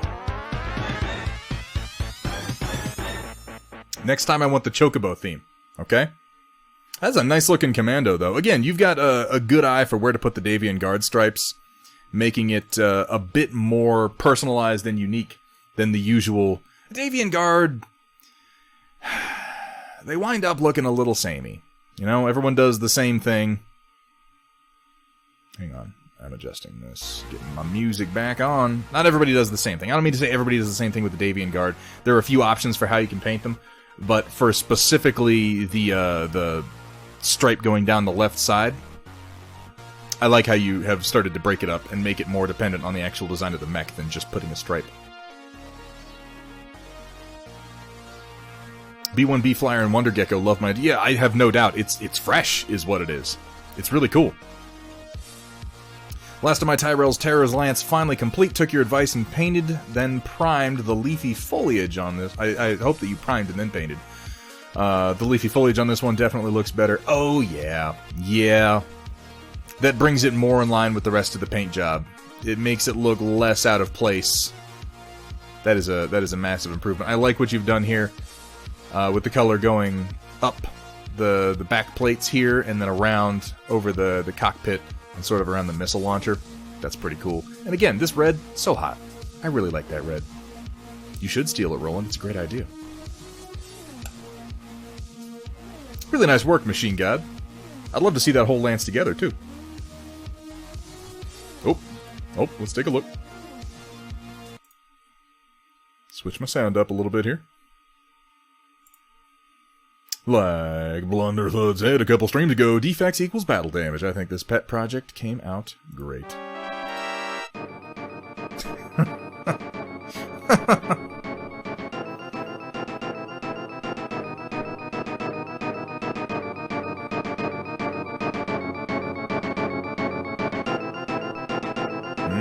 Yeah. It's a good way to save a print that otherwise would be... Because, you know, you don't want to toss something just because it gets a little flattened out on a particular part, you know? Yeah. Well done. Good save. Looks good. Gives it character.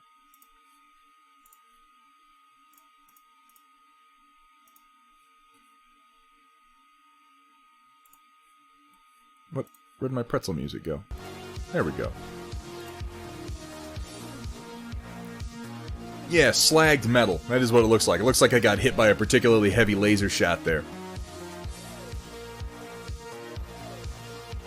And it's much better than throwing away a model just because one part of it didn't print quite right. That's much better. Really, really nicely done, Rogue 19. I am glad that my suggestions have been helpful. Machine God with the group shot. I was just saying I want to see the group shot. It's like you read my mind or my suggestion was really obvious. It's one of the two. You know? It was really obvious. Tyrell's Terrors. I love the green on the base.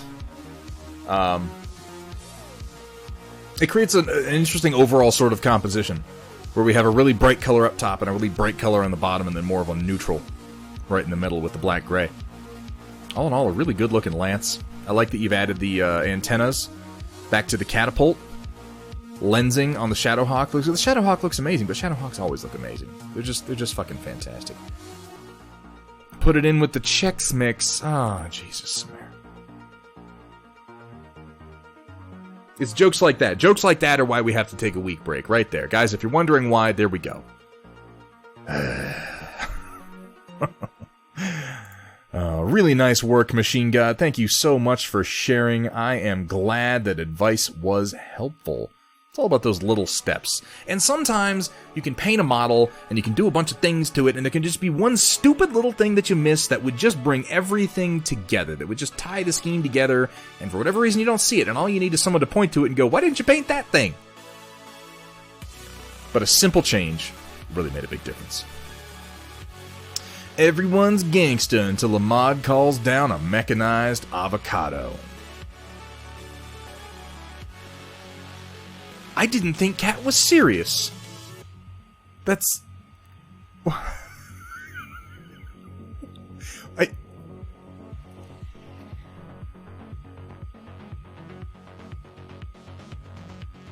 And Cat's the pilot.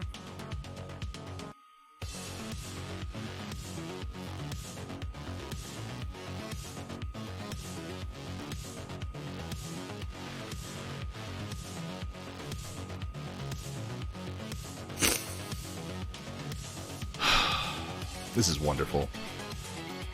He's got a brush. And the taco. The little question. He's inquiring about tacos. And Kat is insisting that he go chop things? Is that what she's saying? She's saying go forth and destroy, and he's saying tacos? Where are the tacos at? Taco Core Online.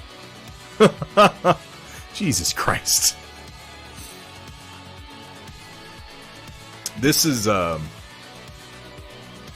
fucking fantastic. Guys, No, I agree. I would wear this on a t-shirt.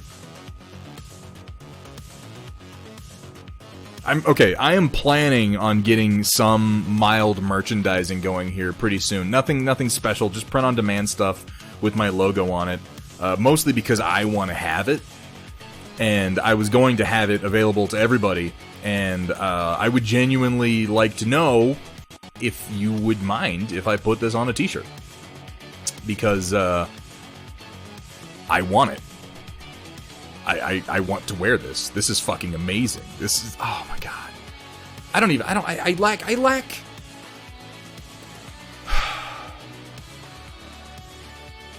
My heart is very full in this moment. He even looks a little angry.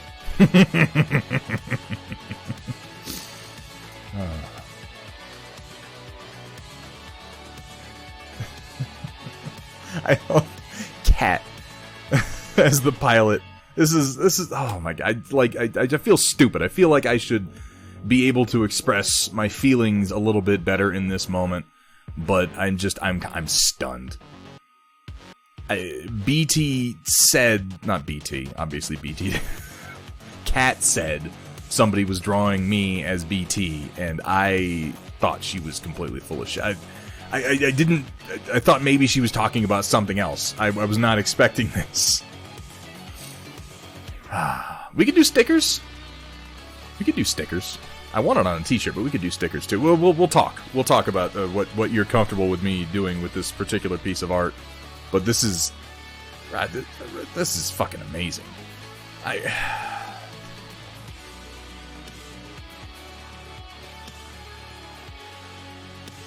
You can also thank Road 19K because BT equals Blunderthud. T-shirts and stickers. Yeah, Porque no los dos. I'm blown the fuck away.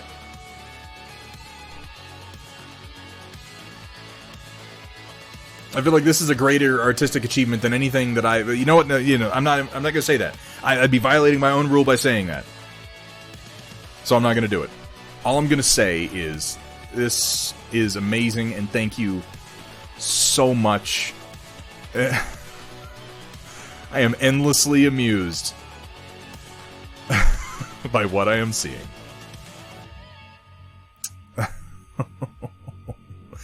Okay, this is the most compelling argument I've seen so far for me to not look into Storm Report before, because that wasn't like a rule that we established at the beginning of doing the Storm Report that I wasn't going to look in it. That was never a rule.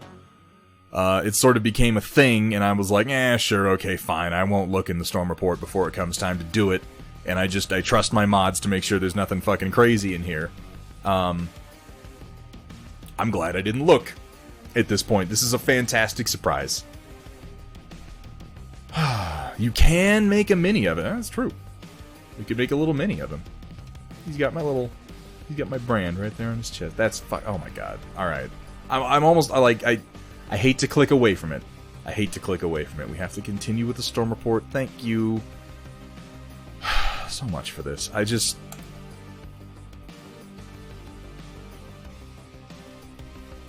That feels good. That feels good. That is incredibly special. It means a whole lot. And yeah, I'm gonna wear that on a fucking t-shirt. Thank you so much. Yeah, no, post that. Please, immediately post this in some of the other channels, if you don't mind. That's amazing. Oh, all right, let's continue. I can't just sit here and fucking be bashful for the rest of the goddamn Storm Report. We have to keep going. We will see more of BT Thunderhead in the future. I am absolutely sure. Rio, thank you so much for that. That's really amazing, dude. Again, I thought it was a joke.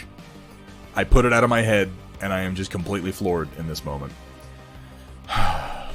Alright, moving on. We have from Kursala. Asked if I could paint something on a door, so I chose butterflies. Oh, that's really nice. What door is this for, Kursala? Whose door? I should ask. They look very nice. And what paints did you use, out of curiosity?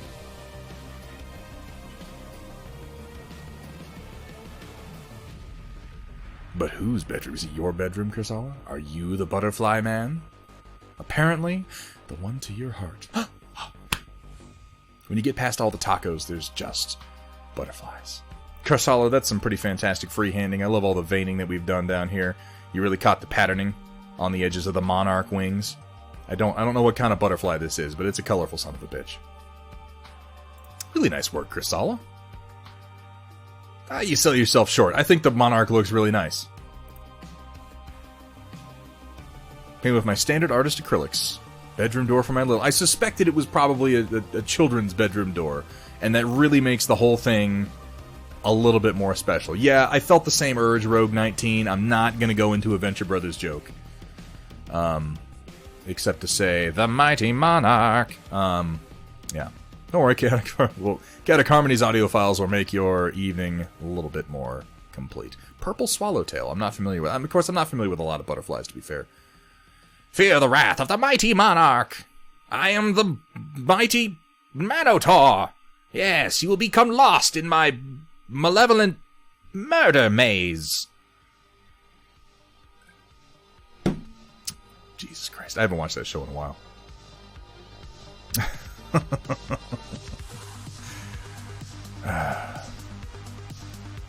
Don't worry, I was doing it the whole time. Yeah, the mighty monarch. The mighty monarch. Alright, moving on. From Steiner Minis, look at... you know, I just have to say, this is a fantastic paint job so far, but Steiner... Why would you hamstring yourself like this and not paint it red? That's my question. A Monarch notification. I don't do that good of a Monarch. That's ridiculous.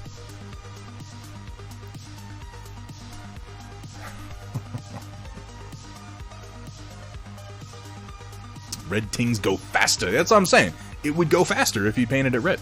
But aside from that, really love the blue and the yellow contrast. Looks like some really, really smooth flesh tones on the orcs. Love the basing. In fact, let me get a little bit closer look at this. This is all cork, it looks like. But you've done a really good job varying it and making it, like, sort of texturing it on the top and giving it a few levels to support the mini. Blue ones is lucky. Okay, fair enough. Fair enough. Oh, yeah. The contrast of the yellow kind of rusty details that you've been doing on here against the blue, that's really visually effective. And this yellow here on the back, ooh, and this worn leather. I kind of just noticed the little, the texturing that you've done on the leather here. This is real nice. I like that a lot. That is more effective than a lot of worn leather that I have attempted to do in the past when trying to do almost the exact same effect. I love all the scratch marks on the claw, too. What I like most about them is that they're not just all over, and they're with the direction of the clamping motion, so they really kind of sell that it's a working claw. Just because of the weathering powder.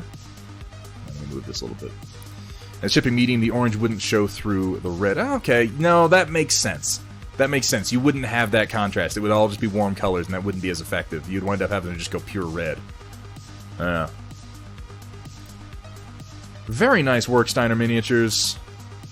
Yeah, we do have it. It's 2 submissions now per, just because we've had a couple that have gone for like an hour and a half. And I'm already... oh, shit, I'm already after 9 o'clock, and we're just getting started. Well, let's keep going. What do you say? Working some more on a personal project, a tricked out Black Knight called Carver for Operation Lancaster. Triple strength mimer and a hatchet referred to as Rectangle. I like that. Supported by Clan ERP PC, 6 ER medium lasers, a small laser flamer, and a micro pulse laser, rebuilt for the Dreadnought Battle Corps after being on the receiving end of an impromptu head and pilot removal via an Orion's Gauss rifle on Solaris 7. Rectangle. That is exactly my sort of idiotic wordplay. I like that.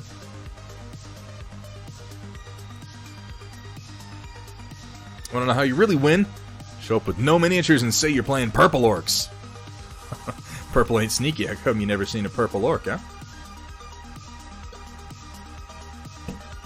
Hell no, man. Put that up on your shelf. Enjoy it. Keep it. The Rectangle's a real weapon made by a blacksmith who also made... I was gonna say, I feel like I saw that at some point on like a YouTube video.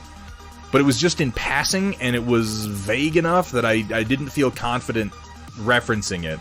But now that you say it, I'm like, no, I do remember seeing that as a thing. Either way, it's fucking beautiful. As well it should be. It's hilarious. And I like it. It's like a cleaver. I like the sort of, the crenellation that you put into the blade, too. That's really nice. I can't wait to see how you're gonna pose it. I like the black... I know a lot of people give the Black Knight shit. I always thought it was a cool design. Came up with that weapon pun after I'd written up most of the profile. Look forward to adding that tidbit in there. Hell yeah. Oh, we call it the Butcher as well. Hatch reminds me of the one he carries in Diablo 3. Oh, the Butcher. Oh, fresh meat. And then, of course, Chaotic Harmony did, he did this.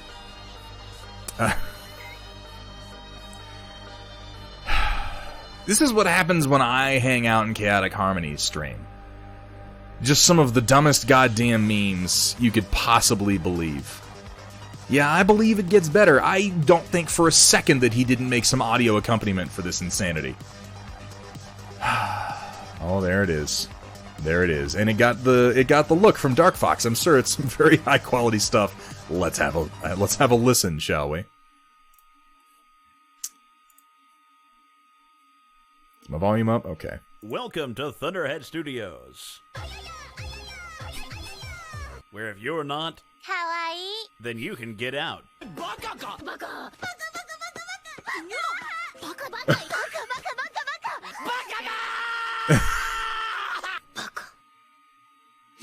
Nani? Yeah. I don't remember specifically what it was that I said in his stream that caused this to happen. But, yeah.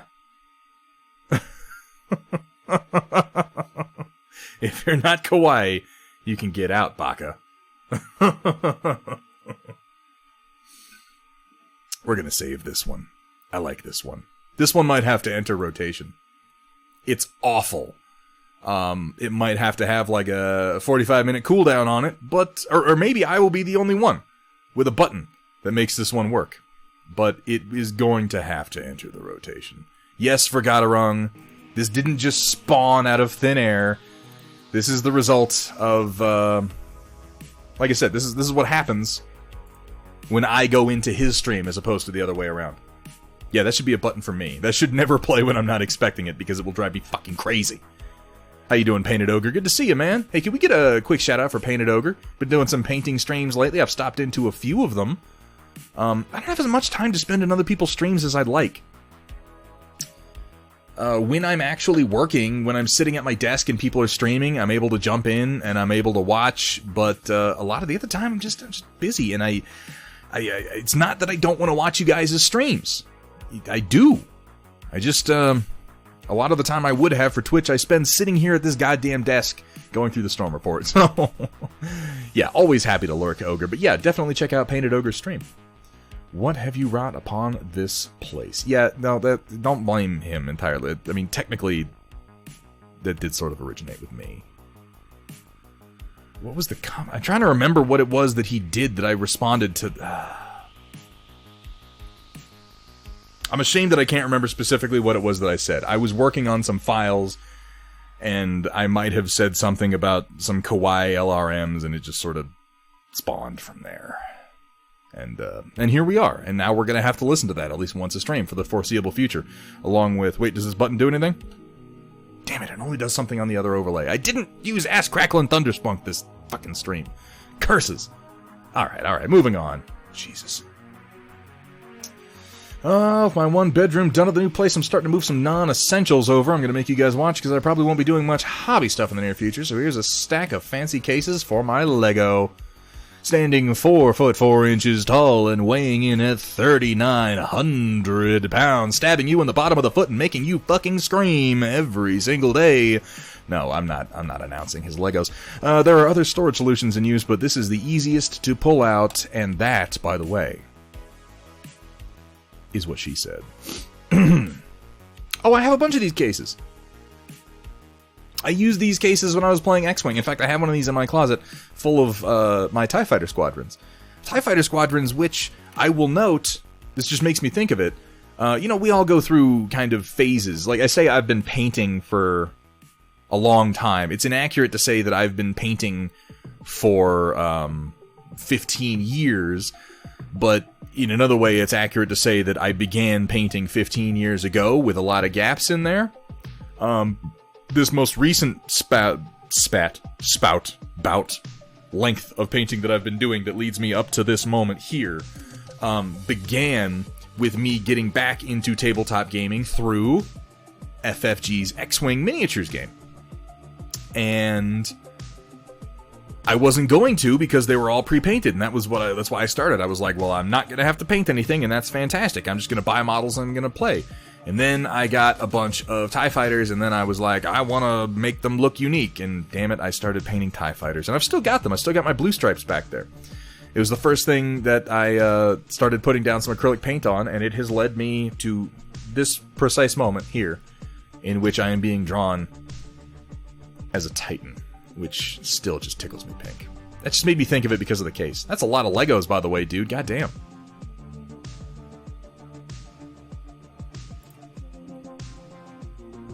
Yeah, I was gonna say, you and your organization, Cyber Knight, you're so organized it makes me want to throw up.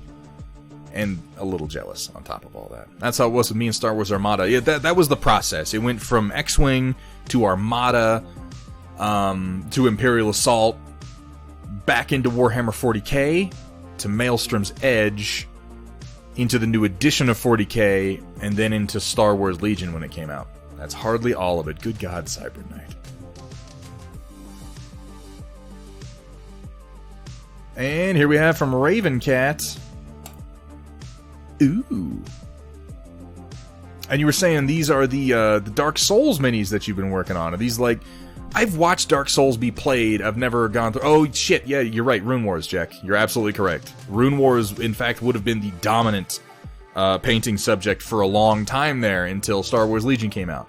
So it went Imperial Assault, and then... Rune Wars was not right after that. It went from Imperial Assault to... Shit, what was the board game? What was the Rune Wars board game? I have all the minis for it still. Battle Lore. And then from Battle Lore to Rune Wars, because I was really excited for Rune Wars to come out. Yes. I also painted the Doom board game, yes, but that was after Battle Lore. I never painted any Descent. I painted Imperial Assault, which is like Star Wars Descent. But, yeah. It's like a horrible fungus, man. Dark Souls possessed trees. Ooh. I like the real vivid greens. I like how you've contrasted that with these sort of yellowish browns for the bark. This is the kind of mini where it's real, kind of deceptively easy to lose the details if you're not careful. But Ravencat has done a fantastic job here of keeping the green details both separate and also decently blended into the warm tones, so that you can kind of actually get a feel for the vines running down the barky legs and arms. Really nice work, Ravencat. Thank you for sharing. Always like it when Ravencat decides to stop in to share. And from Epic Narrator, as requested, some old school minis. Wait, where are his? Oh, they're down here. Okay, we'll get to those in just a second. Almost done assembling, and then so much gap filling. Are these the Dark Mechanicus? These are the Dark Mechanicus prints that you're working on, right? Sick Groot. Oh, that makes me sad.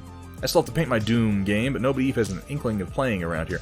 The good news, Rogue 19K, is that Doom is a very easy game to pull somebody into. It plays very fast, very reactively, and is very simple. If you can get them to sit down at the table, even if they don't know dick about the property, you can get them playing Doom.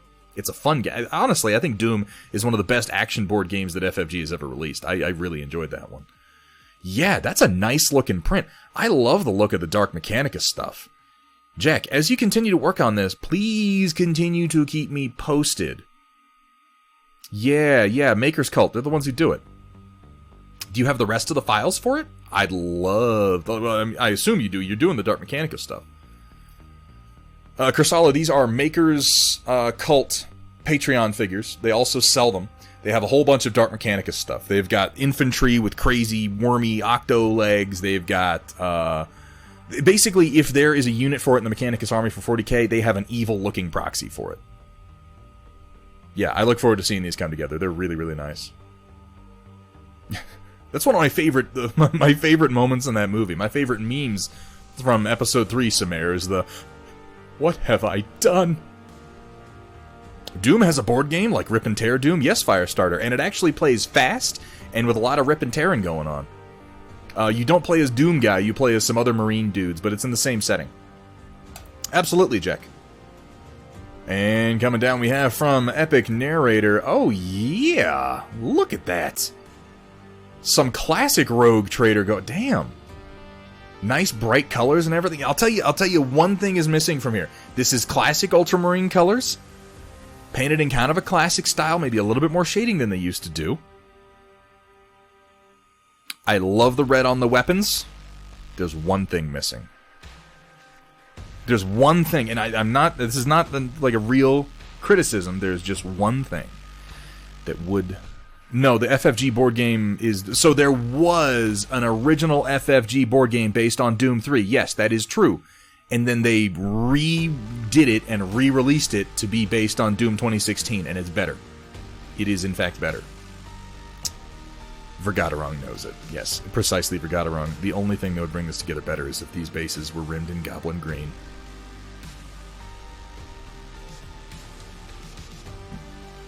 Rogue, it's different than Imperial Assault. It's different than Imperial Assault. There are similarities, but it is a lot more... It has a much more violent flow to it than Imperial Assault does. Now, Imperial Assault can be deceptively ponderous. You can be tempted to feel like I need to stop and I need to beat all the bad guys and I need to explore the environment, and it's not what you need to do. You need to really move through the level, and it's even more so in Doom. You need to keep moving and ripping and tearing and stomping and ripping motherfuckers' heads off and shoving them up their ass. Yeah, cat, we're still going. But Greg, look at these models and tell me they don't need to be rimmed in Goblin Green. Come on. Come on! Really nice looking stuff, 40k Epic Narrator, thank you for sharing. And then we've got a Commissar painted as Bison. I'll tell you, the picture really brings it together. I love the way this has been framed. Hey, Jack, you have a good night. Jack, can we get a good night to my boy, Jack? Good friend, good dude. Great painter. And, you know, reasonable player, I suppose.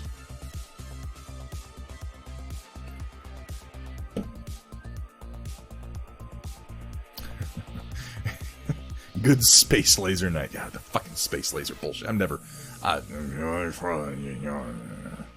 really nice paint job on this Epic Narrator. You've got a good style for the old minis. It's a little bit more advanced than what they actually used to do on these figures, but it still has the same bright, bold coloration that marks the old Rogue Trader for me. You know?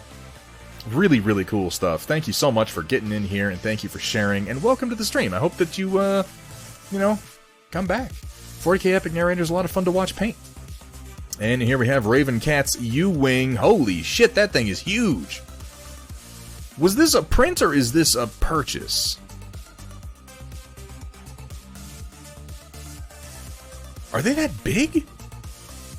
That seems really big. That's a Nerf gun. Wait, what?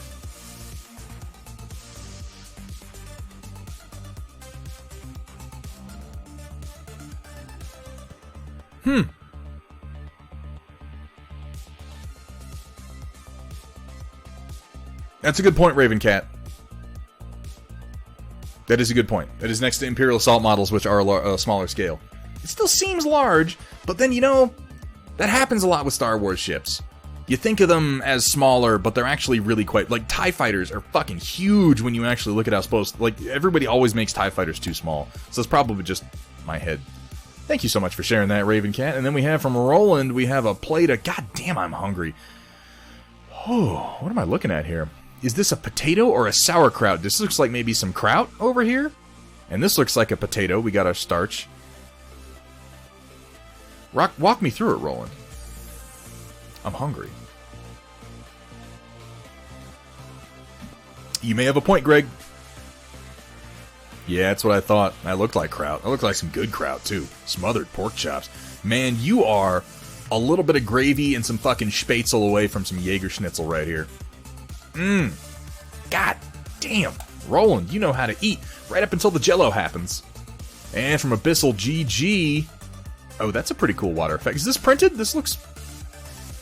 Yeah, this is printed, yeah. I can see some of the print lines in here if you look real close. That's pretty cool. This is a more organic shape than I'm used to seeing in an FDM print. Greg, you... Are you still... No, you moved. I was gonna say head down to the Bavarian house, but yeah, you moved. I couldn't tell you where to go, bro. Oh shit! Oh man, that takes me back. Ooh. Oh man. That's really cool, Abyssal.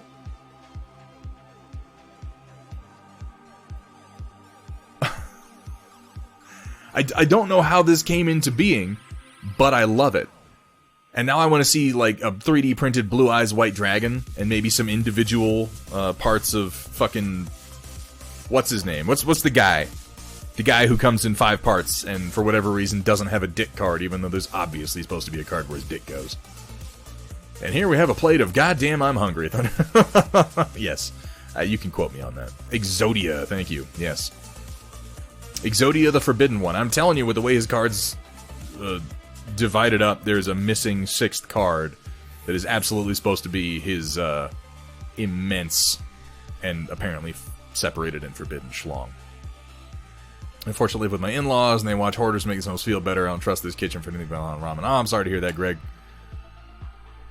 Oh, here we have from Tao. Glad you got in here and posted some pictures. Ooh! Salamanders, eh? Really nice green on this. I like what you've done with the scaling. And now, okay, these are the guys from Indomitus? Did they come? Are the guys from Indomitus supposed to be salamanders to the point that they come with the scales? I didn't realize. Admittedly, I haven't looked that closely at the box, if I'm being totally fair. But this shoulder pad in particular, the texturing on it, is really very cool. This is 3D printed. Okay, you're doing this to go with Indomitus? Or maybe I'm just mixing up who said they were painting Indomitus. This is a 3D print. Really, really good print. Towmaster, what printer do you use?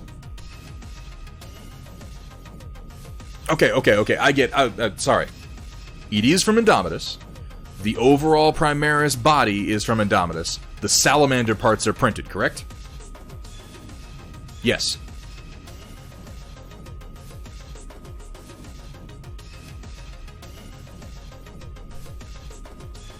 Yes. Okay. That makes a lot more sense than what I was thinking. The shoulder pad came out really nice. I love the scales. Really eye-catching green. I would appreciate it, Tao, if you, I mean, you know, if you stick around with the stream, if you ever feel the need to come back here and participate in the Storm Report, I would absolutely love to see that project progress. One of my favorite things in doing the Storm Report is that I get to watch projects go week by week and be advanced on. It kind of helps, motivate me. I believe, and I've said this before, if you're going to be creative, you kind of have to consume the creativity of others. And, you know, feed me, is I guess what I'm saying. This is some nice Tyranid terrain. Now, this is all 3D printed, yeah? I've seen some of these files on Thingiverse. I like how there's like a biological spine wall. That's pretty cool. I love the towers, like spore tower looking things. Really, really nice. Yeah, well painted, good colors, great contrast between the cold and the warm. Really makes them pop out. Yes, exactly, Rogue. Exactly. All 3D printed. Really well done. Good prints. What printer are you using, Towmaster, out of curiosity? And here we have from Roland. Look at this bad boy. You have told me the name of this tank no fewer than 5 times. And I don't want to disappoint you, Roland, by remembering the name of the tank.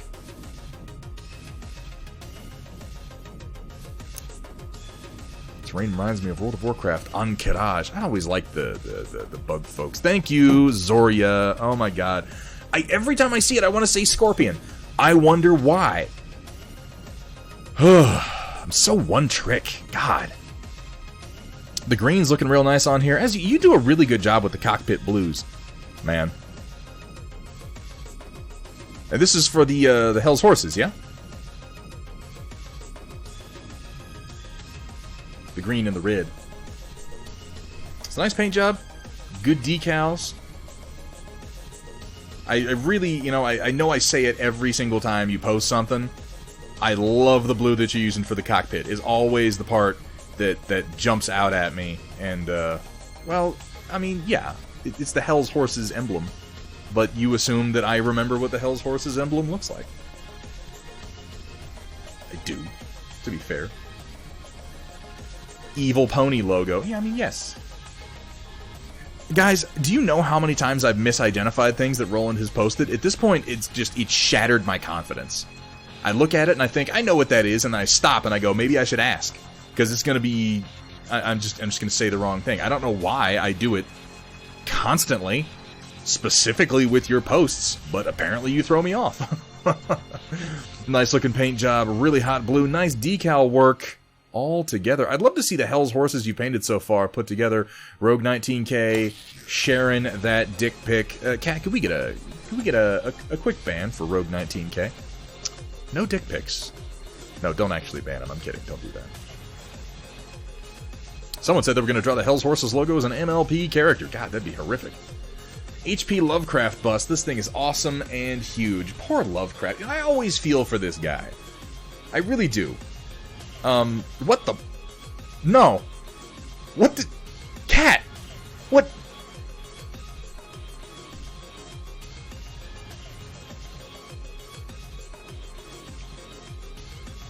Cat, what have you done?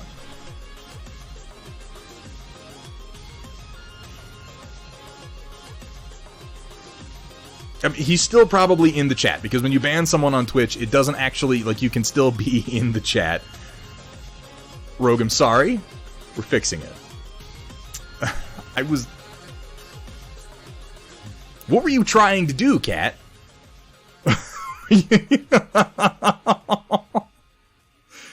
Rogue 19K, I assure you this was an accident, and it will be fixed.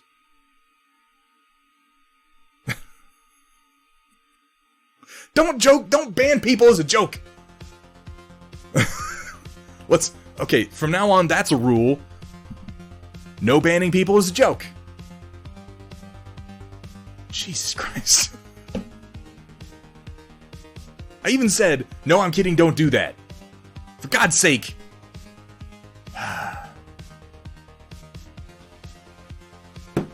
So I'll leave Cat to unfuck that situation as we continue on. I'm pretty sure Rogue 19 is still in the chat and still able to watch. I don't think a ban removes you from the chat. It just makes it... Well, it doesn't remove you from the stream. It just makes it that you can't chat in it. So we're very sorry about that, Rogue. That was unintentional.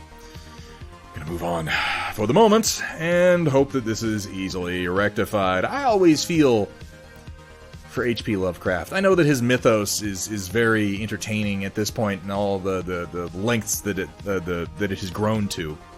Thank you for that, Cat. Thank you for fixing that. We're not doing that joke anymore, stream. That's a bad joke. It's a terrible joke. Rogue, I'm sorry. But HP Lovecraft was legitimately like a crazy person. Am I correct, Rogue, in that you were not actually removed from the stream? You just couldn't chat? Is that accurate? Because it was my understanding that's how the bans work.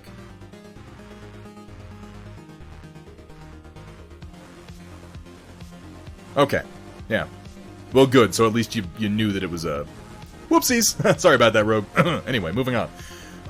But yeah, HP Lovecraft was legitimately an unwell man.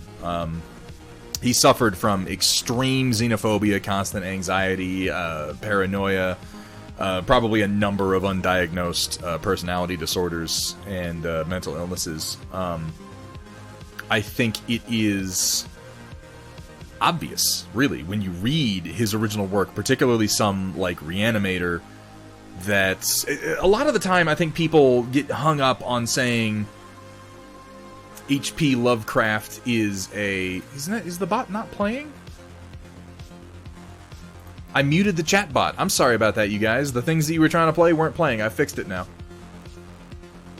But HP Lovecraft, I think a lot of the time when people get into talking about like edgy HP Lovecraftery, they mention, well, HP Lovecraft was a racist.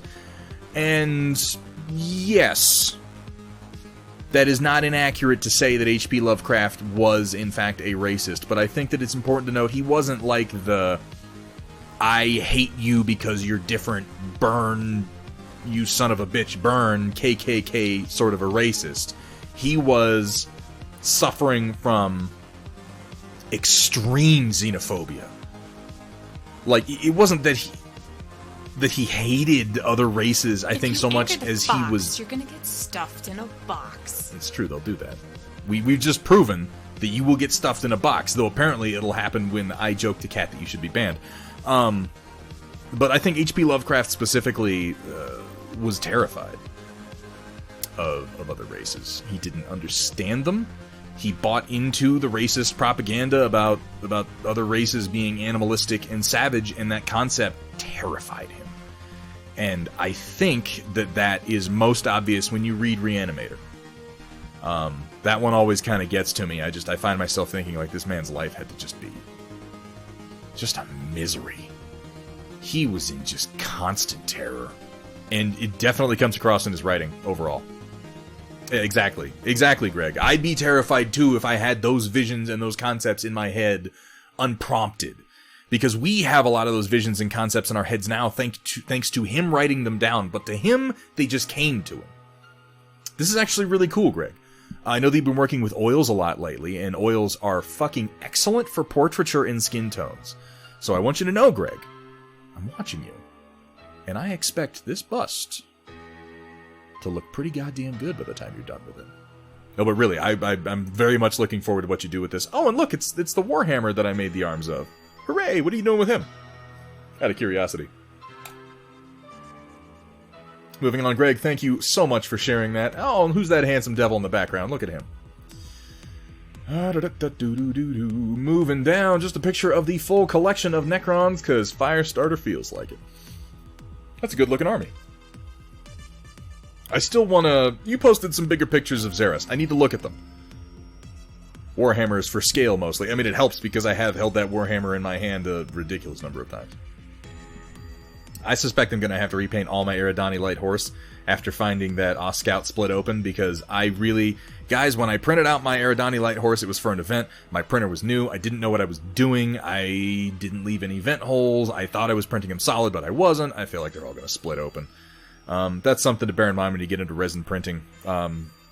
You can print it wrong and have your miniature split the fuck open months later. Yeah, the Scout Vergaderung, it split wide open, it leaked resin everywhere.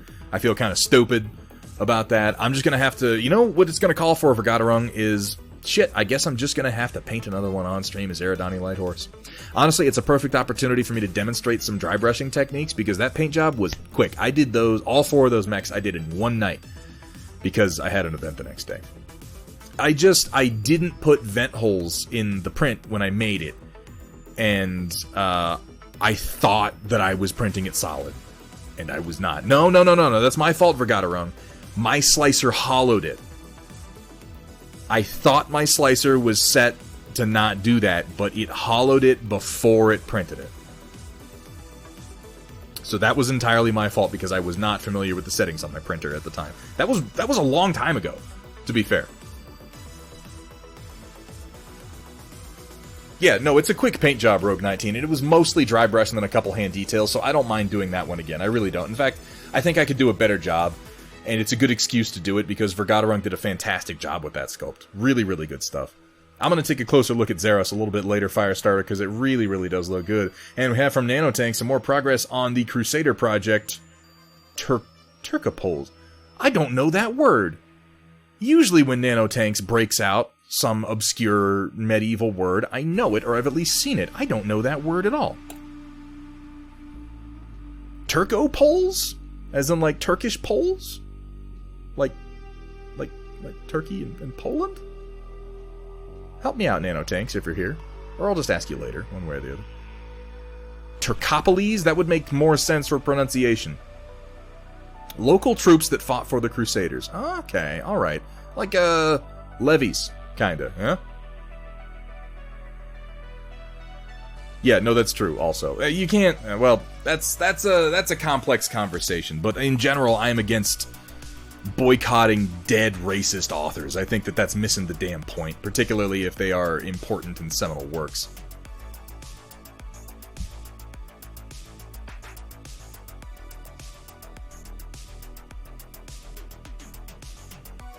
Oh, really nice work. I'd love to get some side views of the patterns that you did on the horses, if you did any patterns. I can't tell because I can't see their rumps, I can't see their flanks.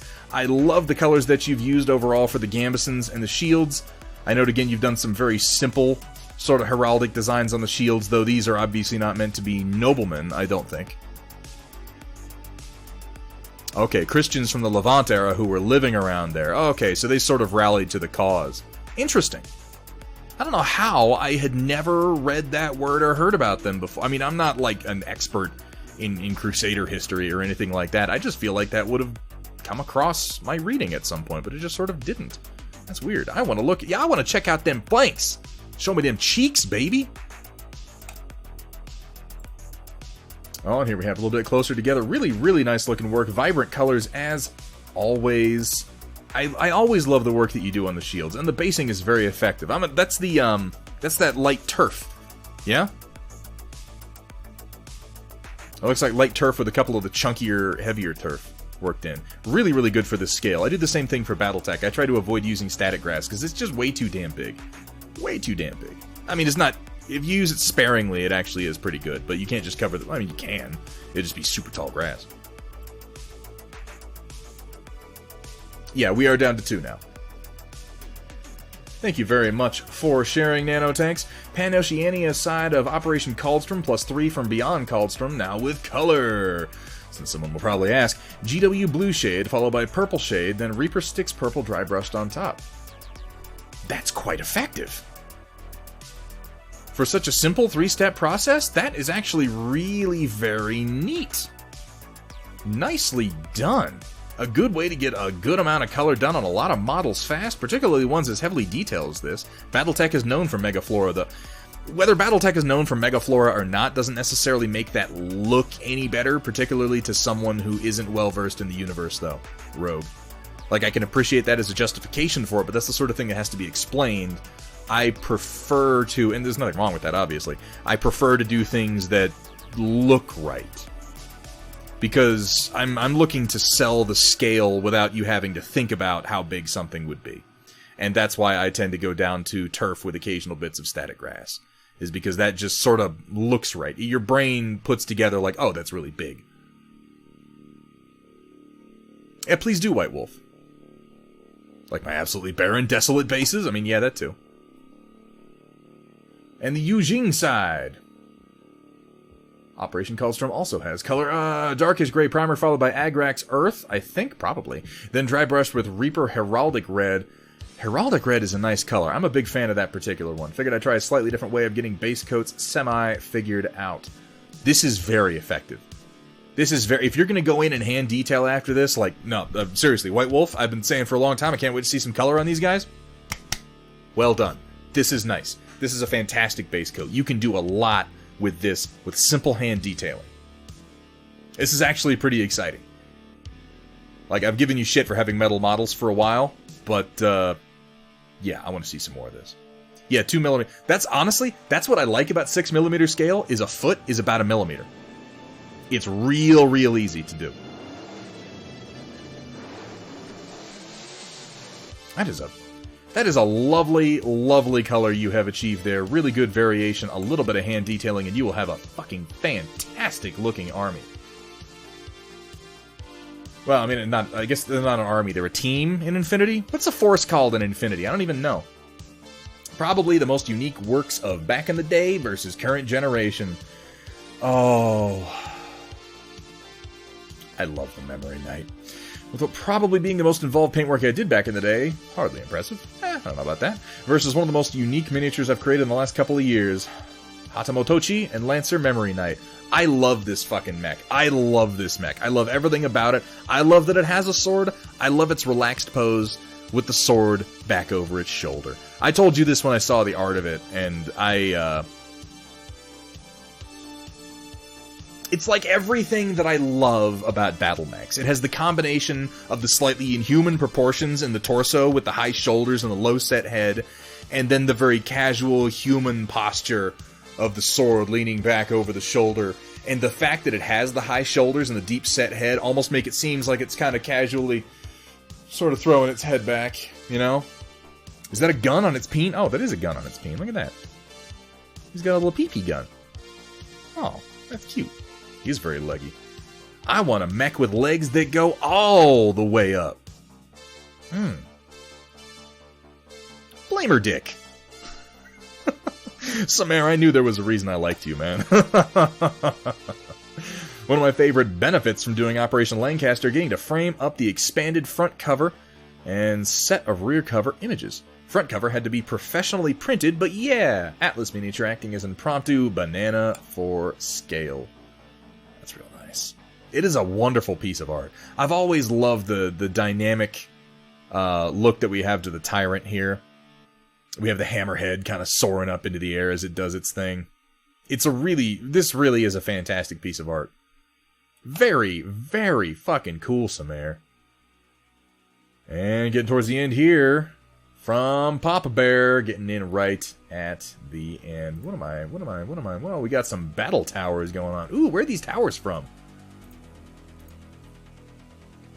They're big. I like that they're multi-hex. I like this, like, orbital cannon looking thing. Papa Bear, work with me here. Where are these from? Did you make these? These are fucking awesome. When you need to guard your secret moon factory. Oh, nice. That's pretty cool. Look like Daleks with cannons on their heads. I mean, Daleks almost had cannons on their heads, to be fair. Yeah! As I was looking at him, I was thinking, like, this is Papa Bear. He probably made these himself. And included magnets, you lunatic. You. So, Papa Bear, the next set that I'm getting into for Hextech, aside from Trinity City, and I've got a couple buildings mapped out for it already. I don't want to share them yet, but they will be coming soon. Are specifically designed to look right in hostile, winter, or vacuum environments. And these would look so cool next to those pieces. These would look so cool next to those pieces. If you don't make all your own shit for your moon factory, I'm just saying there might be something in the near future that would fit right in with these. Really good looking towers. I like the little like point defense turrets on the side. That's pretty cool. The orbital gun is really my favorite of them. This one here, kind of leaning back. Really, really nice work. Thought I heard a cry of magnets from the horizon. Yeah. You don't want to say that too much. It will summon Cyber Knight. Ground-based naval laser. Okay, all right. Trinity City under fire. Still needs some work trying to avoid having to completely retopography. Would that be the word? Retopograph? Huh. Are there going to be hab/farm domes? Yeah, that. So, Trinity City, it's not just the theme. I wanted to make retopologize. Okay, yeah, sure. I wanted to make a new set that was distinct in a gameplay sense from Trinity City, because Trinity City creates narrow canyons when you put it together. Trinity City creates blind corners and real narrow canyons and tight corners, and then a sort of a raised area for climbing into or jump jetting mechs to fight on. But it breaks line of sight a whole lot. For the Void Base, I'm looking to create a lot more low cover and much more long lines of sight with low cover between them. So domes and raised tube roads are what are really on the menu for this. But when you build Void Base Gamma, it is going to have a very, very different relief map, if you will, than when you build Trinity City. I think you guys are going to like it. I think you will. Sound like you're apologizing to Rita Repulsa from Power Rangers. Yeah, that was Rita Repulsa. Yeah. Ooh. I can dig it. Now, we do have... I told Greg he was more than welcome to work on ruining the Trinity City buildings. No, not too... There's going to be some line of sight breaking for Godarone. Don't you worry about that. Just the idea is it's not going to be as dense as Trinity City. It's going to be more... I mean, you can build it however you want, honestly, but the purpose of it is going to be having more open areas with low cover, with smaller clusters of line of sight breaking in between them. I mean, it'll depend on how you build it, ultimately, Vergaderung. It'll just be, hopefully, tactically different than most Trinity City boards, of which I've seen a surprising number. But yeah, Greg has been working on destroying Trinity City, the bastard. Now, we've got a couple people working on Destroyed Trinity City stuff, and we will have a line of official Destroyed Trinity City coming out this next month. But in the meantime, I've been really enjoying looking at what Greg has had in mind. I gotta pick your brain on how you're doing some of this, my man. I gotta pick your brain. I know I keep saying we need to get on Discord and have like a ZBrush and Maya design day. We have to actually do it this week, man. I'm telling you. You let me know when you're working, and we'll arrange a time. I'll jump on Discord with you, and you can teach me how to suck less. How about that? That's an odd sentence, isn't it? I'm not really proud of that sentence. But, excuse me. Oh, we've only gone 45 minutes over what I usually like to do. I guess that's not too terribly bad. That'll bring us to the end of the Storm Report for today, and bing, bang, boom, here we are winding down. So yes, we will not be streaming for the next 3 usual hit times. So nothing this Tuesday, nothing this Thursday, nothing this Sunday. Next Tuesday, we will be back, and we will be painting. And the following Thursday, I think we'll do another gaming stream. We started Dead Space. I think we need to keep going. I've had a lot of fun with the gaming streams, but man, I gotta put some work into my overlays before we get back into it.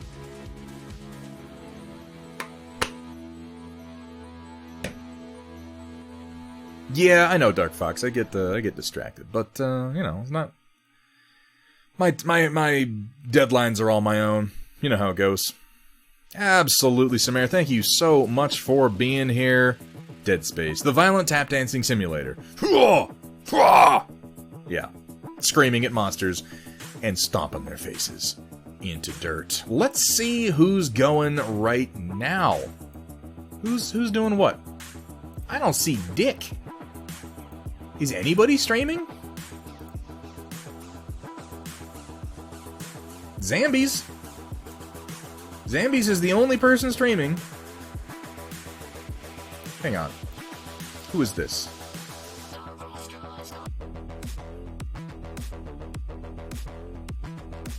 Well, that's an interesting looking fellow. Kalini. I don't know this person. I'm gonna check them out. Maybe we'll raid them next time. The only person, though, unfortunately, that I know that is streaming paint... Well, not unfortunately. She's very nice. We are gonna go ahead and raid Zambies for tonight because she is actually painting something and nobody else is on that is. Oh, Christ almighty, your chat has 123 people in it. I kind of don't want to raid that.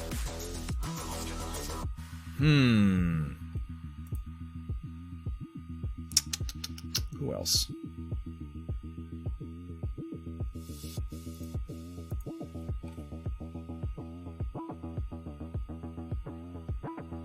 I haven't watched Kalini.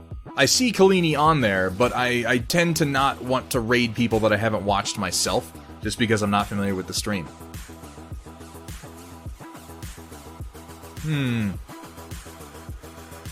Well... Okay. SP Firestarter is going to be streaming in a bit, so I'm going to ask you fine gentlemen to give Firestarter a follow, and if you're interested in checking out, go ahead and move over in a bit. For the moment, I'm going to raid Zambies just because I don't have anybody else in my list right now that I can really...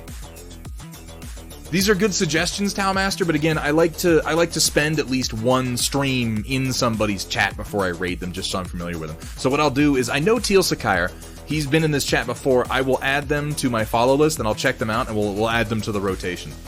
For the moment, we are going to go ahead and raid on over to Zambi. She's working on, looks like, that fox that she was working on before. She's a fantastic painter, though. And we'll try to get a few more people worked into the rotation so we have some more options for next time. I don't mean to say like I don't like raiding Zambies. She's got a lot of people in her chat right now. Anyway, that is going to bring us to a close. I would like to give a big thank you to everybody who came out here tonight, made this a fantastic stream. Thank you for the subs. Thank you for the follows. We got a couple new viewers. I'm glad that you guys had fun. I hope that you come back. We're going to be gone for about a week, but then we're going to be back. So I hope to see you back here Tuesday the 11th. Thank you to Project Dark Fox. Thank you to Cat Ion, my fan-fucking-tastic mods. Cat, stop banning people on accident. Rogue 19K, thank you for getting banned and not leaving. I appreciate that.